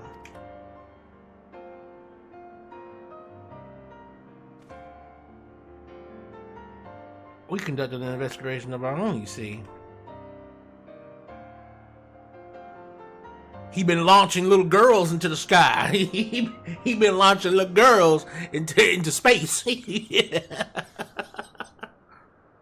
How comforting. We seem to have reached the exact same conclusion. I see no reason to delay further. It is time we brought Hermes into the fold, as it were.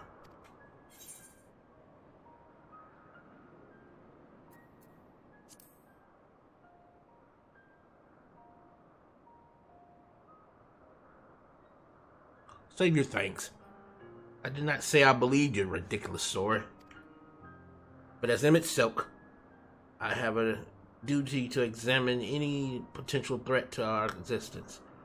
No matter how ludicrous or personally offensive I may find it.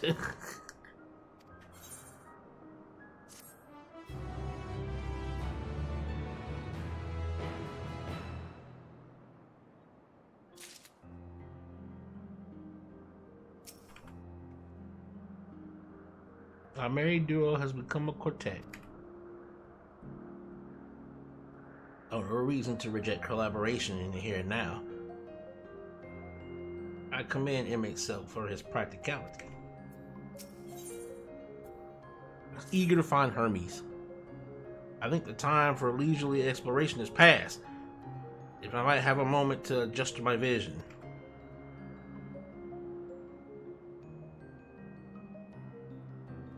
There he is.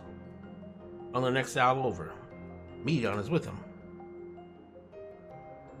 Appears to be in the midst of an observational study, but I suggest we hurry before they venture elsewhere.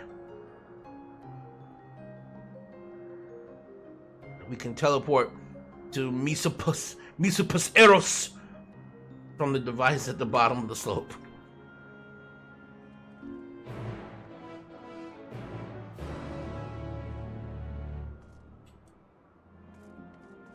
Mesopus Eros. That's where we gotta go, guys. To Mesopus Eros. It's a lot of green, man. We've been hanging out here in Elpis. All this green. That's a big swole motherfucker. Oh shoot! Come get it.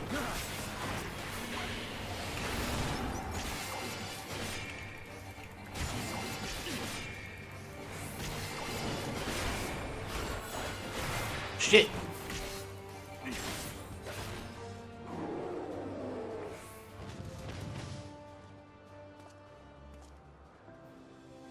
That's right. Go to sleep.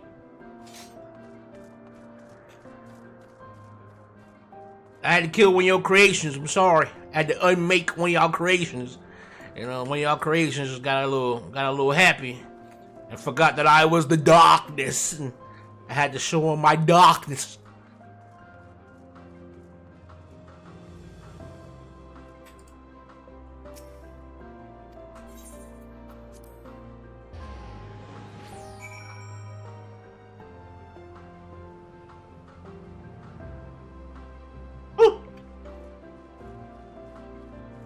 Hitler Deus. Then the Hungering Gardens. The circular enclosure you see just up ahead.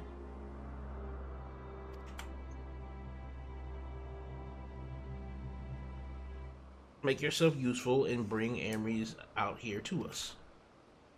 If I were to go, he would assume I was only there to press him on the Fandaniel matter. Of all of us present, you stand the best chance at convincing him to put aside his work for the moment. But the creations in there are not exactly... Then again, perhaps Amon can't handle them. He did survive a bout with Venat after all. Off you go to find Hermes, but do be prepared to come to blows with the garden's denizens. And these garden motherfuckers ain't ready for me. Y'all ain't ready for me in here. I'm about to come in here and get the... You see this sword on my back? You see this big ass sword on my back? You see this? You see this right here? I done slayed many a motherfucking garden entity. Okay, I done slayed many a garden entity. Alright? Ooh, y'all nasty too, boy. Y'all ugly. Let's get it. Let's get it.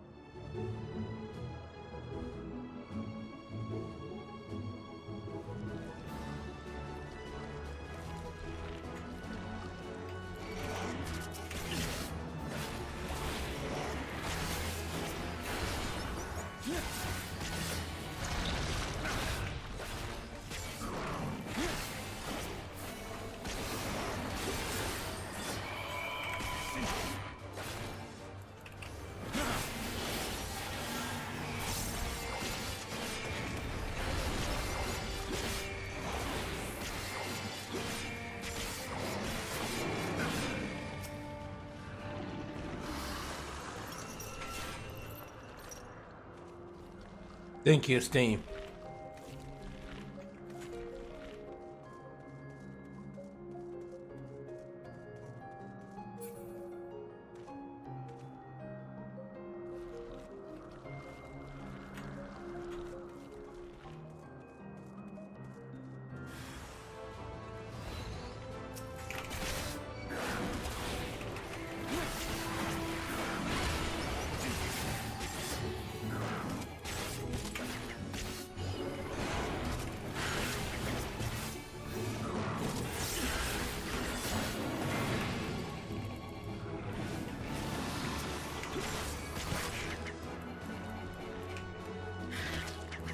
Oh!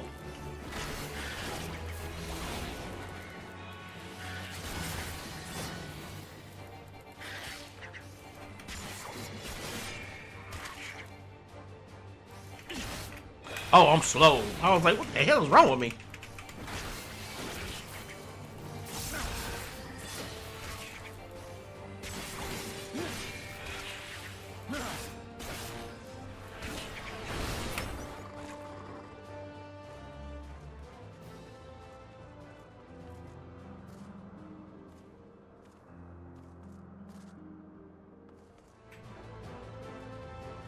No, leave me alone.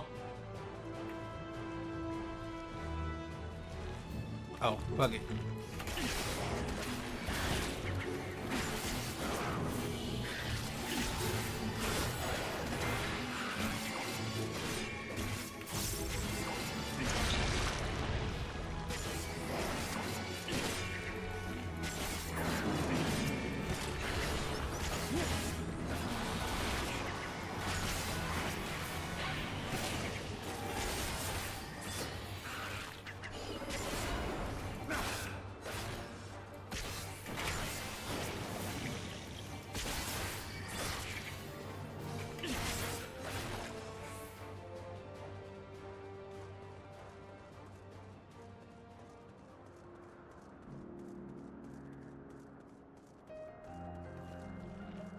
Is he in here?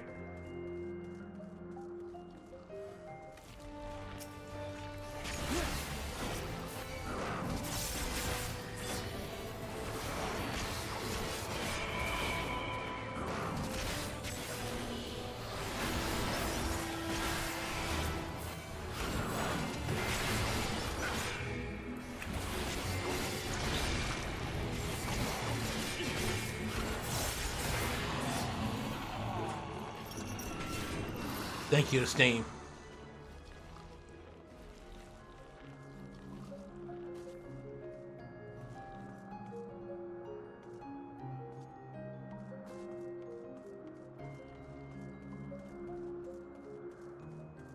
Ah! Found you.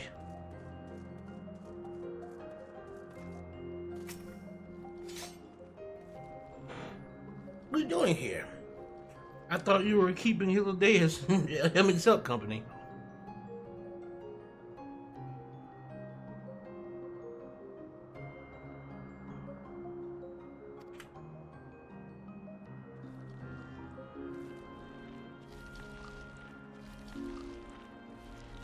You should really wait outside the garden with the others. This is no place for idle exploration.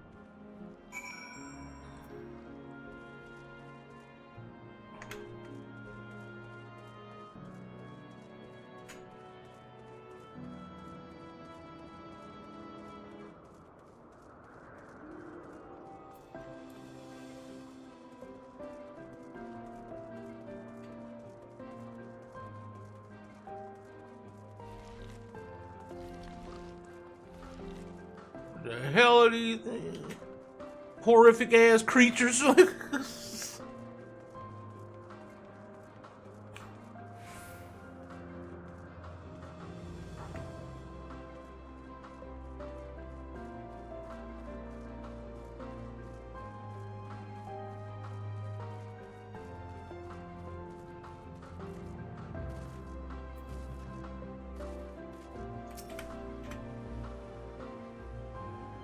You spoke with Hermes then? They were entangled with the denizens. Well, I see. Or should I say, smell. I cannot speak for certain convocation members, but I, for one, am impressed with your fortitude. Well done indeed. Let us pray that things will soon take a turn for the better. For as fascinating as it would be to meet the Emet-Selch, who would recreate Emerald in the depths of the ocean, I think it's best for all concerned if such tragic events never come to pass. Be it in our future or your past. Assuming yours is not truly written in stone. Naive hope that is. Emmett!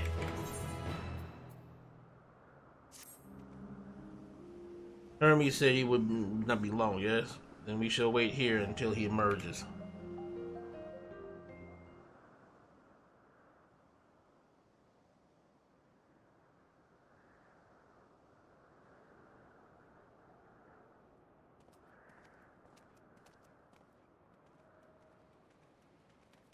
My apologies for keeping you waiting.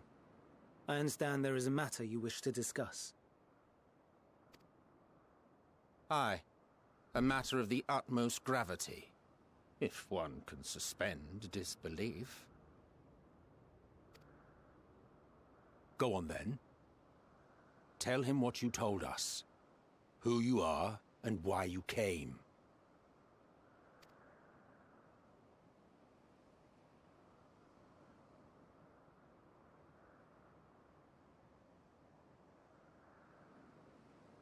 The final days.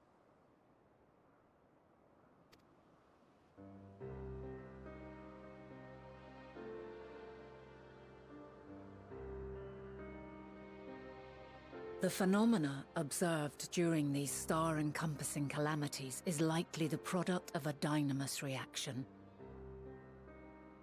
And none is more versed in the applications of this energy than you, Hermes. I must stress that we do not believe you would desire such destruction. We come not to lodge accusations, but to beg your wisdom.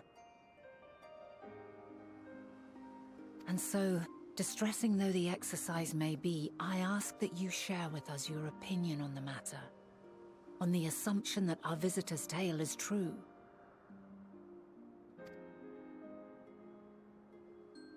Even you, Vana.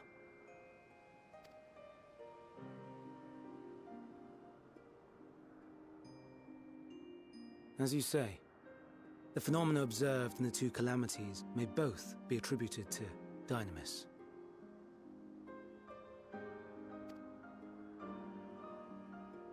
Of note is the difference in its effect.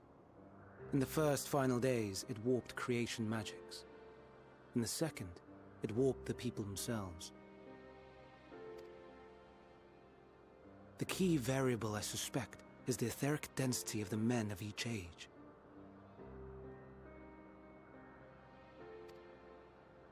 As you know, ether, in essence, negates dynamis. Harboring high concentrations of ether, we ancients cannot readily manipulate dynamis, nor be manipulated by it.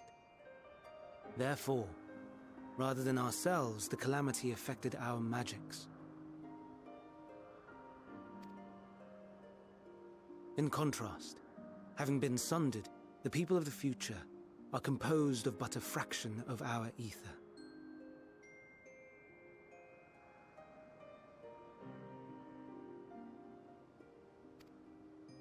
Thus are they susceptible to the influence of dynamis and its transformative potential. But that would explain only the mechanism, not the cause. Though perhaps...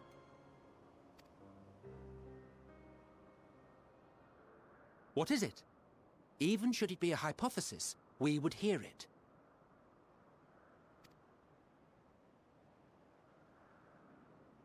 Dynamis is an energy put in motion by feelings. Feelings for which there must first exist a source. The source to which the victims must be attuned. One that harbors the selfsame negative emotions. Elsewise, it could not be the agent of such extreme change. So it wasn't the stagnation of the celestial currents. Someone, or something, is instigating the star's demise.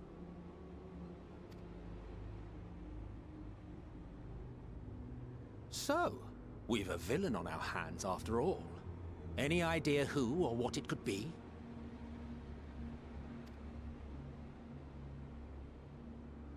The celestial currents comprise the outermost layer of the star's ether, encasing it like a protective sphere. According to your tale, it was where the currents were weakest that the phenomena first manifested. If the inciting factor came from without Aetheris, then its effects would first be seen in those locations.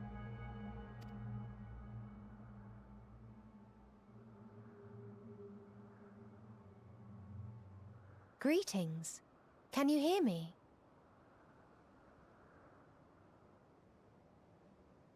Do not be alarmed.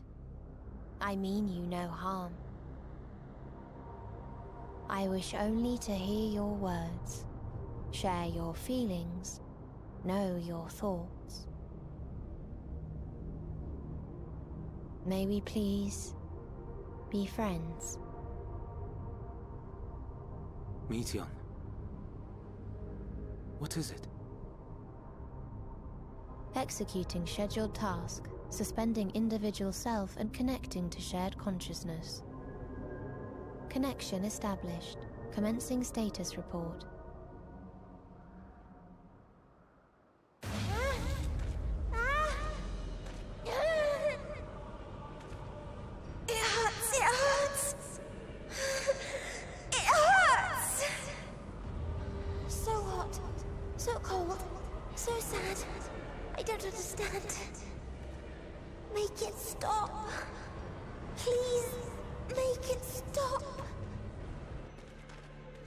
Steady, Meteion. Steady. So scared. So lonely. The pain. It's too much. Why? Why do we... They hurt.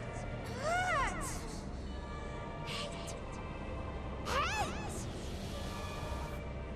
This is wrong. All wrong. She's gone? But how?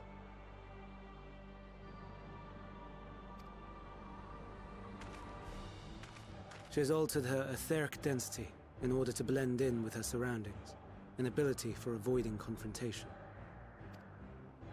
Most effective. Frustratingly so.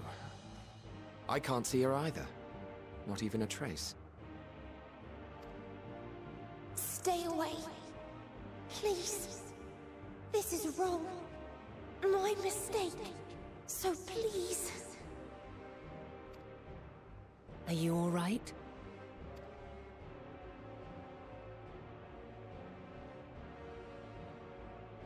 In your mind? No. We only heard her speak the instant before she vanished. Of course. When communicating without words, Meteion also employs Dynamis. That would explain why you were able to hear her, when we could not. Then you are our best chance of finding her. Follow her voice and try to track her down. Hindered though we may be, let us split up and search as well.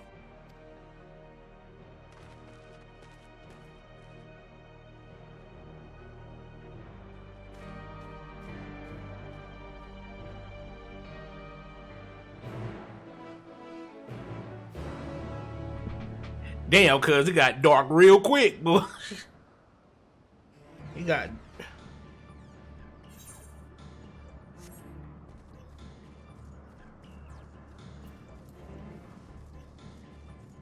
Little girl. Little girl, where you at?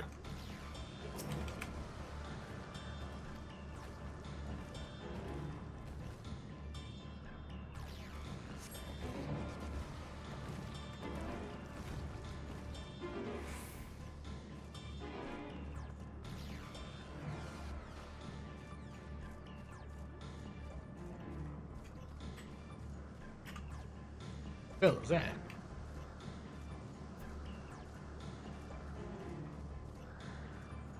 La girl.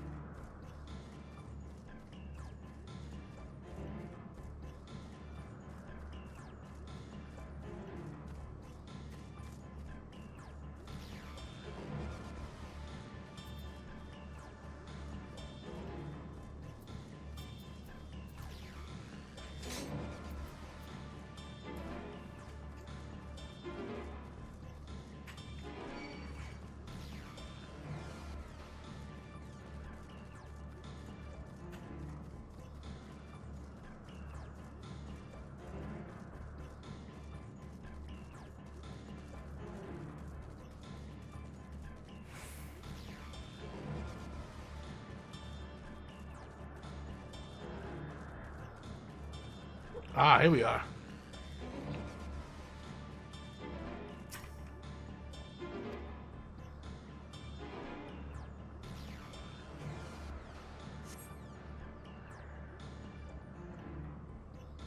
Seeps into my mind, our voices reporting. Armies mustn't hear them. I have to run, to hide.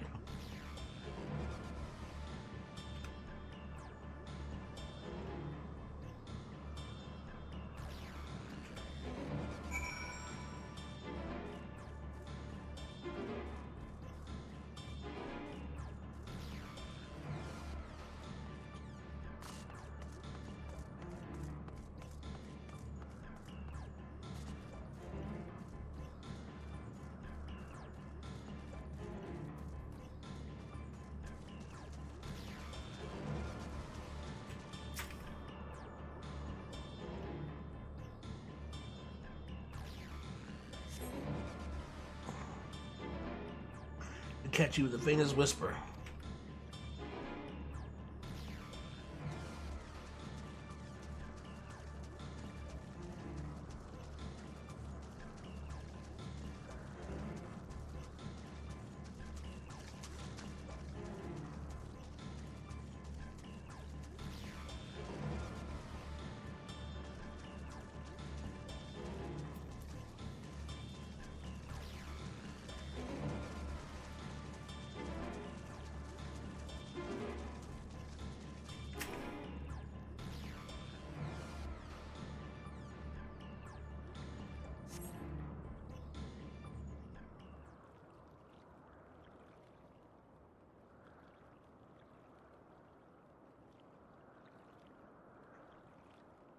Greetings and salutations.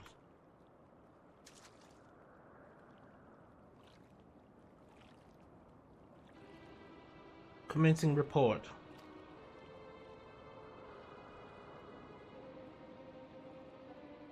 Oh no. We can't tell them that. We must run far away.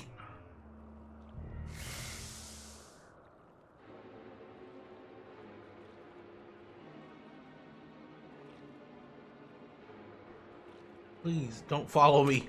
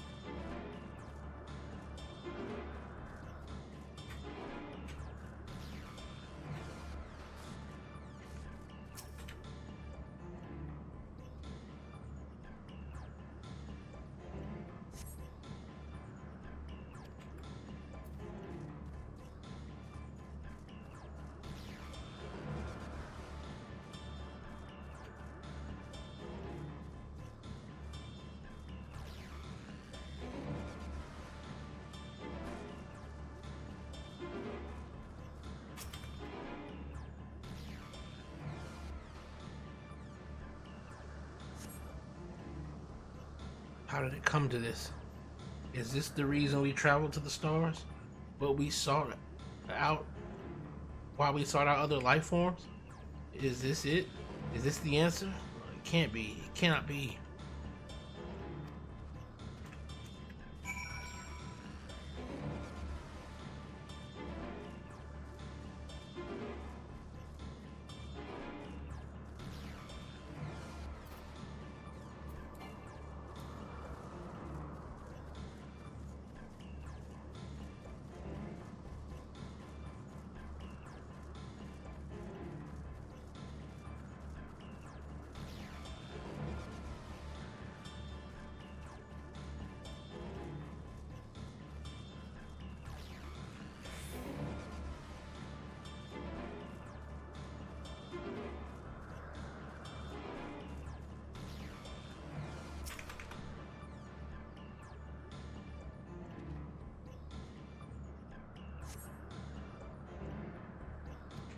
Okay, she's not here.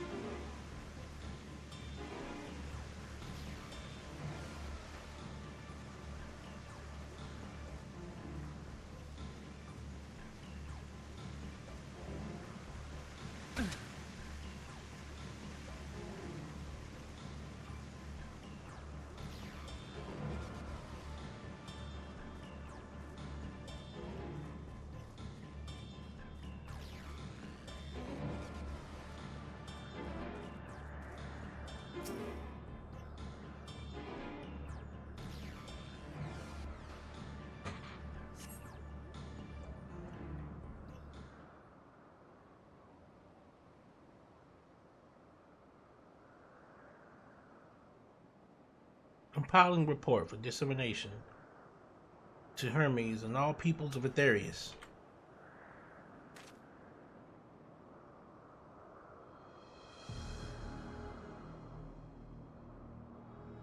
Processing expedition data, preparing profiles on intelligent civilizations. formulating answers to the question, finalizing report.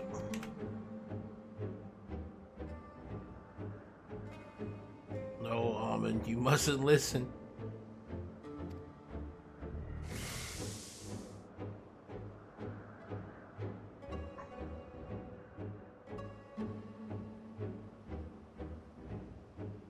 It's wrong, it's all wrong.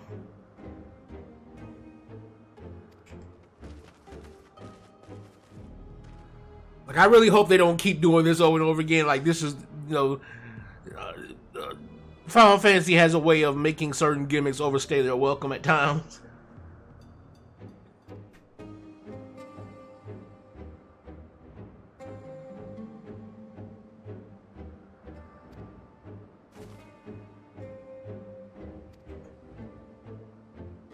The meteor are linked to a single mind and share consciousness, which connects them across any distance. I suspect something has happened which disrupted its usual harmony. How might we access this shared consciousness of theirs?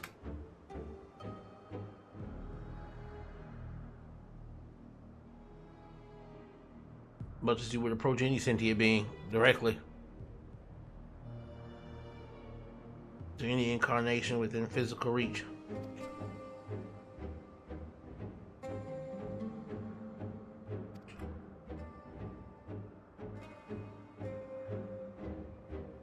For I no way of knowing what befell her sisters, no way to provide directions or guidance.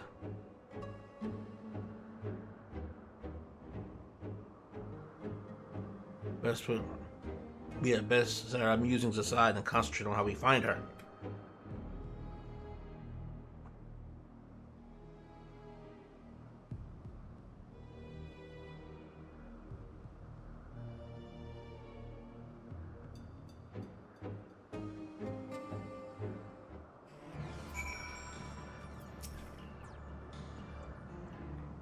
Dear Meteor, what did you witness out there that frightened you so?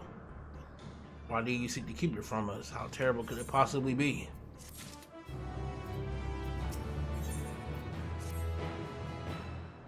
If I'm wrong, but Meteor renders herself invisible by matching her etheric destiny to that of her surroundings. Does she not? Could we not then disrupt her concealment with the surfeit of Aether? Much how Emet-Selch solidified your presence when we first met you. Don't be absurd. I can hardly channel Aether to a recipient whose whereabouts are hidden from me. Which is why we all work together. Amon will continue the search in the same manner as before, but this time with you in tow. Once he ascertains Meteon's likely location, you proceed to reveal our wayward familiar with a swift ethereal downpour. However, and thankfully, she has made herself easier to capture by fleeing towards Leth. Assuming she is made visible, it should prove no great feat to herd her into a corner.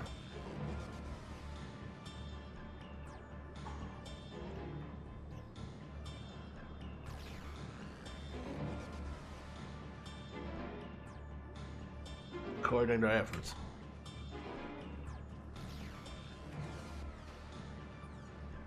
For the time being, let us return to where we last saw trail from there. In a state of preparedness, ready to rain down Aether at a moment's notice, meaning it falls to you to keep the way clear.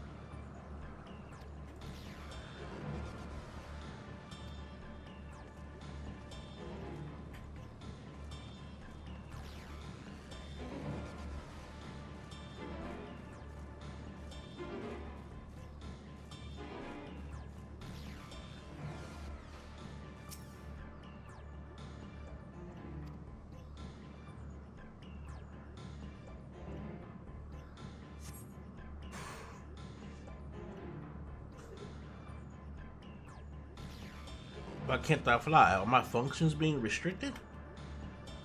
Hide, yes. I'll just have to hide then, where no one can find me.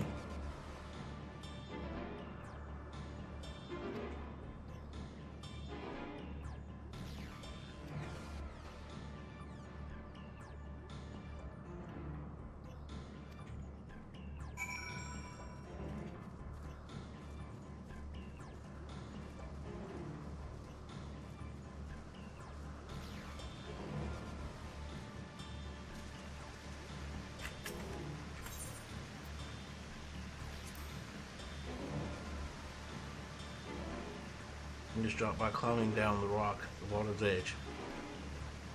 Don't even think of dragging me over the falls.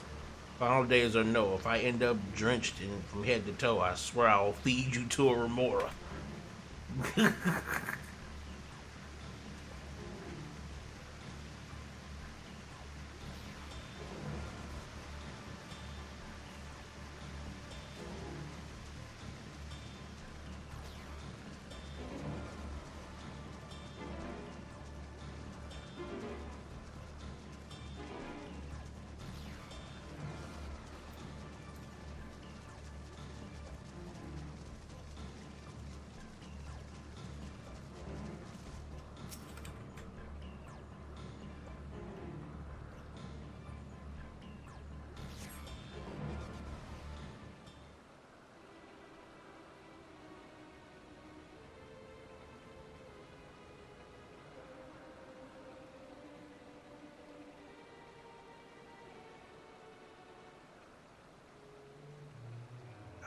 I'm not here, please.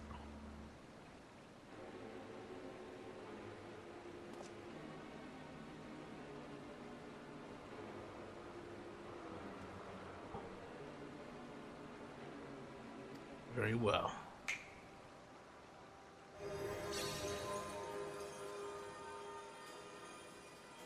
What? Why can't I hide?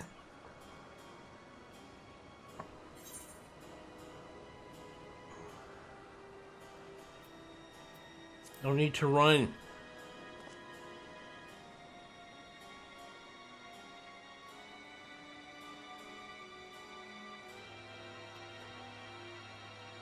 Not strong enough. Stay away. I'm begging you. Don't make me say it. It will break him. Poor fragile heart.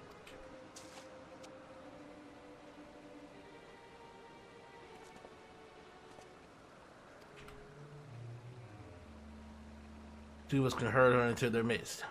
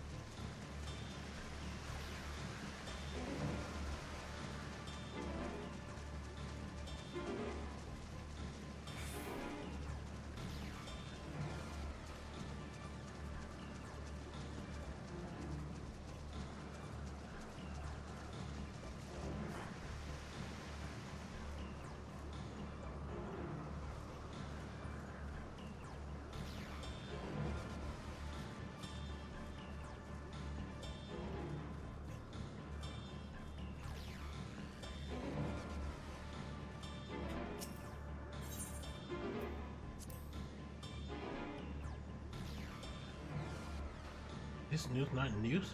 It seems to have been left to the mercy of the elements. Move on.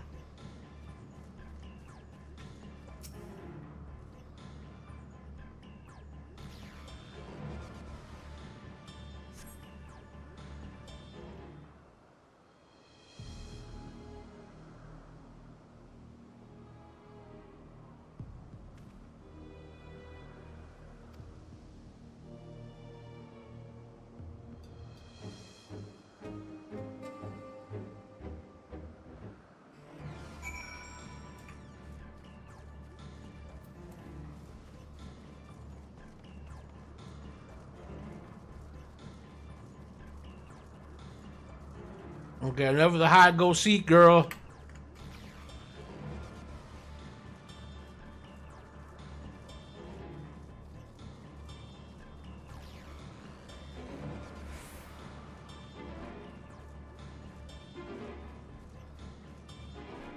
This is becoming tiresome.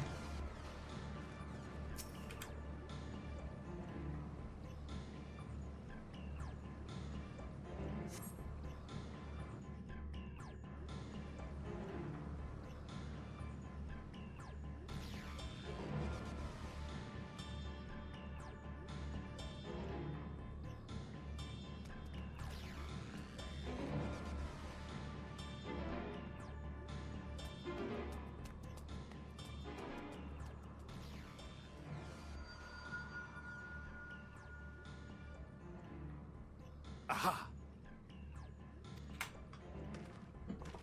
Give chase. We shall herd her into the shelter.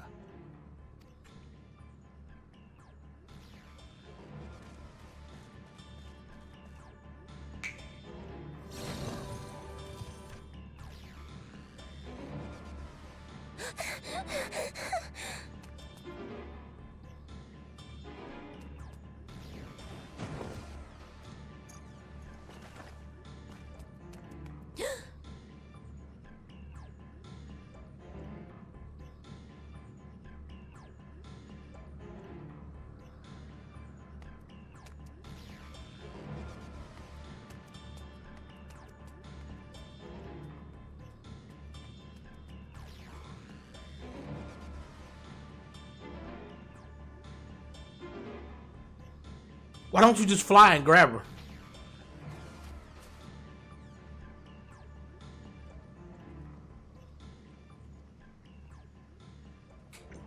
Please, Mission. We must speak.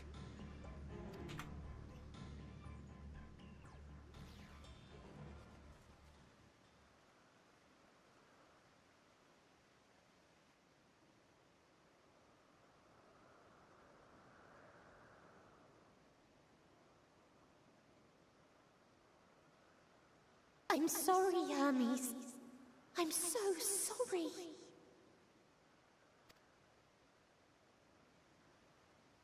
If someone can hear these words, then please.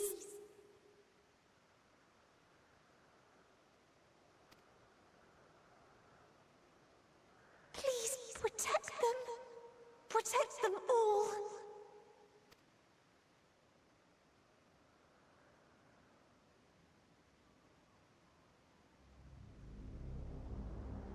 Individual self-suspended. Connection with shared consciousness stable.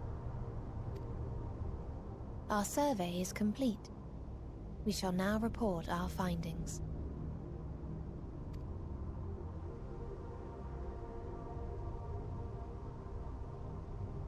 All units safely arrived at their respective destinations. Seeking answers to Hermes' question, we attempted to make contact with the intelligent denizens of each star. Results are as follows, in order of numerical code. Enna. Traces of civilization found. Structures believed to have served as domiciles. No extant life forms detected. Dio. Ruined remnants of buildings scattered across star, surface of which is encased in ice. Presence of life could not be verified. Tria. Evidence of large population centers, akin to cities recovered. No extant life forms found, only their lingering essence. Tessera. Edifices surmised to be abandoned residences found. No extant life forms detected. Deadly plague or extreme environmental degradation likely to have led to mass extinction. They are all dead. Octo. Star found in state of violent conflict. Contact successfully made with inhabitants, but deployment of weapons of mass destruction resulted in total annihilation of local population shortly thereafter.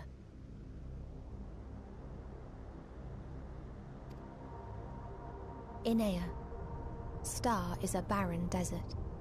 No identifiable flora found. Bones of living beings resembling men discovered beneath sands, but determination regarding their intelligence inconclusive.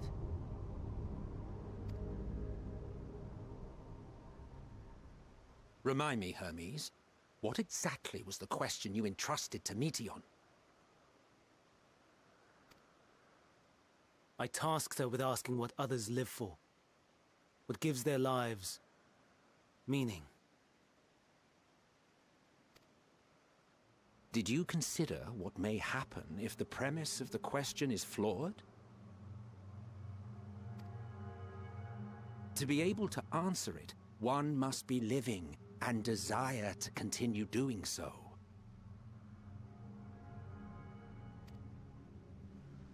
But if Meteion finds no living beings in the course of her journey, or none who desire to live, what then?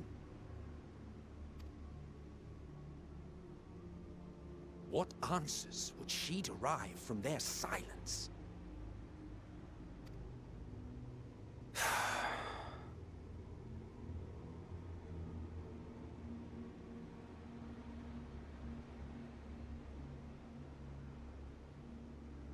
Meteion, enough! Suspend your mission and return hither at once. Decapente. Local civilization once flourished under auspices of higher power. Said power later laid waste to civilization in fit of rage. Upon revealing this to me, entity elected to self-terminate in lieu of providing answer to question. No other intelligent life forms found.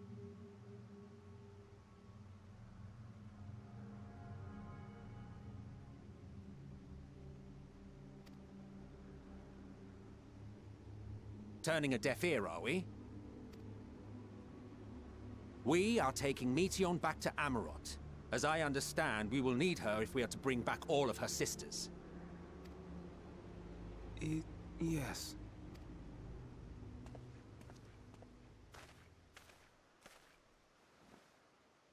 Meteion.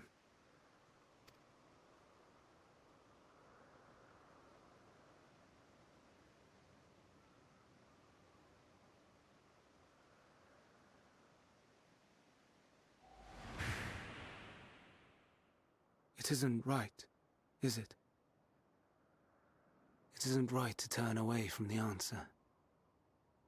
Even if the answer is pain.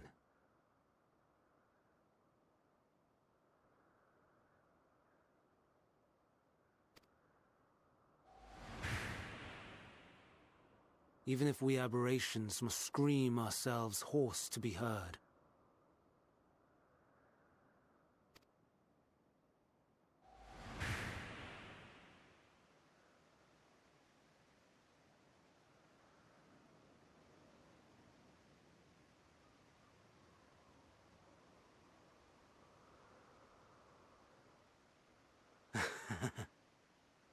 Aye.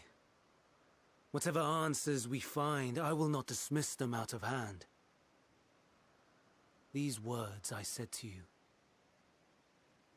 and I will hold myself to them.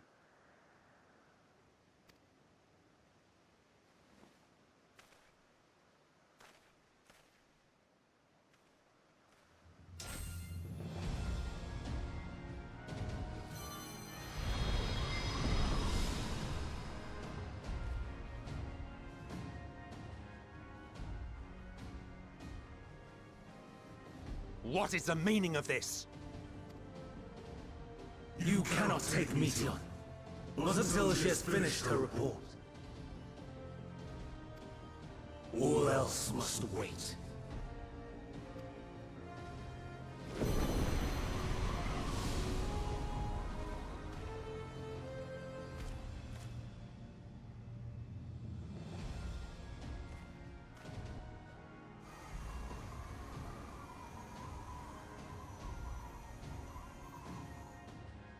You fool!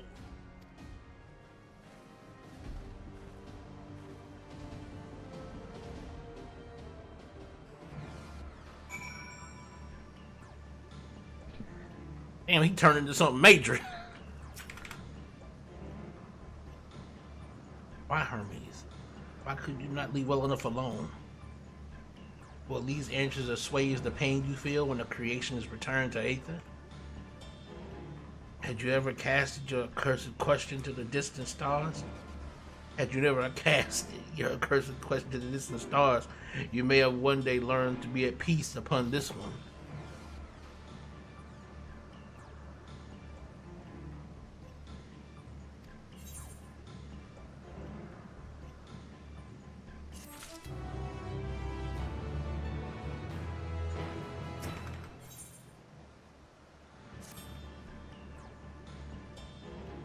Hermes was headed to Kisses. Considering the expansive dimensions of the place, we may have a difficult time locating his Aether. All I can say is that he entered from the rooftop and likely arrived at the uppermost point of the facility. Do we pursue him? Of course we pursue him. No matter what Hermes might be thinking, Metean is a potential threat that needs to be brought under our control. The Convocation's duty is to safeguard this star takes precedence over any personal stake in the matter. Vida? Amon?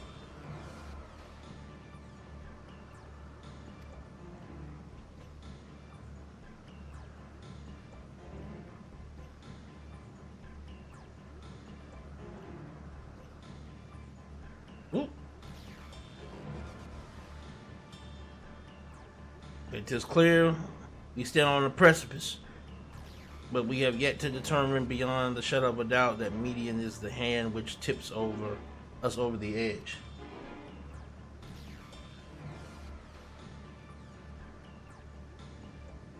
If we're to learn the truth of the final days, we must give chase. Hermes nor Metean is ultimately responsible. We cannot leave them to suffer this torment alone. Agreed on all accounts. So this is...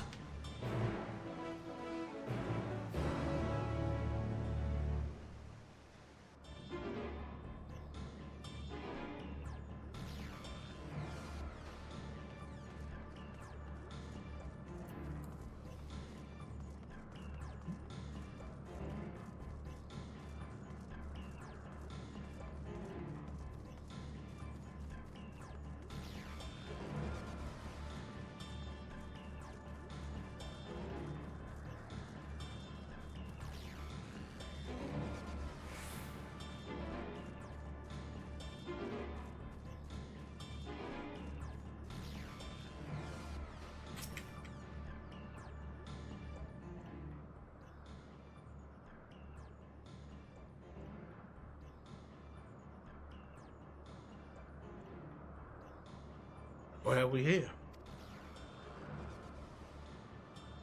Excuse me, has something happened inside? I'm so glad you're here. No one knows what prompted it, but the alarm was sounded, put in a state of alert. Procedure dictated that we evacuated immediately, and we have yet to investigate further. This is Hermes doing, obviously.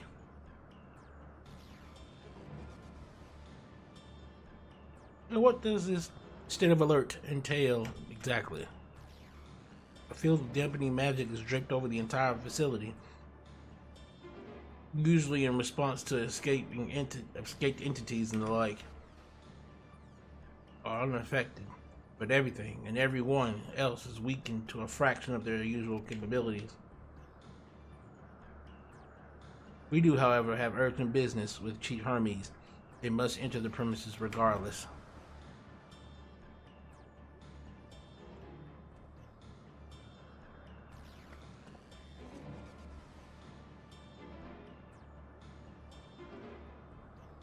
He has seen fit to drop in our path. That enfeebling spell in place were not like to be at our fighting best. And that was hardly an effective combatant to begin with. I have little to offer beyond my ethereal vision. then you will put that talent of yours to good use. You are fairly skilled at spotting weaknesses, if I recall. Fairly skilled? Now you've gone and raised everyone's expectations. Most of your strengths, and I will fill in the gaps as required. I was once a Zim after all. It was my job to rise to the occasion, be that as defender, aggressor, or healer. I feel better about my lack of prowess already. And you, Emixel, can impress us with your arcane majesty. You lob potent spells as easily as breathing, but can also channel that power in a protective manner if you so choose, yes? Well, yes, should this situation call for it. Excellent. That should cover us on all fronts.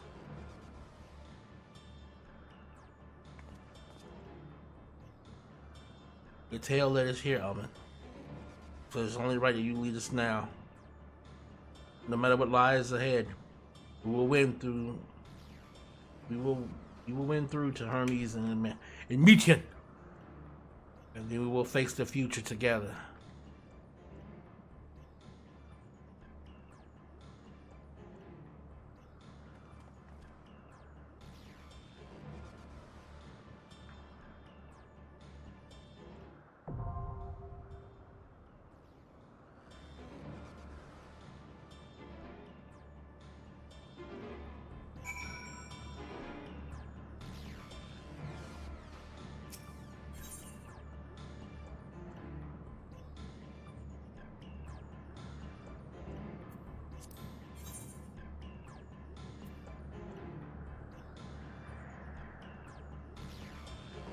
Okay, we can.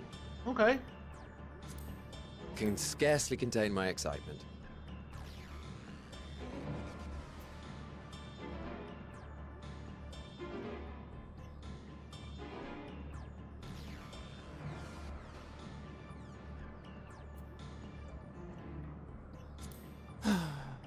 Let's get this over with.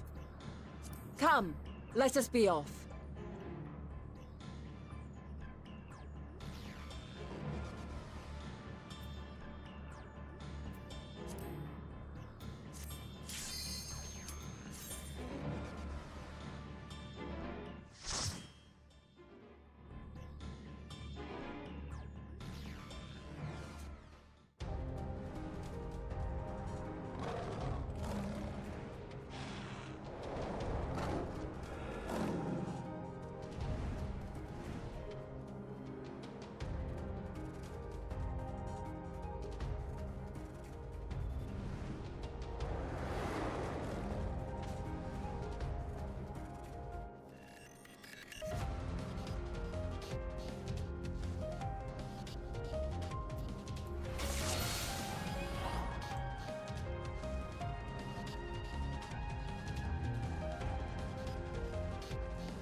Please, turn back, else I might be forced to.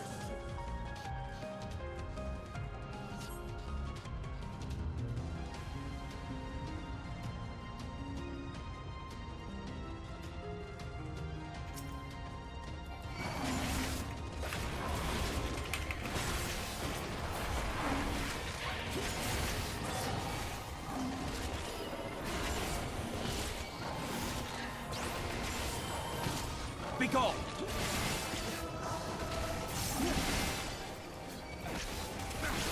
I see you. Have a taste!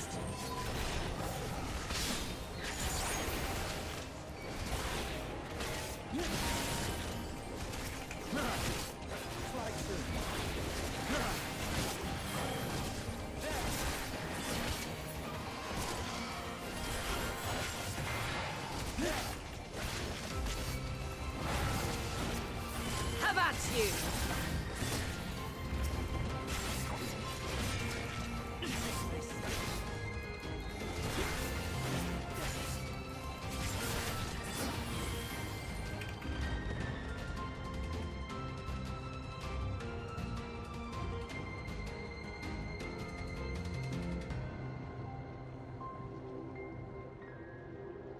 Okay.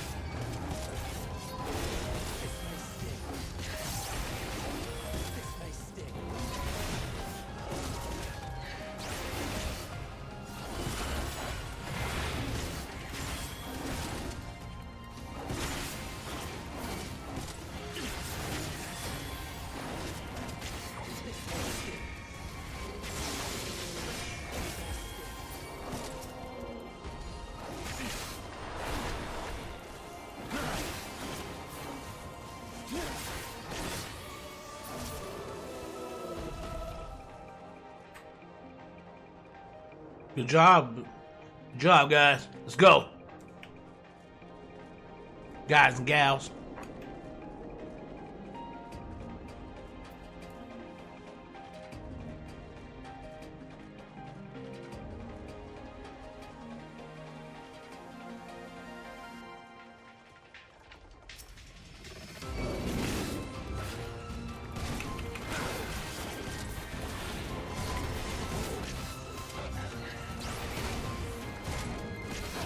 Have a taste.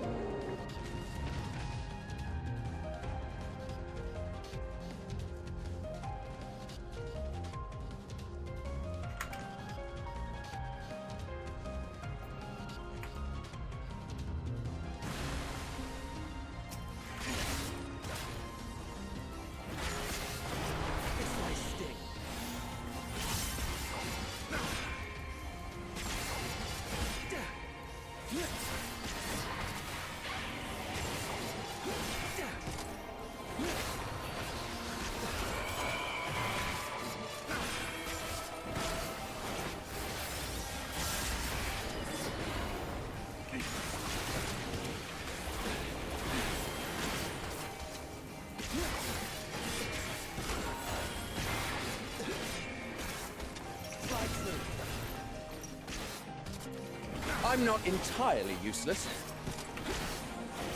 Shit.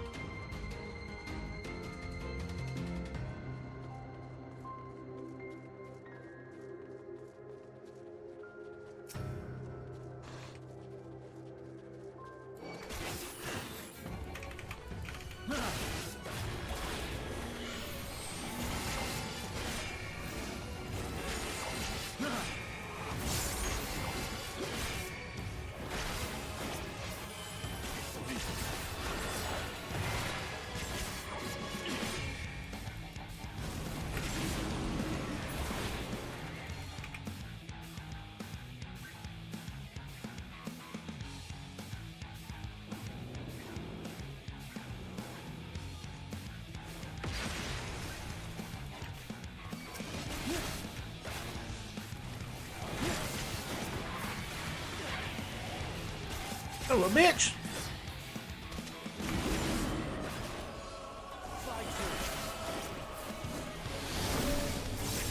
Have a taste.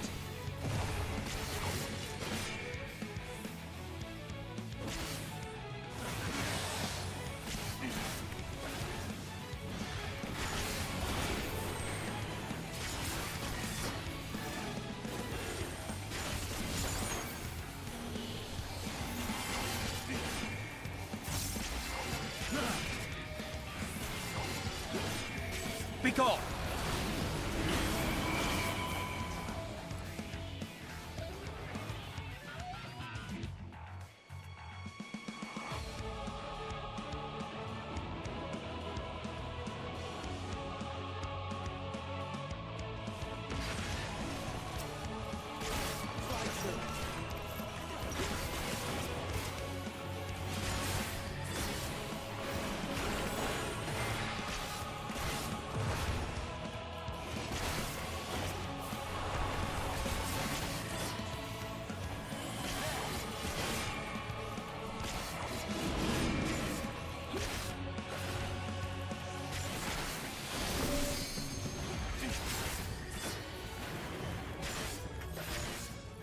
a taste. Mine is the ether!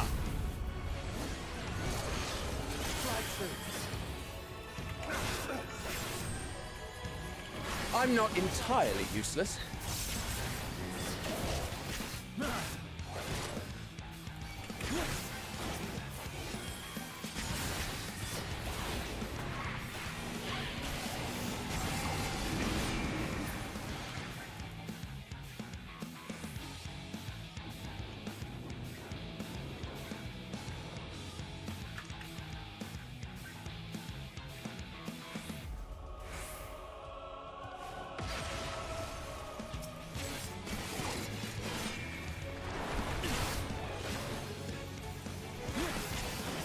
I'm not entirely useless.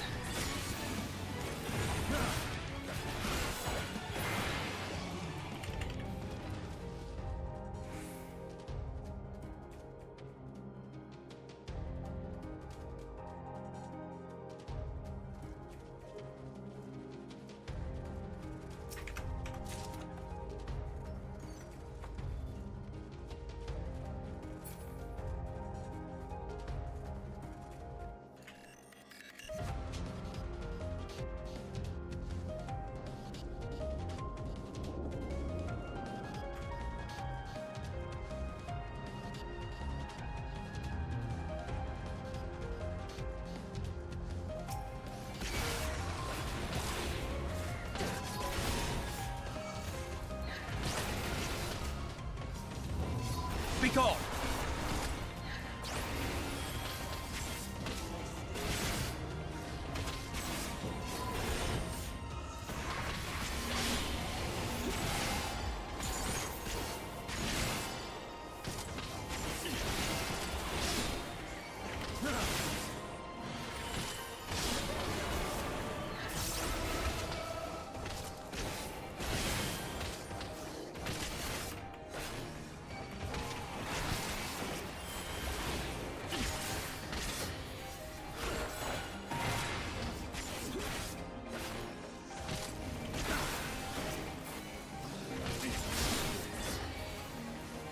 Out of my way!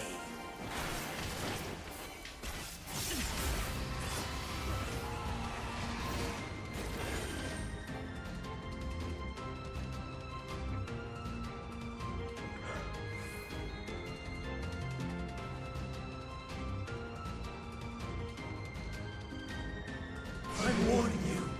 Stay away!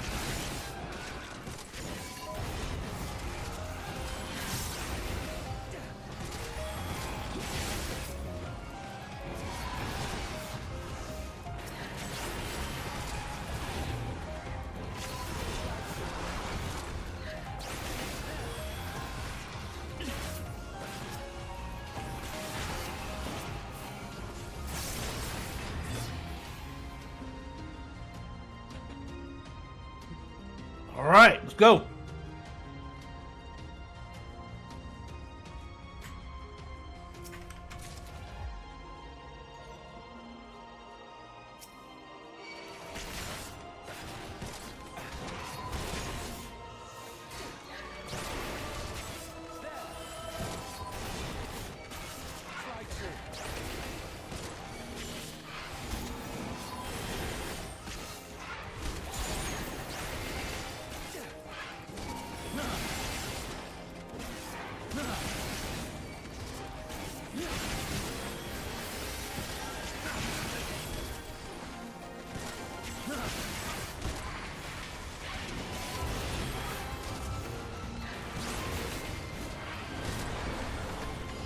I see you opening.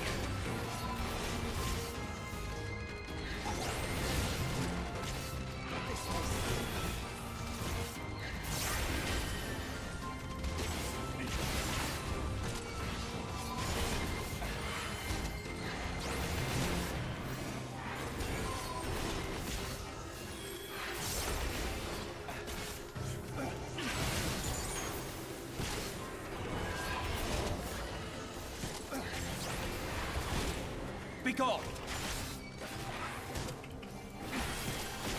I see you opening.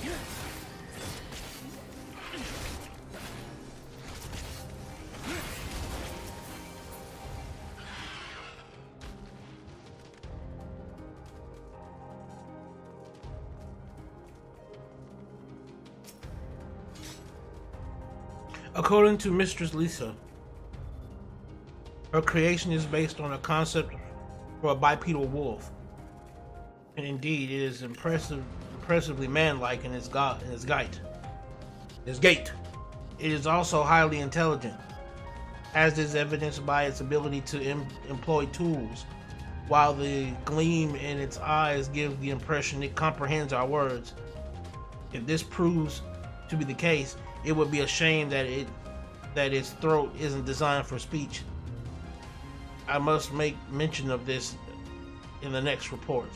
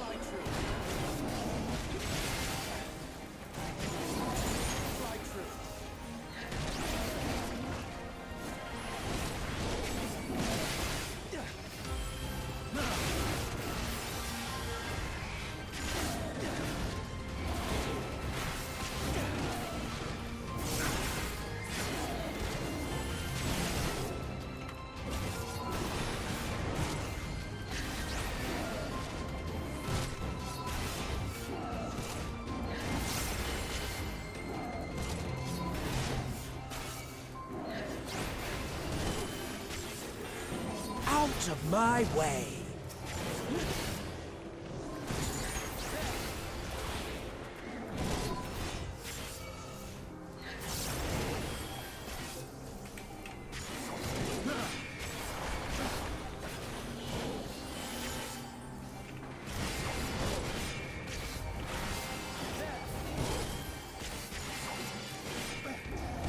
Have at you! Have a taste!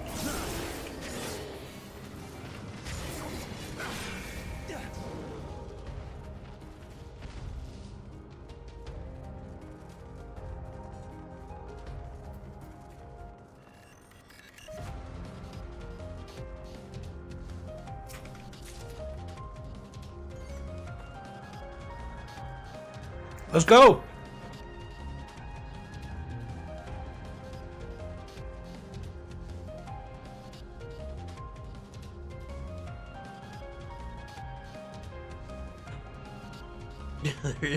There truly is no accounting for taste. Let's go!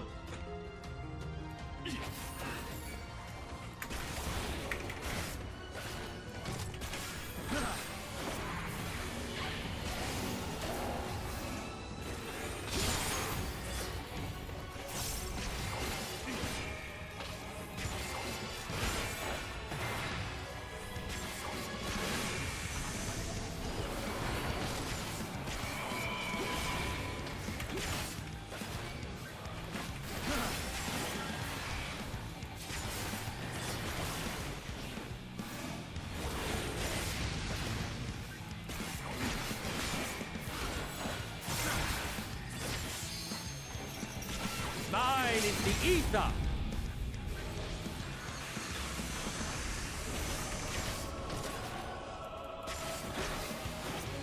I see you opening.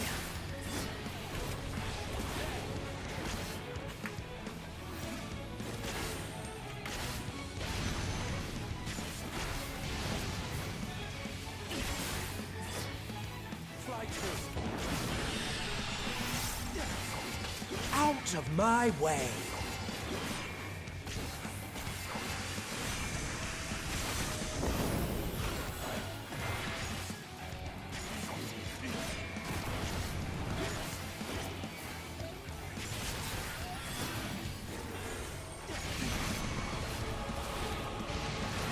Out of my way!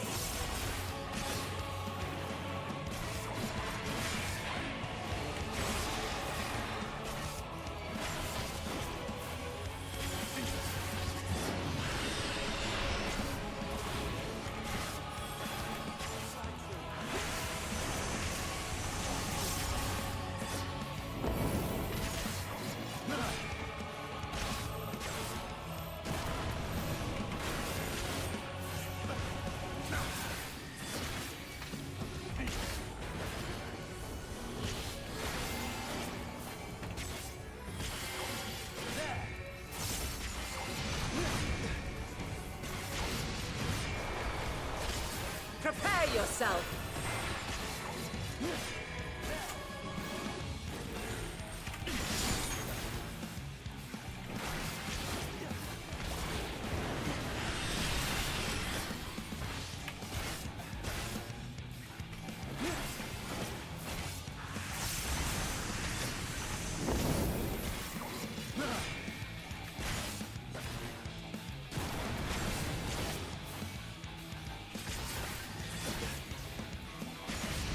Now, it's rude to interrupt.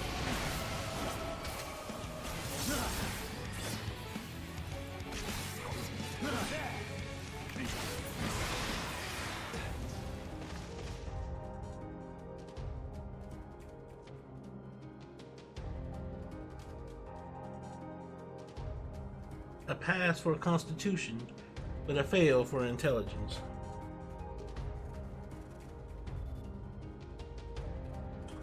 If his concept is submitted, I will be certain to reject it. These intelligent scholars here, boy. They over here judging these creations.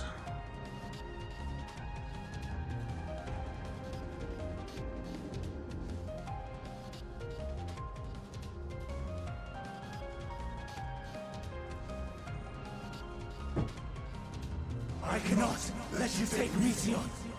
Not yet.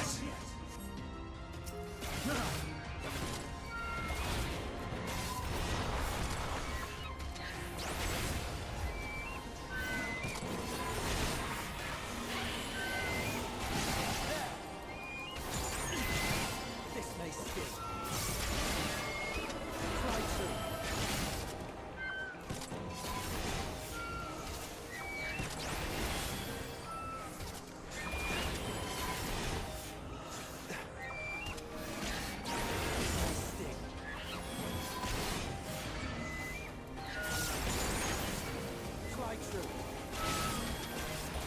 I'm not entirely useless. Ah, shit, fuck that up.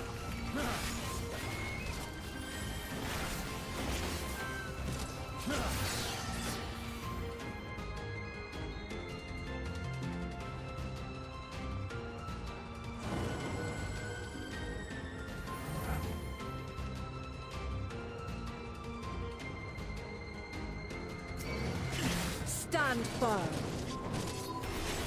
I see you, Oblivion.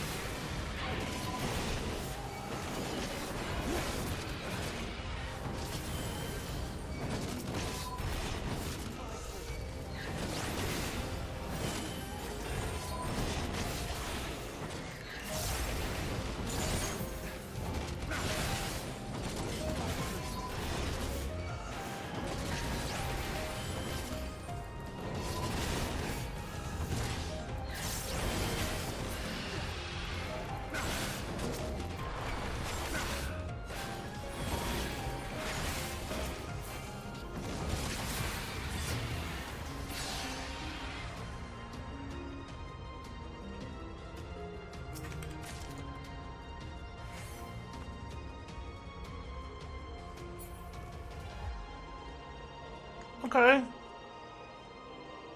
A little observation center right here.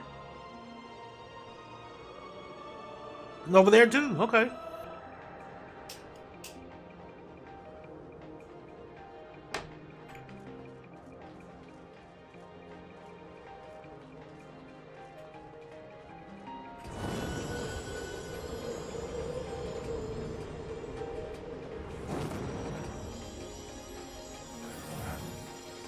Whoa!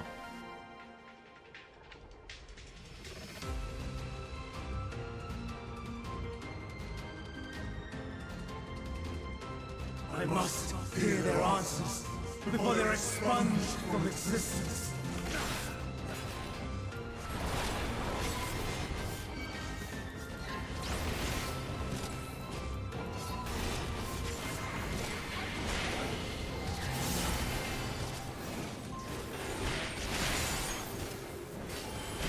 Be gone!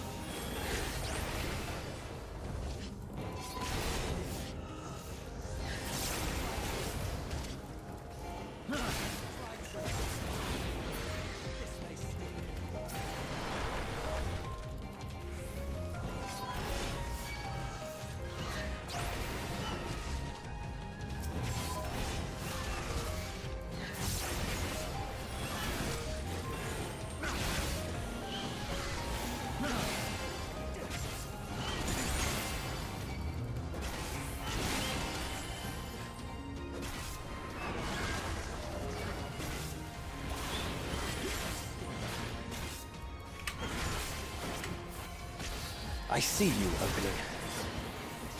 Have a taste.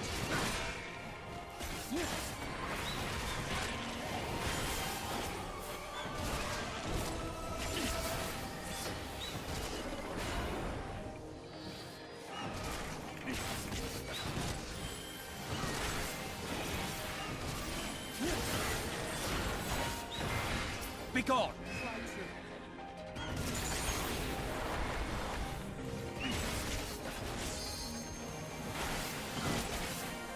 Have at you. Have a taste.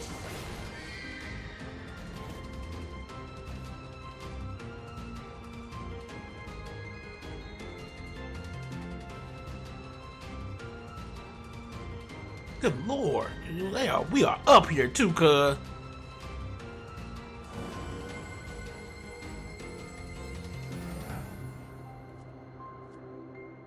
Celestial Sphere.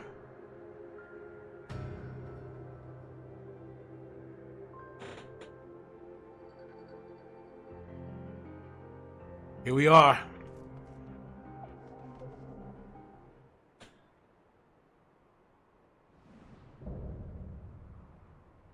Winged Defiance.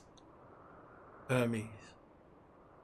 So, it comes to this. I have no wish to fight, but this time, I cannot yield. Though the world may think me a mad, desperate fool, I will hold fast to my conviction.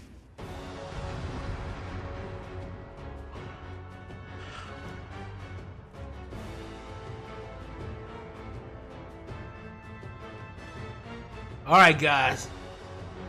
Let's do it.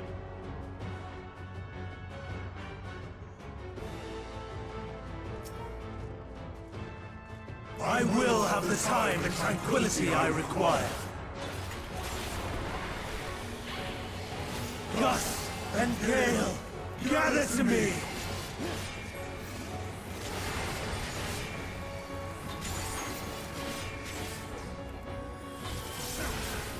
Ancient brand, Have a taste. unleash your power!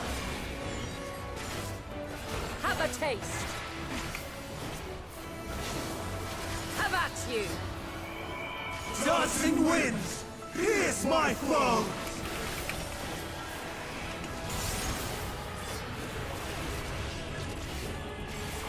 Stars on high, fall as rain!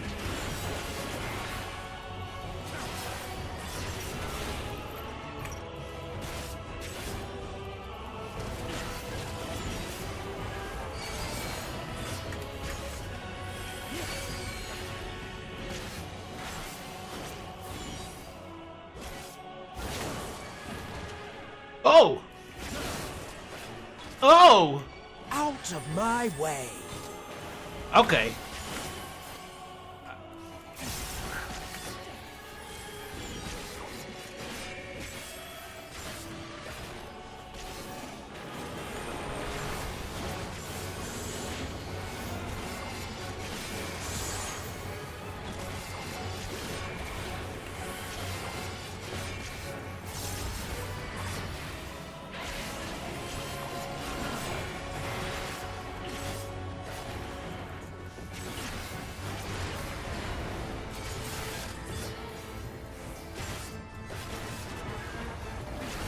Streams of ether!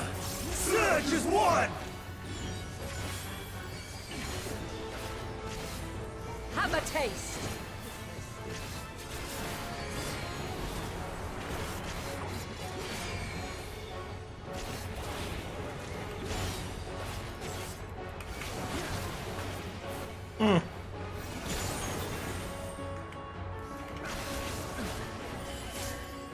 Woo!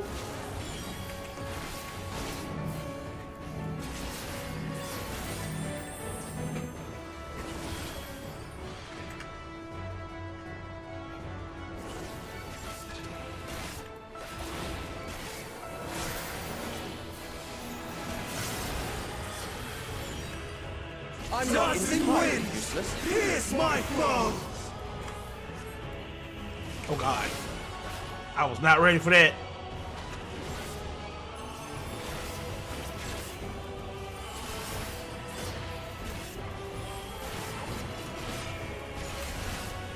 I'm not entirely useless. By my true name, I shall consign all. I see you opening.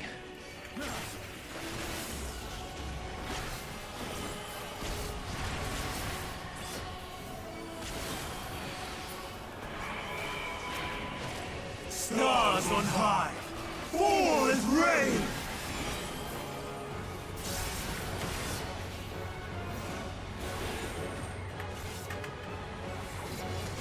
Even when transformed, but I am not finished yet.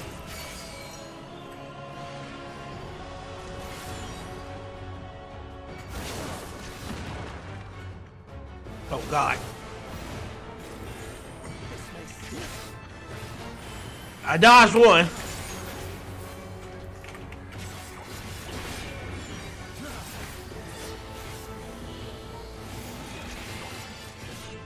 I dodged one of them, but I couldn't get the other one in time. No! My power!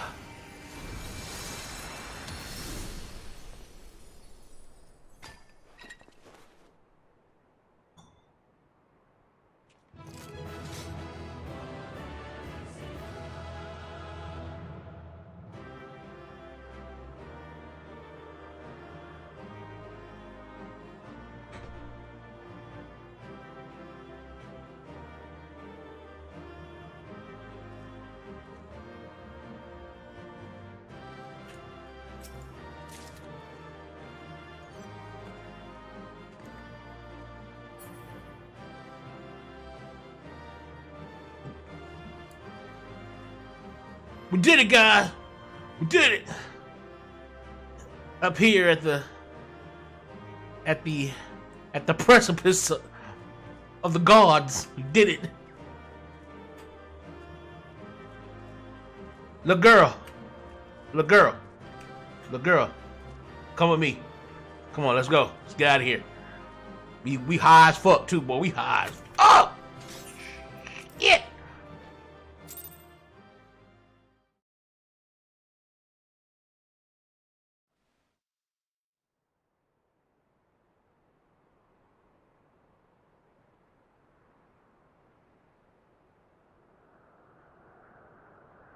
It's over, Hermes. In the name of the Convocation, I hereby take Meteion into custody. And setting aside the matter of your nomination, you will come with us too. We require your knowledge to assess and resolve the situation.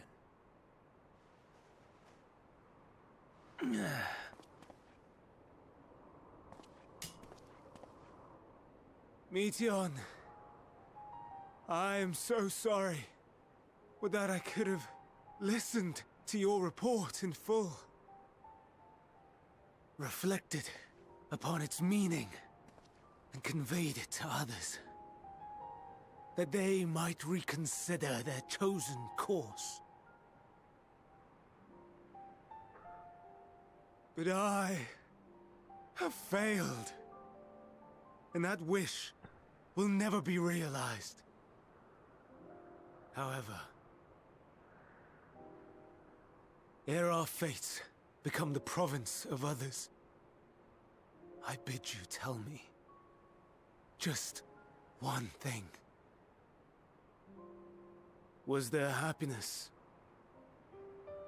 in those distant stars? Was there a reason for living?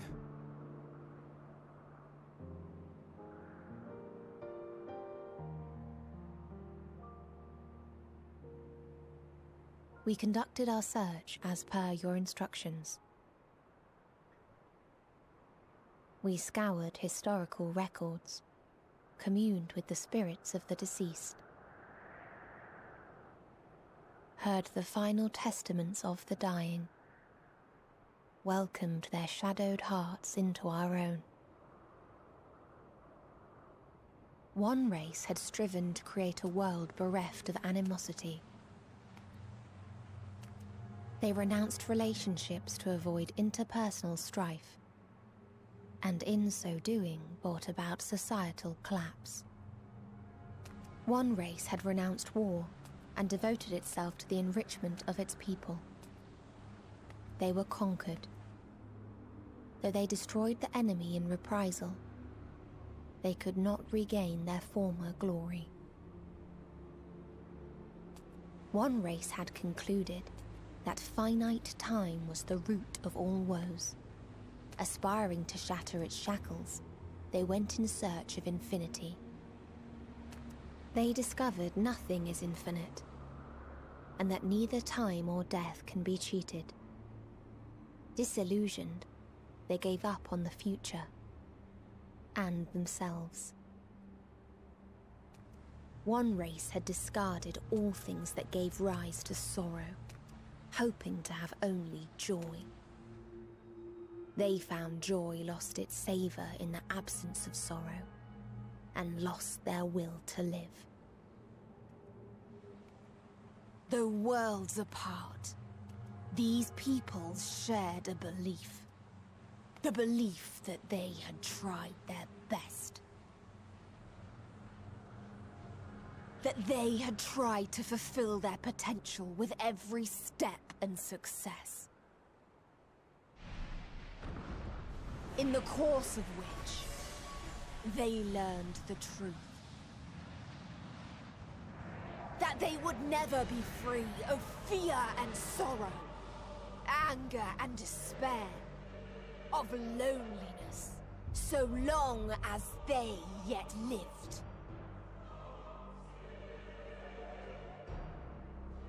Even now their souls cry out for oblivion. And to this song of anguish, I lend my voice. We lend our voice. Oh, beloved mankind, shimmering jewels of beautiful Atheris, rejoice, for we will free you from the cruel yoke of existence. There is no need to struggle in vain, for in nihility awaits salvation. You will know peace and serenity, and it will be beautiful. We will make our nest at the edge of the universe. And there, in the dark of dead worlds, hoard sorrow and suffering. There we will sing, our chorus ever louder and ever clearer, that our song may reach even this ether-shrouded star. Such is the answer we have found in the stars. Such is the gift we now offer to Atheris.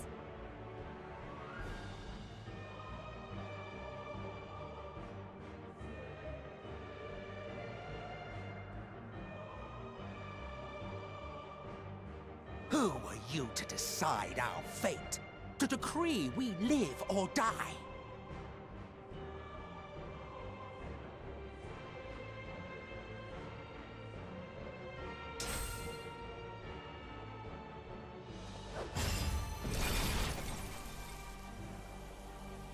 Have you lost your mind? You heard what she said. She means to destroy us all, yet you'd still take her side? In the name of the star, we have discarded those creations that we deemed flawed.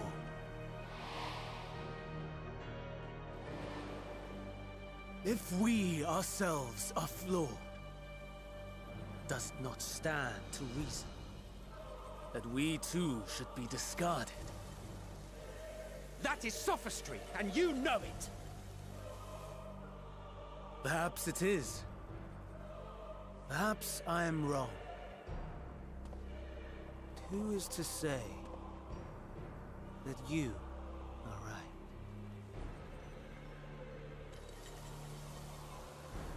Let us settle this with a determination.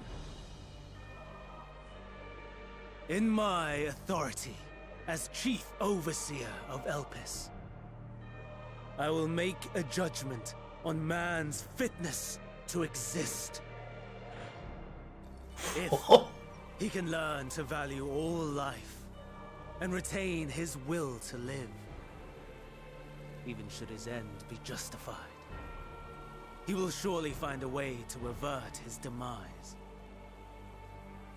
If not, he will perish from the start. As with all determinations, provisions must be made to ensure fairness. Kairos! Awaken!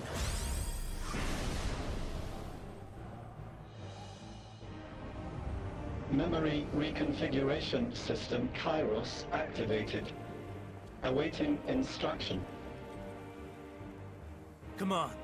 Universal memory alteration. Target area. Catesis Hyperborea. Starting point. Arrival of Amon-Rellik of the Convocation at Propylion. Endpoint. The present. Erase the memories of all events, and replace with a vague recollection of the following. I was here, preparing to demonstrate the functionality of Kairos to Amon-Rellik and Hythlodaeus. Meteion's shared consciousness became unstable.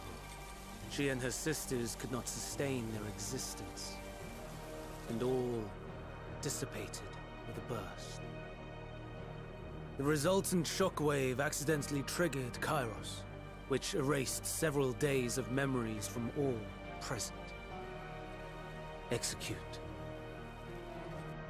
Command acknowledged. Initializing. 3 processes remaining to execution. Bravo. I dare say one would be hard-pressed to make it fairer. Everything that you told us, everything that has happened, the fact we've even met, it will all be gone.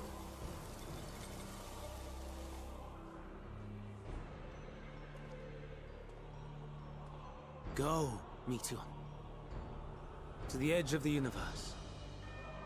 where none can reach you. Hermes? Won't you come with me? If you were to shed your flesh, I should be able to carry you.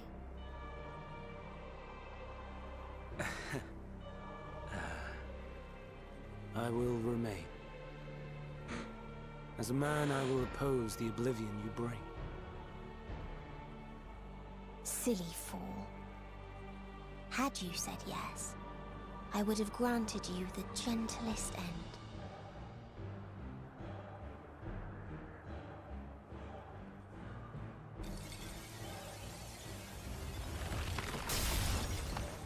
This ends here!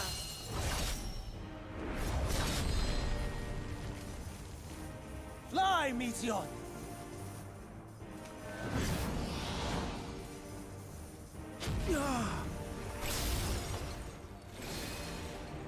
That is far enough, Hermes!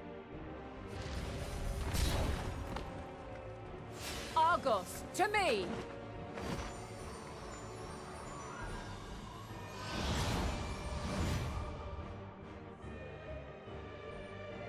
First process complete. 2 remaining to execution of memory reconfiguration.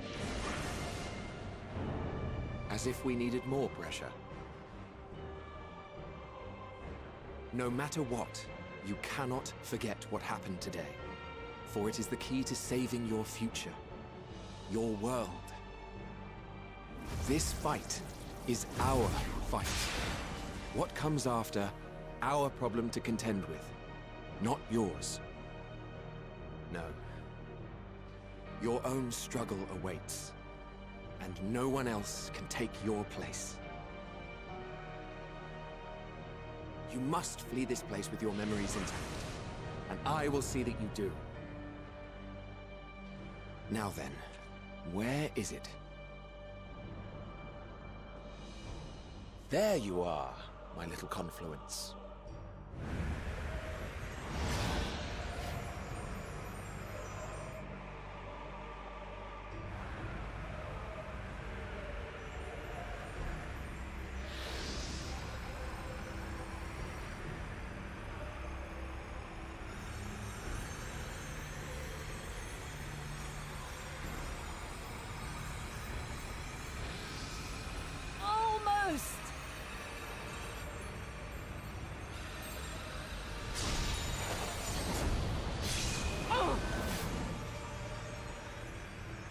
Very well, then.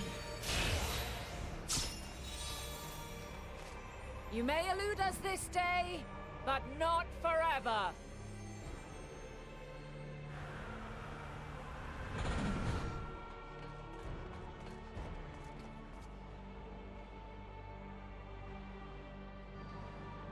Meteion's gotten away. Second process complete. 1 remaining to execution. Ugh. No time for brooding. Listen well. Beyond lies a spatial confluence that connects the interior sections of this building. I will destroy the confluence and force open a way outside. When I do, you must jump through.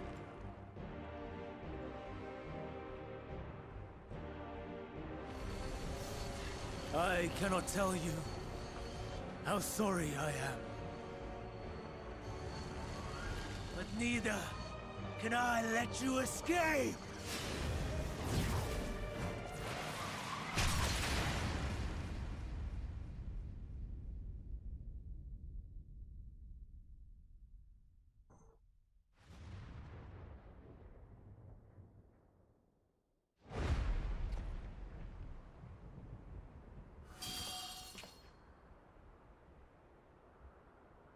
Too brave by half.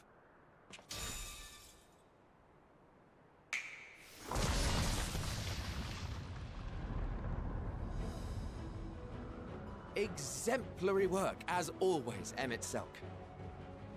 What? But how? I thought the confluence was... over... Over there? Yes. We were rather hoping you would. It was never anywhere but where it is now. The instant those two began making their way towards nothing, 'twas clear the plan was a diversion. I'm quite incapable of destroying a confluence, I must confess. A gambit brazen beyond words. Though we've grown accustomed to reckless improvision due to the antics of an incorrigible associate. Though, in the case of certain present company, incorrigible is an understatement. Honestly, I'm beginning to suspect it's a requirement for every Azen.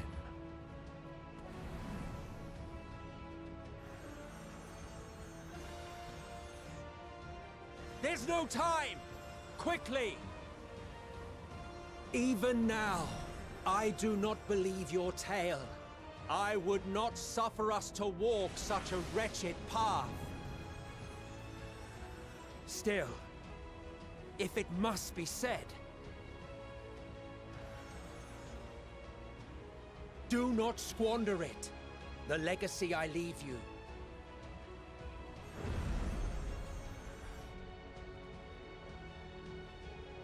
Final process complete. Executing universal memory alteration.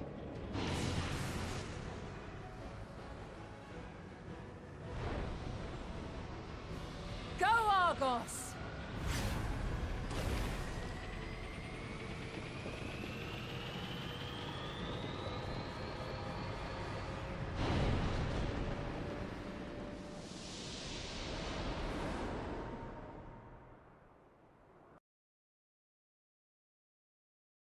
Okay, wow. Okay, she got real. She got really real.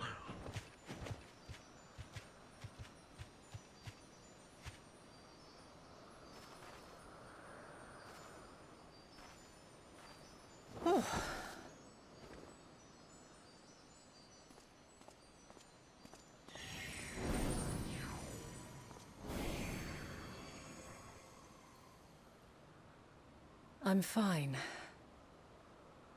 Just a little tired.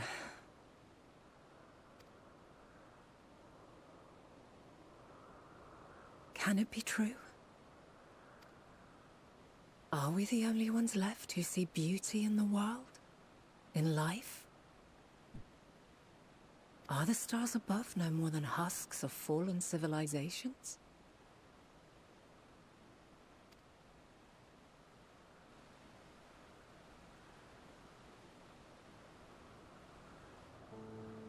And yet, I feel her. Though she is unimaginably distant, I feel Meteion's presence, and the place where to we must go.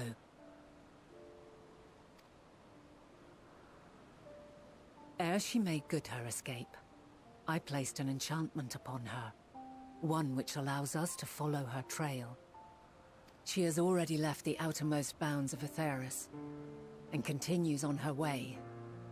Given the vastness of the universe, it will still be no easy feat to track her down. But thanks to Emet-Selch and Hythlodaeus, all is not lost. We remember. So long as we remember, our fates remain ours to shape.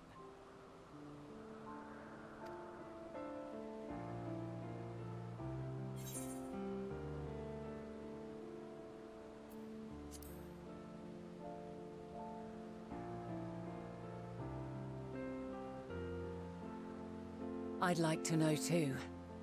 Let us ascertain the situation at Kutisis Hyperborea, where they should still be.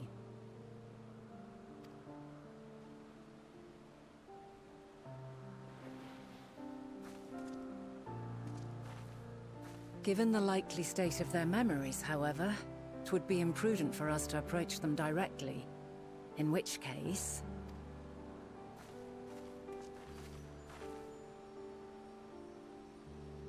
I am sorry, my friend.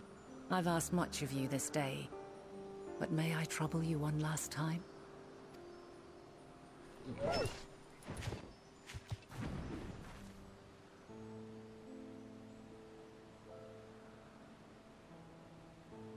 Argos will investigate in our stead.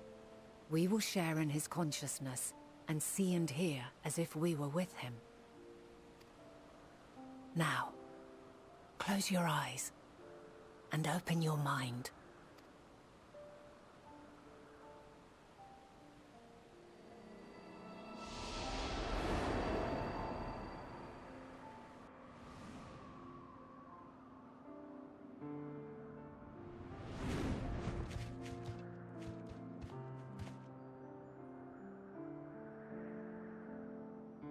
Thank goodness you are unharmed.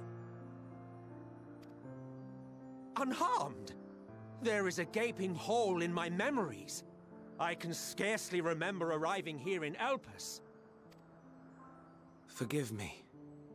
I was preparing to demonstrate the functionality of Kairos to our guests.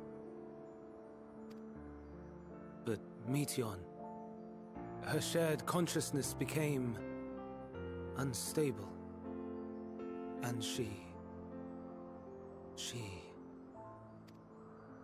So, that's what prompted the state of alert. And when you went to investigate, you were caught in Kairos's accidental operation. So it would seem. It's all a blur to me. Such an unfortunate accident. Oh, and what of Venar and your other companion? You went inside together, as I recall. We did?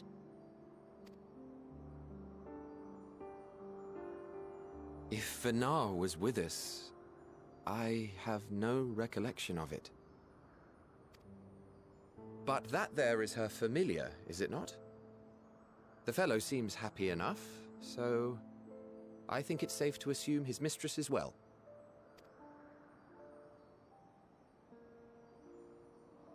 I haven't the slightest notion who this other companion might be, however. Ah, well, that individual struck me as a bit different, for want of a better word. Perhaps it wasn't actually a person, but some manner of creation. Curious. I must ask Venar about it when next we meet. Yes, you do that. Now, if we may tend to Hermes, whatever this Meteon did, it seems he bore the brunt of it. Once you are fit to travel, you will return with us to Amarot. We need to make certain there are no other ill effects. Also, I am here on business of the 14.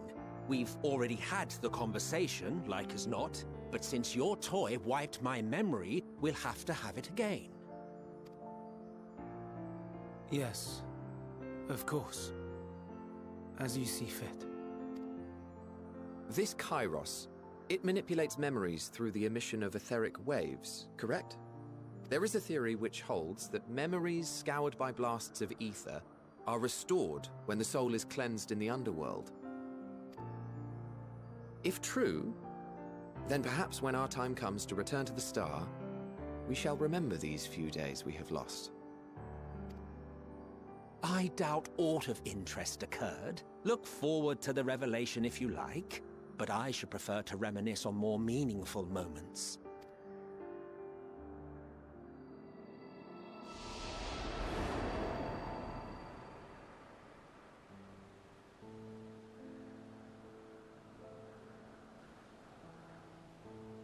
Let us rest. If only for a while. After all, you and I... Oh, we still have a long, long way to go.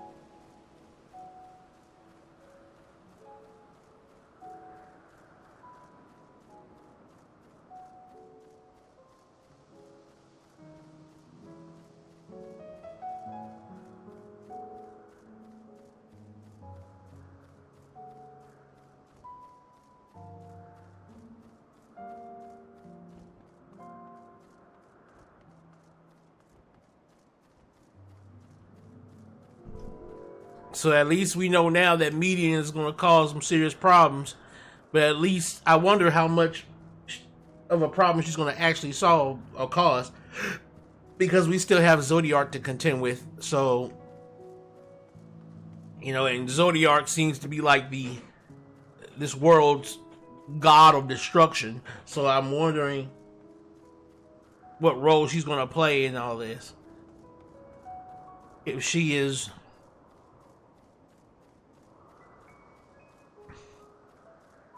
I'm trying to figure out whether she is like, you know, the coming or the herald to Zodiac, or if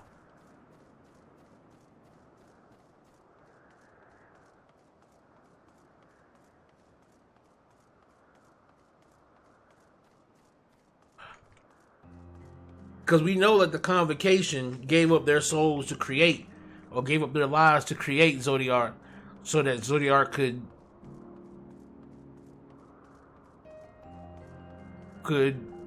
fight against the calamity. So maybe that calamity is her. Maybe she is the calamity that they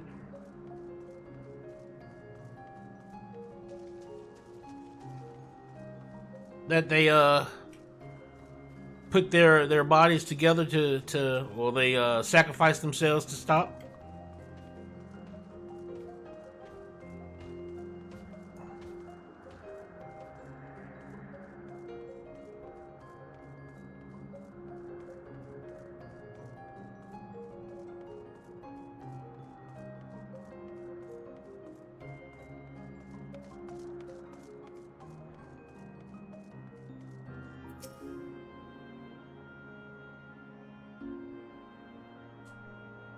No time in this age is drawing to an end.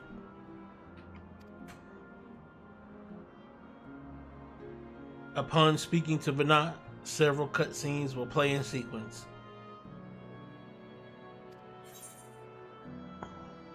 Let's do it, guys.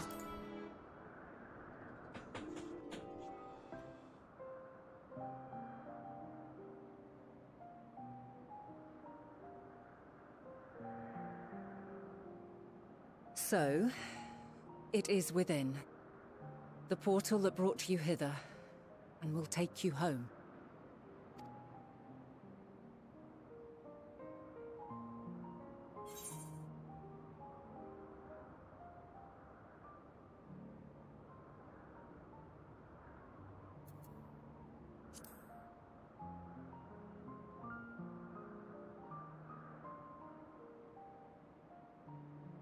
May you and yours emerge triumphant. Make use of the knowledge you have gained, that your days in Elpis and our friend's sacrifice be not in vain.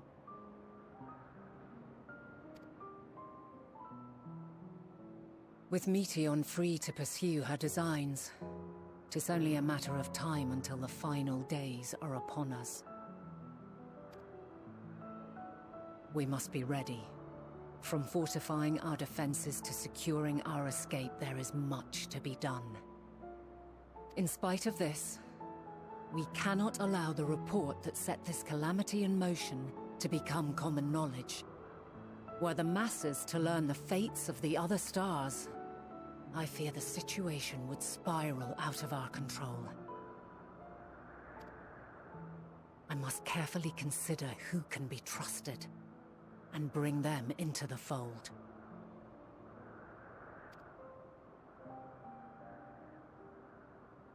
Ordinarily, I wouldn't hesitate to call upon the 14. However, it was the desire for a fair determination that drove Hermes to attempt to erase our memories. And were he made aware of his actions, there is no telling whether he would remain a friend or become a foe. Alternately, we might try to alienate him from the Convocation. Yet in doing so, we would deprive ourselves of a brilliant mind, who would be invaluable in the crises to come. Quite the dilemma. Which is why I must work independently of the Convocation. Regardless of how we proceed, If we are to permanently avert the final days, we must be equal to Hermes' challenge. We must prove that mankind is worthy to exist. And this hinges, I think, on how we confront the all-consuming despair that accompanies a senseless and seemingly inevitable end. Bewildered and divided, we would perish like the peoples of those celestial ruins.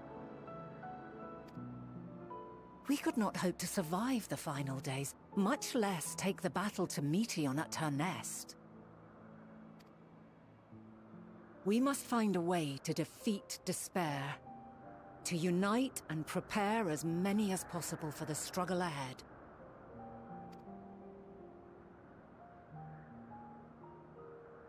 Heavy will weigh the burden of guiding this legion of souls. Yet I have faith in mankind's potential.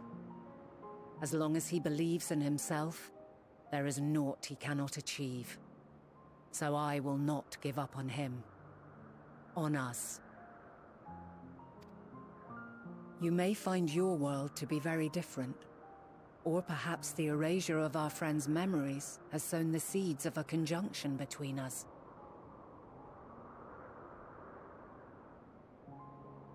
We cannot know until the moment is at hand.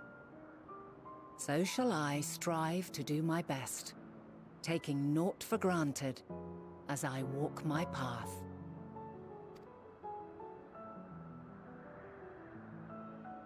And I pray you walk with me to the end. As you move forward, so too will I, as will all, resolved to fight for the morrow. And when mankind has found the strength to stand against despair, we shall silence the song of Oblivion. She who sings it will learn our journey is far from over. This I promise.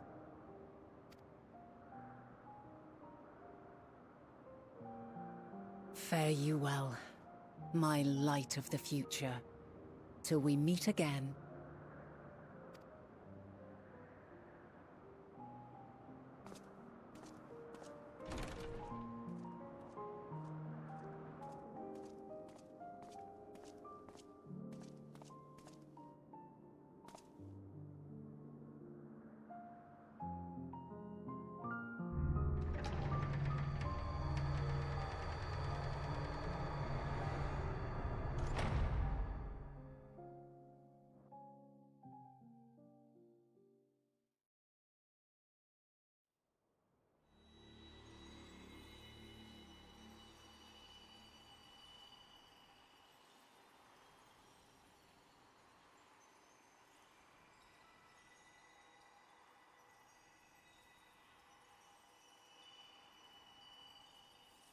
From this day forth, I shall strive to bring honor to the seat of Fandaniel.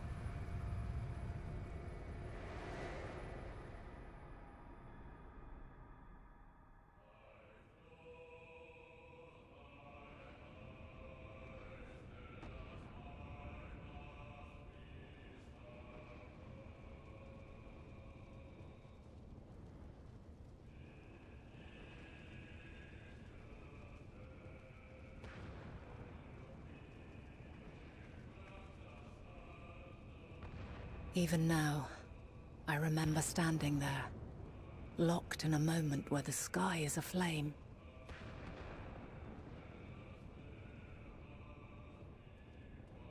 Where stars fall as tears, and screams darken the seas.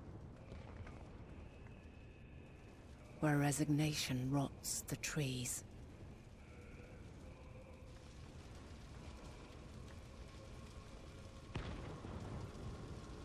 where terror twists magics into abominations.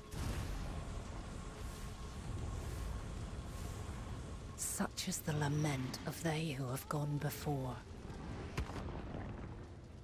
The song of they who tried and failed to create a better world. The song of the end.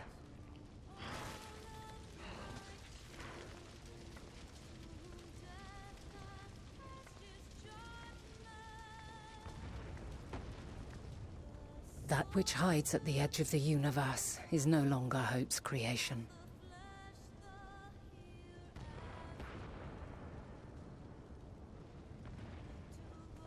It is hopelessness incarnate.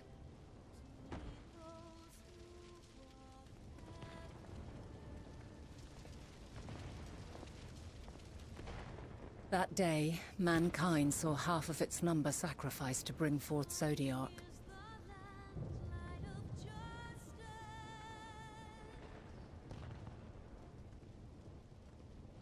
And covering the star in a shroud of ether, we forestalled the final days.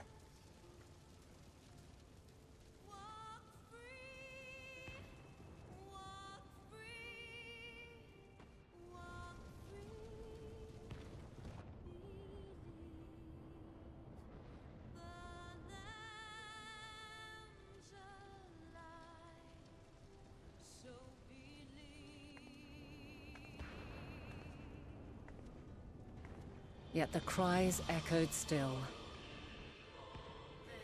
We wept for innocence lost, wailed for death inevitable.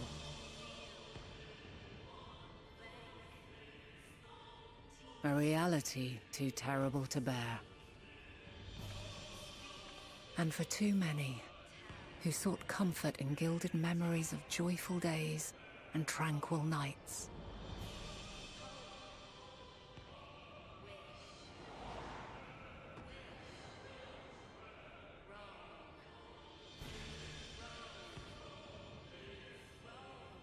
This is all wrong! Why must we suffer so? It needn't be like this. No. There must be a way to restore things to the way they were. To reclaim the perfect paradise we once had. No, my friends. Suffering exists, and we cannot pretend otherwise. No civilization, however great, could eliminate it. If we would live, we must accept it as our constant companion. Let us not seek to forget this tragedy. Let us carry it in our hearts, that we may grow stronger and know true happiness. We can't accept it! We won't accept it! It will be ours again! A world free of sorrow! No, it will not. For there has ever been sorrow. Mankind was but spared its biting sting for a time. So please, open your eyes. To try and reclaim those lives we lost by sacrificing yet more isn't wisdom. It is weakness. No paradise is without its shadows.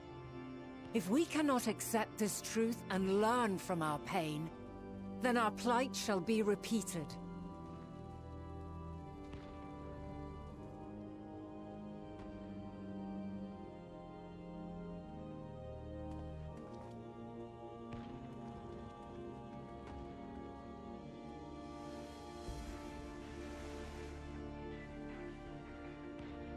O mighty Zodiark!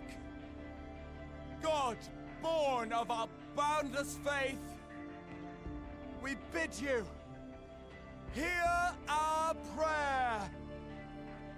Accept this offering of lives, and deliver unto us the lives we once had.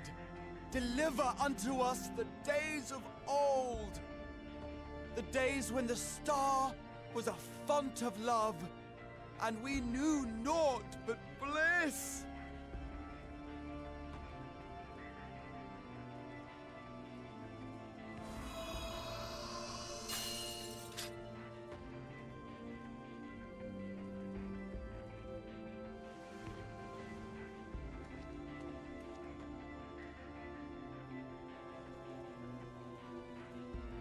You would destroy it?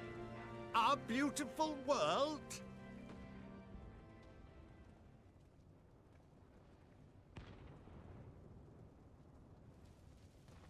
Lands that stretched on forever. Skies one could drown in. The heartbeat of nature, silent yet strong. And amidst it all, a people. Beacons of light and life. Laughter that warmed my heart like naught else before. They are my meaning and my purpose. My love.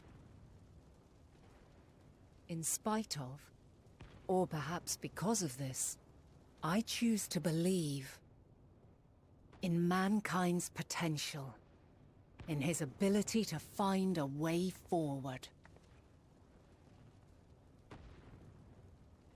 So let there be no way back. From that temptation, I sunder us. No more shall man have wings to bear him to paradise. Henceforth, he shall walk.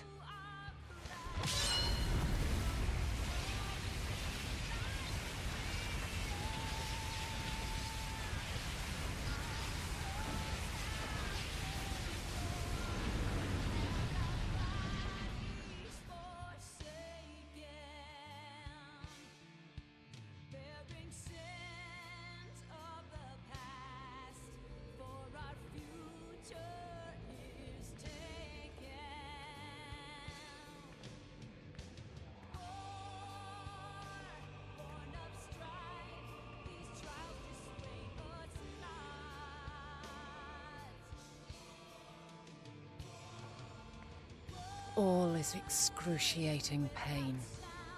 I breathe fire and torment.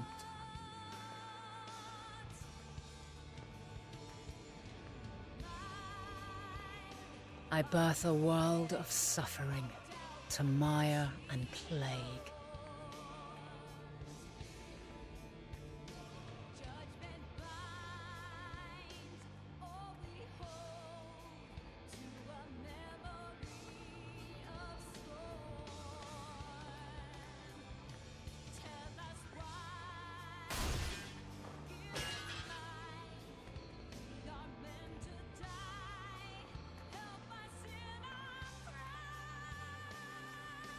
In one fleeting moment, lives come and go, ever moving towards the unknown.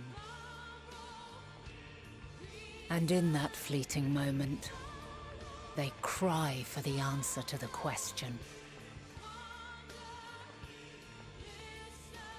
Why, given life, are they meant to suffer, to die?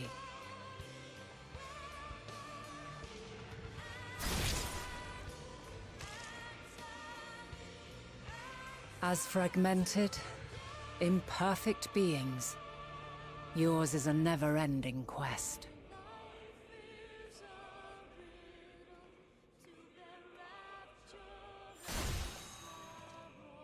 A quest to find your purpose, knowing your end is assured.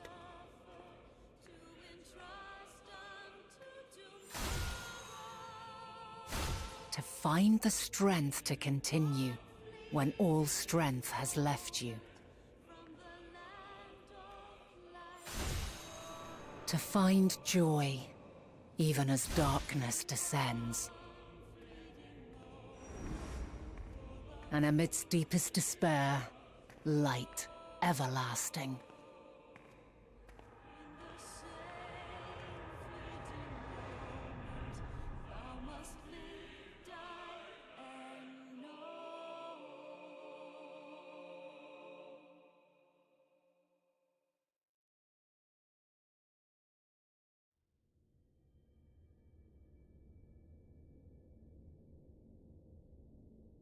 A conjunction has begun to form, an intertwining of your time and mine.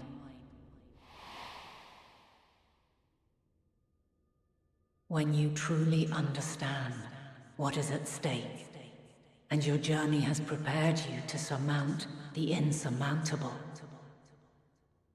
then shall I honor the promise made in another time, another age.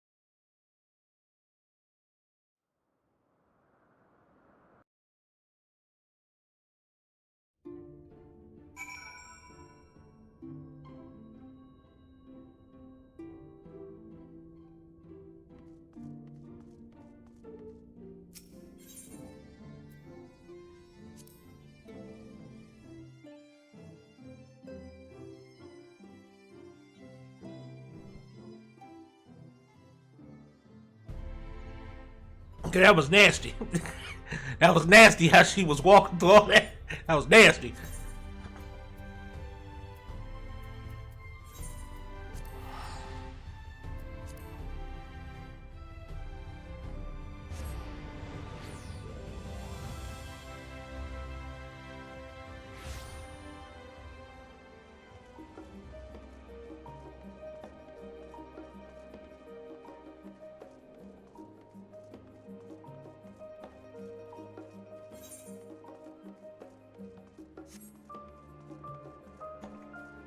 Oh, wrong way.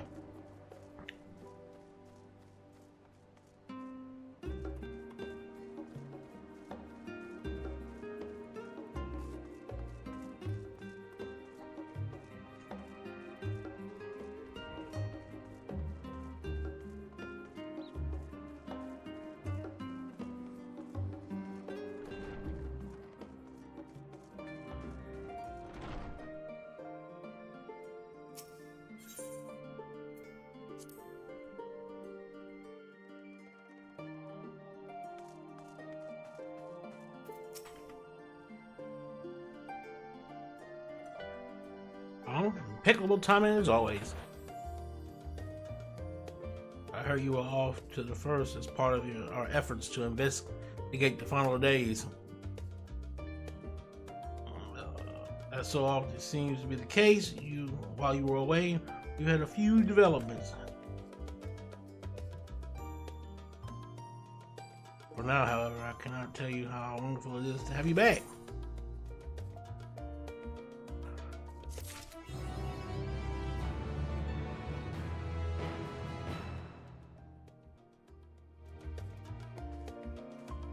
Alright guys, we did it.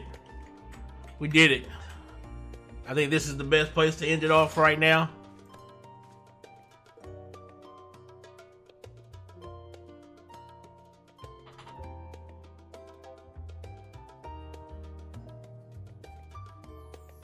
We saw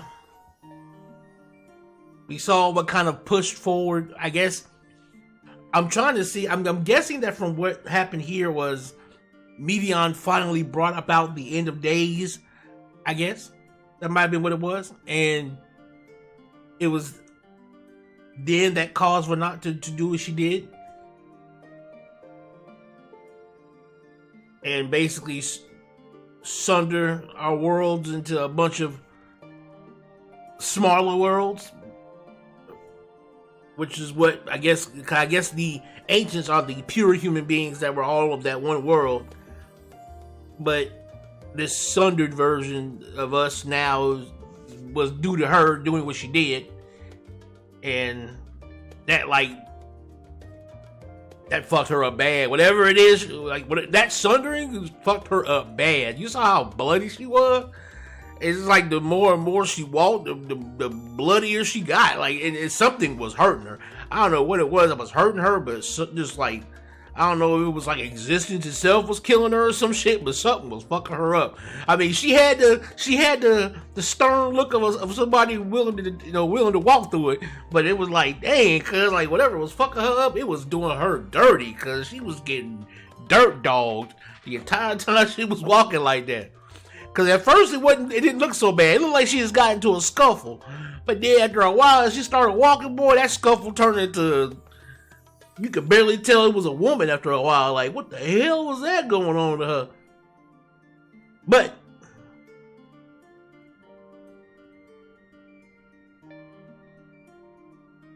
that was a cool climax to at least that area.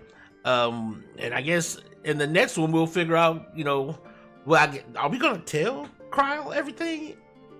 Are we gonna tell Kryl and them everything?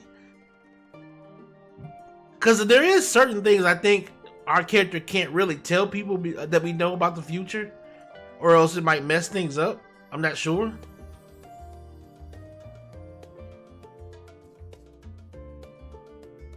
I mean, maybe our character will. I'm not exactly sure, but I wouldn't think.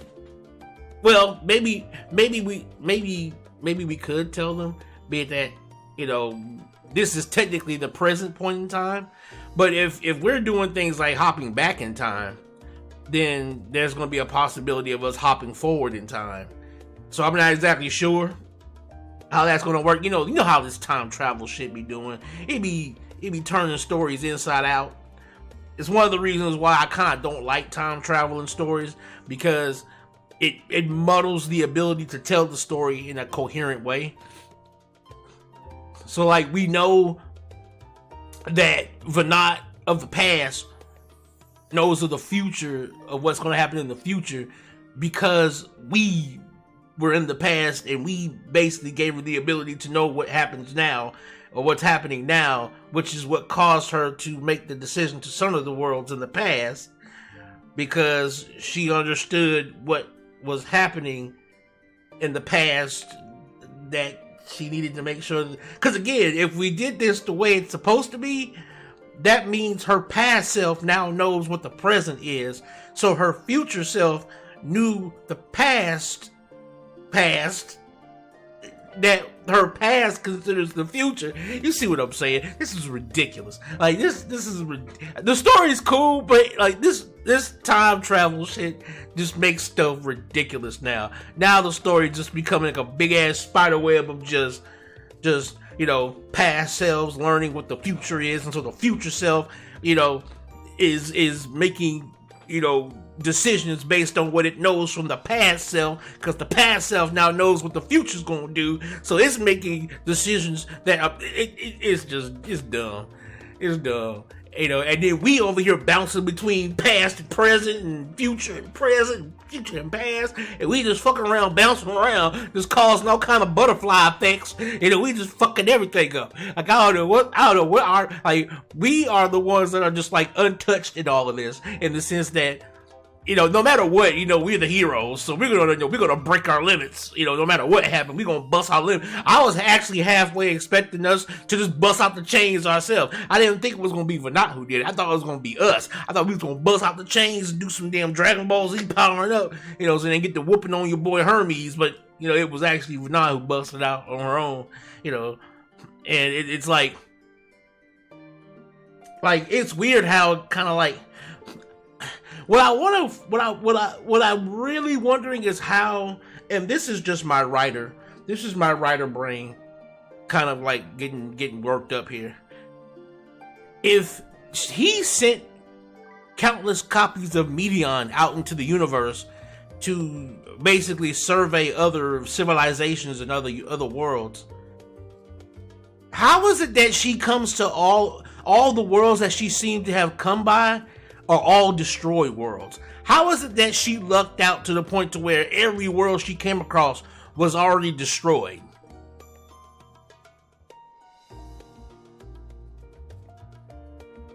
Like, she didn't come across any worlds that were already that were just budding, like new worlds of cavemen just budding as civilizations, or or people at the height of their civilization where there was no, inkling of destruction yet, or people who actually succeeded in making a paradise, even if that paradise would one day be destroyed in the future, but she wouldn't know that, she would just see it as it is now. Like, so how is it that every world she visited and all these countless mediums that were thrown out there in her collective conscious, how did all of them end up going to worlds that were already destroyed or in the midst of being them? And that was the only worlds she found, to the point to where her answer to the ultimate question of what is life,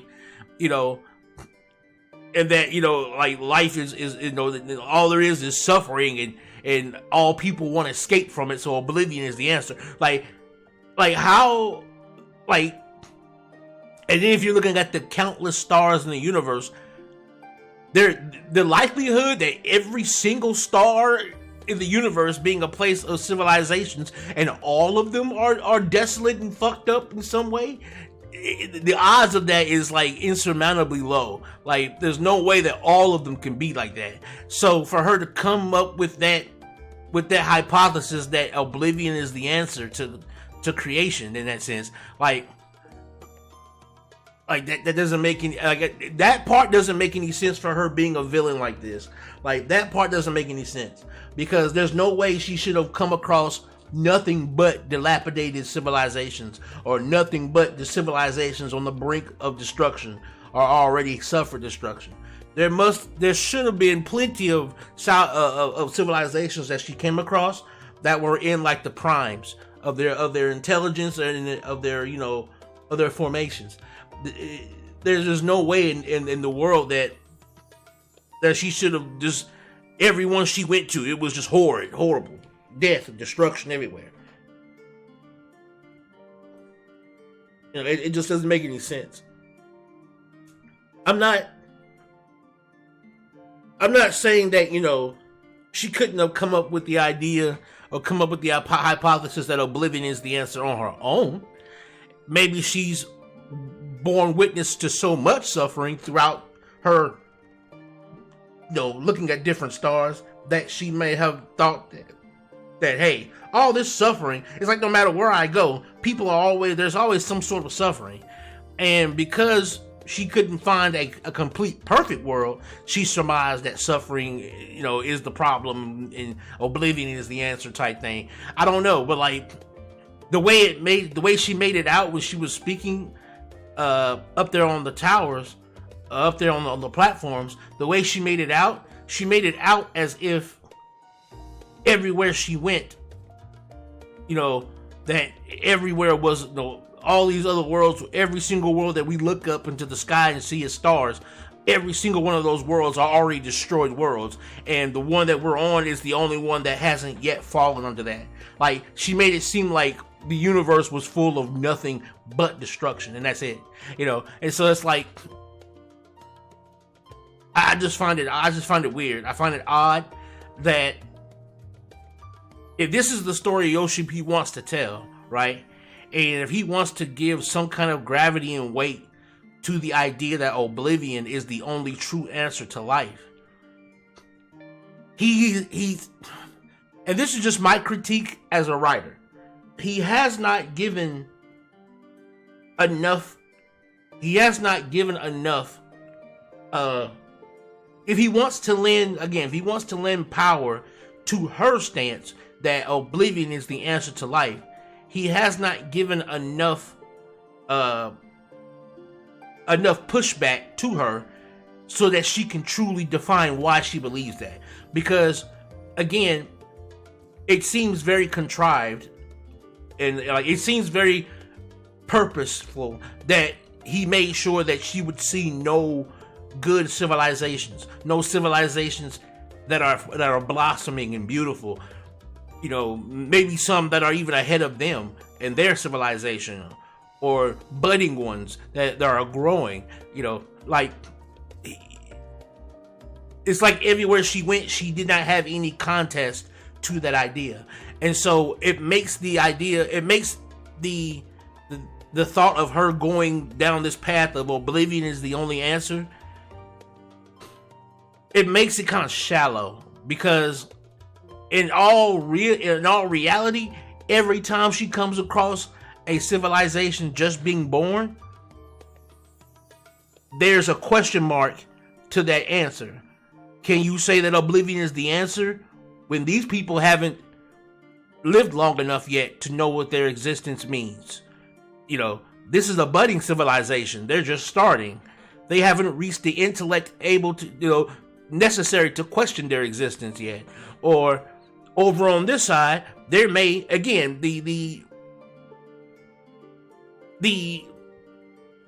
what's what I'm looking for? The chances of her coming across a civilization who, even if they may not have an answer that she understands, the chances that she comes across a civilization that, one, is still existing, and two, actually has come up with some kind of answer for existence is very likely. There's way too many of these planets, and if we're going to assume that in this story, in this world, each one of those stars in the sky is a possible civilization, that's endless amounts of civilizations that she would have to scour.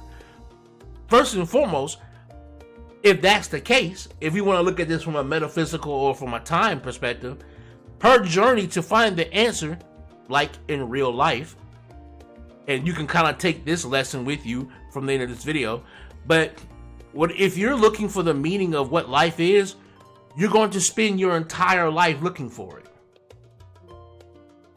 And if Medion was capable of being a real thing where you could send, you know, countless copies of this girl to every known civilization in the universe, you would never be able to finish your work, because there are countless stars in the universe. The universe itself doesn't even have a definite have a definite size, because it is expansive to what we know right now, currently possibly infinite, which means with every living second, a new civilization is being born. With every living second, a new civilization out there in the world is coming to an end. So death and rebirth, you know, life and death is going in a cycle that never ends, and it's happening by the second, whether it be by individual or by entire civilizations and species wise.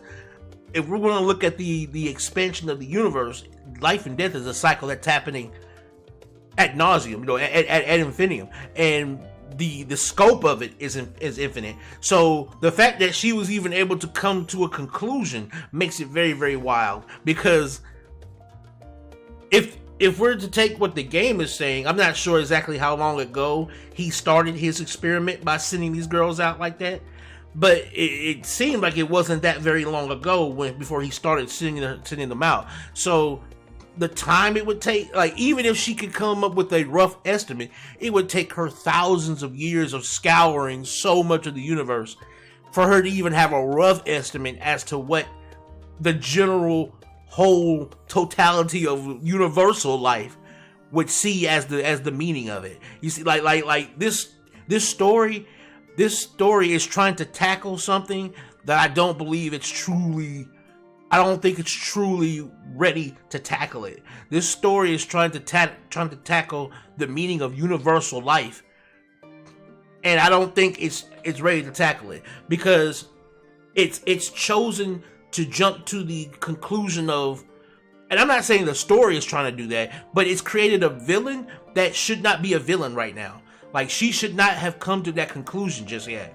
There's way too much life out there in the universe. Looking at this world and looking at this, you know, this story's world, there's way too much life in the universe for her to logically come up to that conclusion. And, you know, and then you got to remember, she went from this weird computer-like girl to all of a sudden having this weird, it's almost as if she's been given a desire now. Like, she has like a human instinct in a way. Like, you saw how she went from computer to like some weird, you know, she started doing the mustache twirly villain thing where it's almost like she's going to enjoy this. You know what I'm saying? And it's like if she's going to go about this in the if she's trying to say that by computations, right? By computations, this is the only appropriate answer. She hasn't made enough calculations to justify Oblivion for the universe. You know, she hasn't made, you know, and again, if she's talking about traveling to the edge of the universe, she's going to be traveling for infinity. She'll never get around to actually doing the end of the universe plot that she's got going on, because she'll never reach the end of the universe. She'll be traveling for infinitum. And so it's so again, it's like it's a weird thing. Like when you create a enemy that wants to destroy the universe, right? Like when you create an enemy that wants to destroy the universe, you want it to be a believable thing where it's like, I'm not, because like the moment an enemy does that in a story, I am taken out of the story, because it's very hard to justify an enemy doing that and the story not feel like completely ridiculous. You know, like I see what they were trying to do. They were trying to make it seem like, you know, all the suffering in the world, you know, would make somebody say, why don't we just end all this suffering? And if if we can't, you know, not suffer while alive, then let's just end everything so that there's no more suffering, right? And then she's talking about, I'll take all the suffering and I'll hoard it myself and I'll end everybody's lives so nobody has to suffer and I'll hoard it myself. Now what you're assuming is that your pain is someone else's. You see what I'm saying? Now you're assuming that you have ownership over someone else's experiences. So if somebody else feels pain, I have the weird hubris and the weird pride of thinking that I somehow, some way can take that pain and hold it for you. Like that's ridiculous. That's crazy. And the kind of hubris that it takes to believe in something like that, or to believe something like that, she just had, like, again, like the development of this villain is not proper for the kind of motivations she has. The motivations she has are like, they're astronomically higher than what she herself should actually know in terms of the scope of her intelligence. The scope of her intelligence is nowhere near the height it would need to be for her to be able to make that assertion that life's only meaning is oblivion. And for her to be able to make that judgment and make it sound like it's actually an intelligent thing she said. It's like one moment she was this adorable little girl who was actually a computer connected to a bunch of other little adorable little computers, and now she's just a mustache twirling villain who wants to see all things die. And it's like it's weird. Like, again, they tried their best to make the definition, right? They tried their best to give her some kind of definition as to why she's doing it. You know, in the sense of she went to all these planets and again witnessed all this death. But no way could you have countless stars and every one of them you visit is in the process or has already been destroyed, but or in the process of being destroyed. Like, not a single planet she named was one that was flourishing in any way. Not a single planet. You know, and so it's like, you know, it just doesn't make any sense. Like, that doesn't make any sense at all. Like, or does he want us, or is the story trying to say that of all these stars, this one, Aetherius, is the only star that seems to have some kind of peace? You know.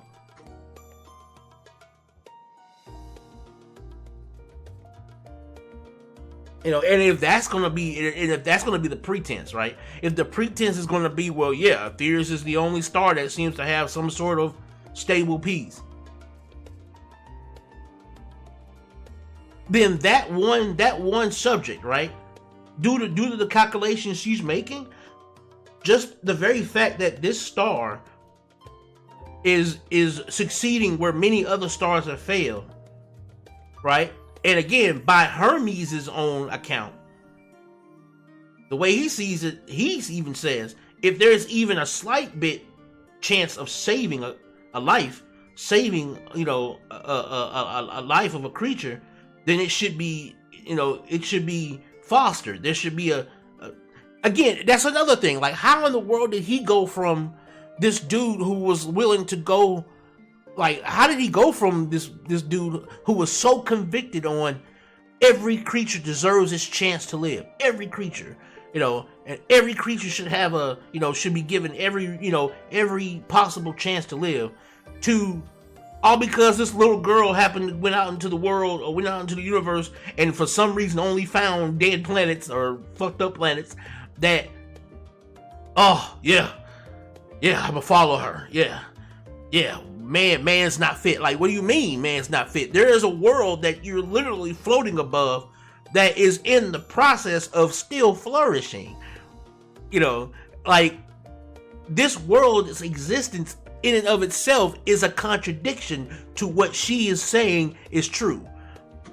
You see what I'm saying? Like it's the very existence of this world is a contradiction to what she's saying to be true.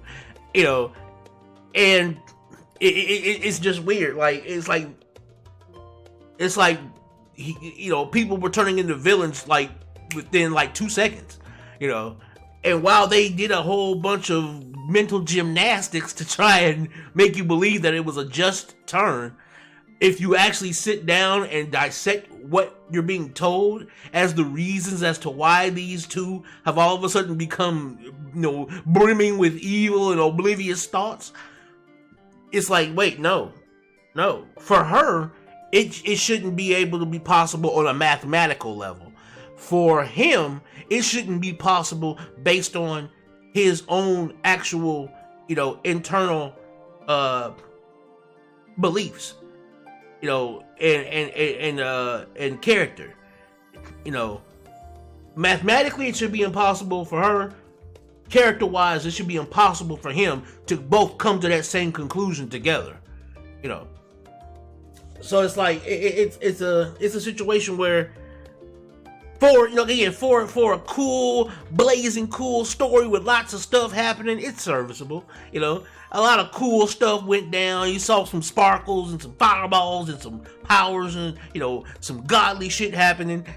For that particular type of story, it's serviceable. But if you really want to get down to whether the story is like, you know, like, this story has got some serious holes in it in terms of the logic used to get to where we are, you know. Like, so now what I'm looking at here is, now we know, like, that there's some godlike being, this girl, Medion, who is, like, believing that the universe needs to be expunged because, you know, suffering is just, you know, that's all life seems to have as an answer is suffering. So the way to solve it, the way to, you know, the answer to this question of suffering and pain is to get rid of it, you know. And it's like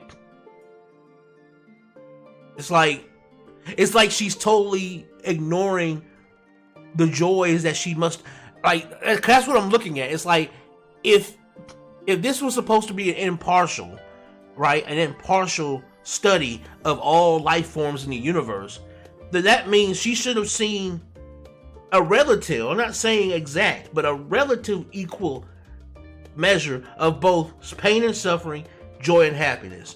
It should have been a thing that kind of balanced itself out. Because nobody's life, I don't care how hard your life is, nobody's life is literally a series of unending pain and suffering and fucked up events.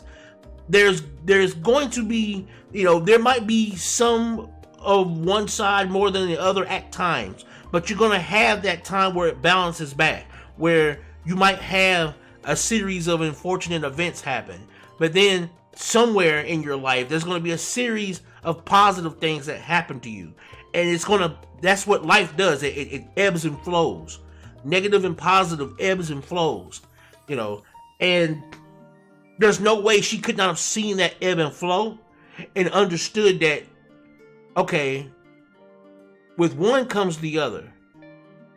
And how could she go so far down into the extremities of the pain and suffering is so hard to bear, but then never go down the extremities of joy and happiness in such abundance that I could barely hold it within me. Like, you see what I'm saying? Like, she went so far down the dark path of what man feels, but she didn't even decide to tiptoe deeper into the happiness that man could feel. You see what I'm saying? It's like real biased. It's real biased. It's like she allowed the dark parts to affect her way more than the good parts of man. And if that's going to be the case, then it's not man who's faulty, it's she who's faulty. And if you want to come at the story from that perspective, right? If you want to come at the story from that perspective, then I can say that, okay, yeah, maybe this story might work. If you're going to come at it with this is a creature that was flawed, and in her trying to equate the entirety of the universe's meaning to life, she misequated the power of what good and happiness and joy and happiness means in the full equation. So while she gave all this weight to the dark parts of the equation, she didn't add enough of the good parts that were there to show an actual equal summation of her, of her thoughts. And so instead, because she was lopsided to more dark, she just fell into that hole of nihilism, right? That's like the most and I don't even know if that's what the story's going to do. I don't even know that's what the story is going to do. But to me, that's like the only real way you could save this story in terms of it making some kind of sense. Because right now, from just what knowledge I do have of the story, her and Hermes' switch make no sense. And it seems like, again, the only way it could be possible is if she had a flaw in her calculations that pushed her in a biased direction. But in terms of, like, if you want to say that she perfectly calculated things and this is just the true answer, no way. Mathematically is impossible. No way. So I'm eager to see. I'm eager to see what they do with the story and how they push this forward and how they actually come to answer the question, answer my question. Since we all talk about answering questions, I would like my question to be answered, and that is, how in the hell did her and Hermes come to the conclusions they came to? Because even with such a grand scale experiment, the way this was, there's no way they have enough data to come to that kind of conclusion. No way. Because again, no matter how dark, and I'm gonna leave you guys with this, no matter how dark man is capable of being, what makes man unique is that he is also capable of the equal and opposite direction of that. No matter how black a man's soul can turn, he can be as bright. He can be just as bright. He can cause just as much suffering as he can joy, just as much creation as he can. You gotta remember, we can create more of ourselves. We have the ability to do that. So just as we can destroy, we can make. Just as much as we can hate, we can love. Just as much as we can be sad, we can find happiness. Just as much as we can lose hope, we can keep hope, and have courage to walk through these sad times, these dark times.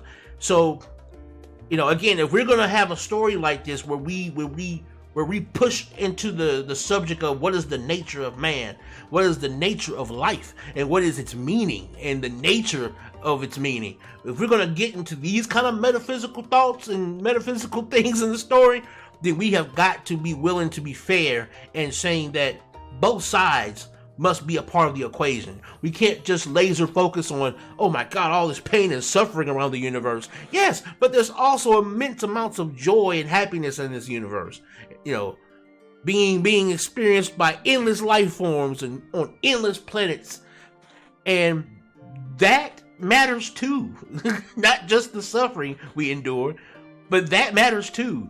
And that's where I believe it makes, Vanat a lot better of a character, because she is willing to shoulder the burden of saying that I'd rather man be here through all of this suffering than to turn around and make man a weak creature unable to withstand the pain of existence just so that he could exist in a perfect world, but then be crushed under the weight of that existence should suffering inevitably come about, because it's going to, for as long as time exists and there's a thing called life, there's going to be some form of suffering, even from the minute level to a great one. So it's like, you know, Vanat's character is pretty much fine, you know, because her willingness to fight for life can make sense looking at the story, or just from a deeper, if you want to try to pull a deeper meaning out of it, you know.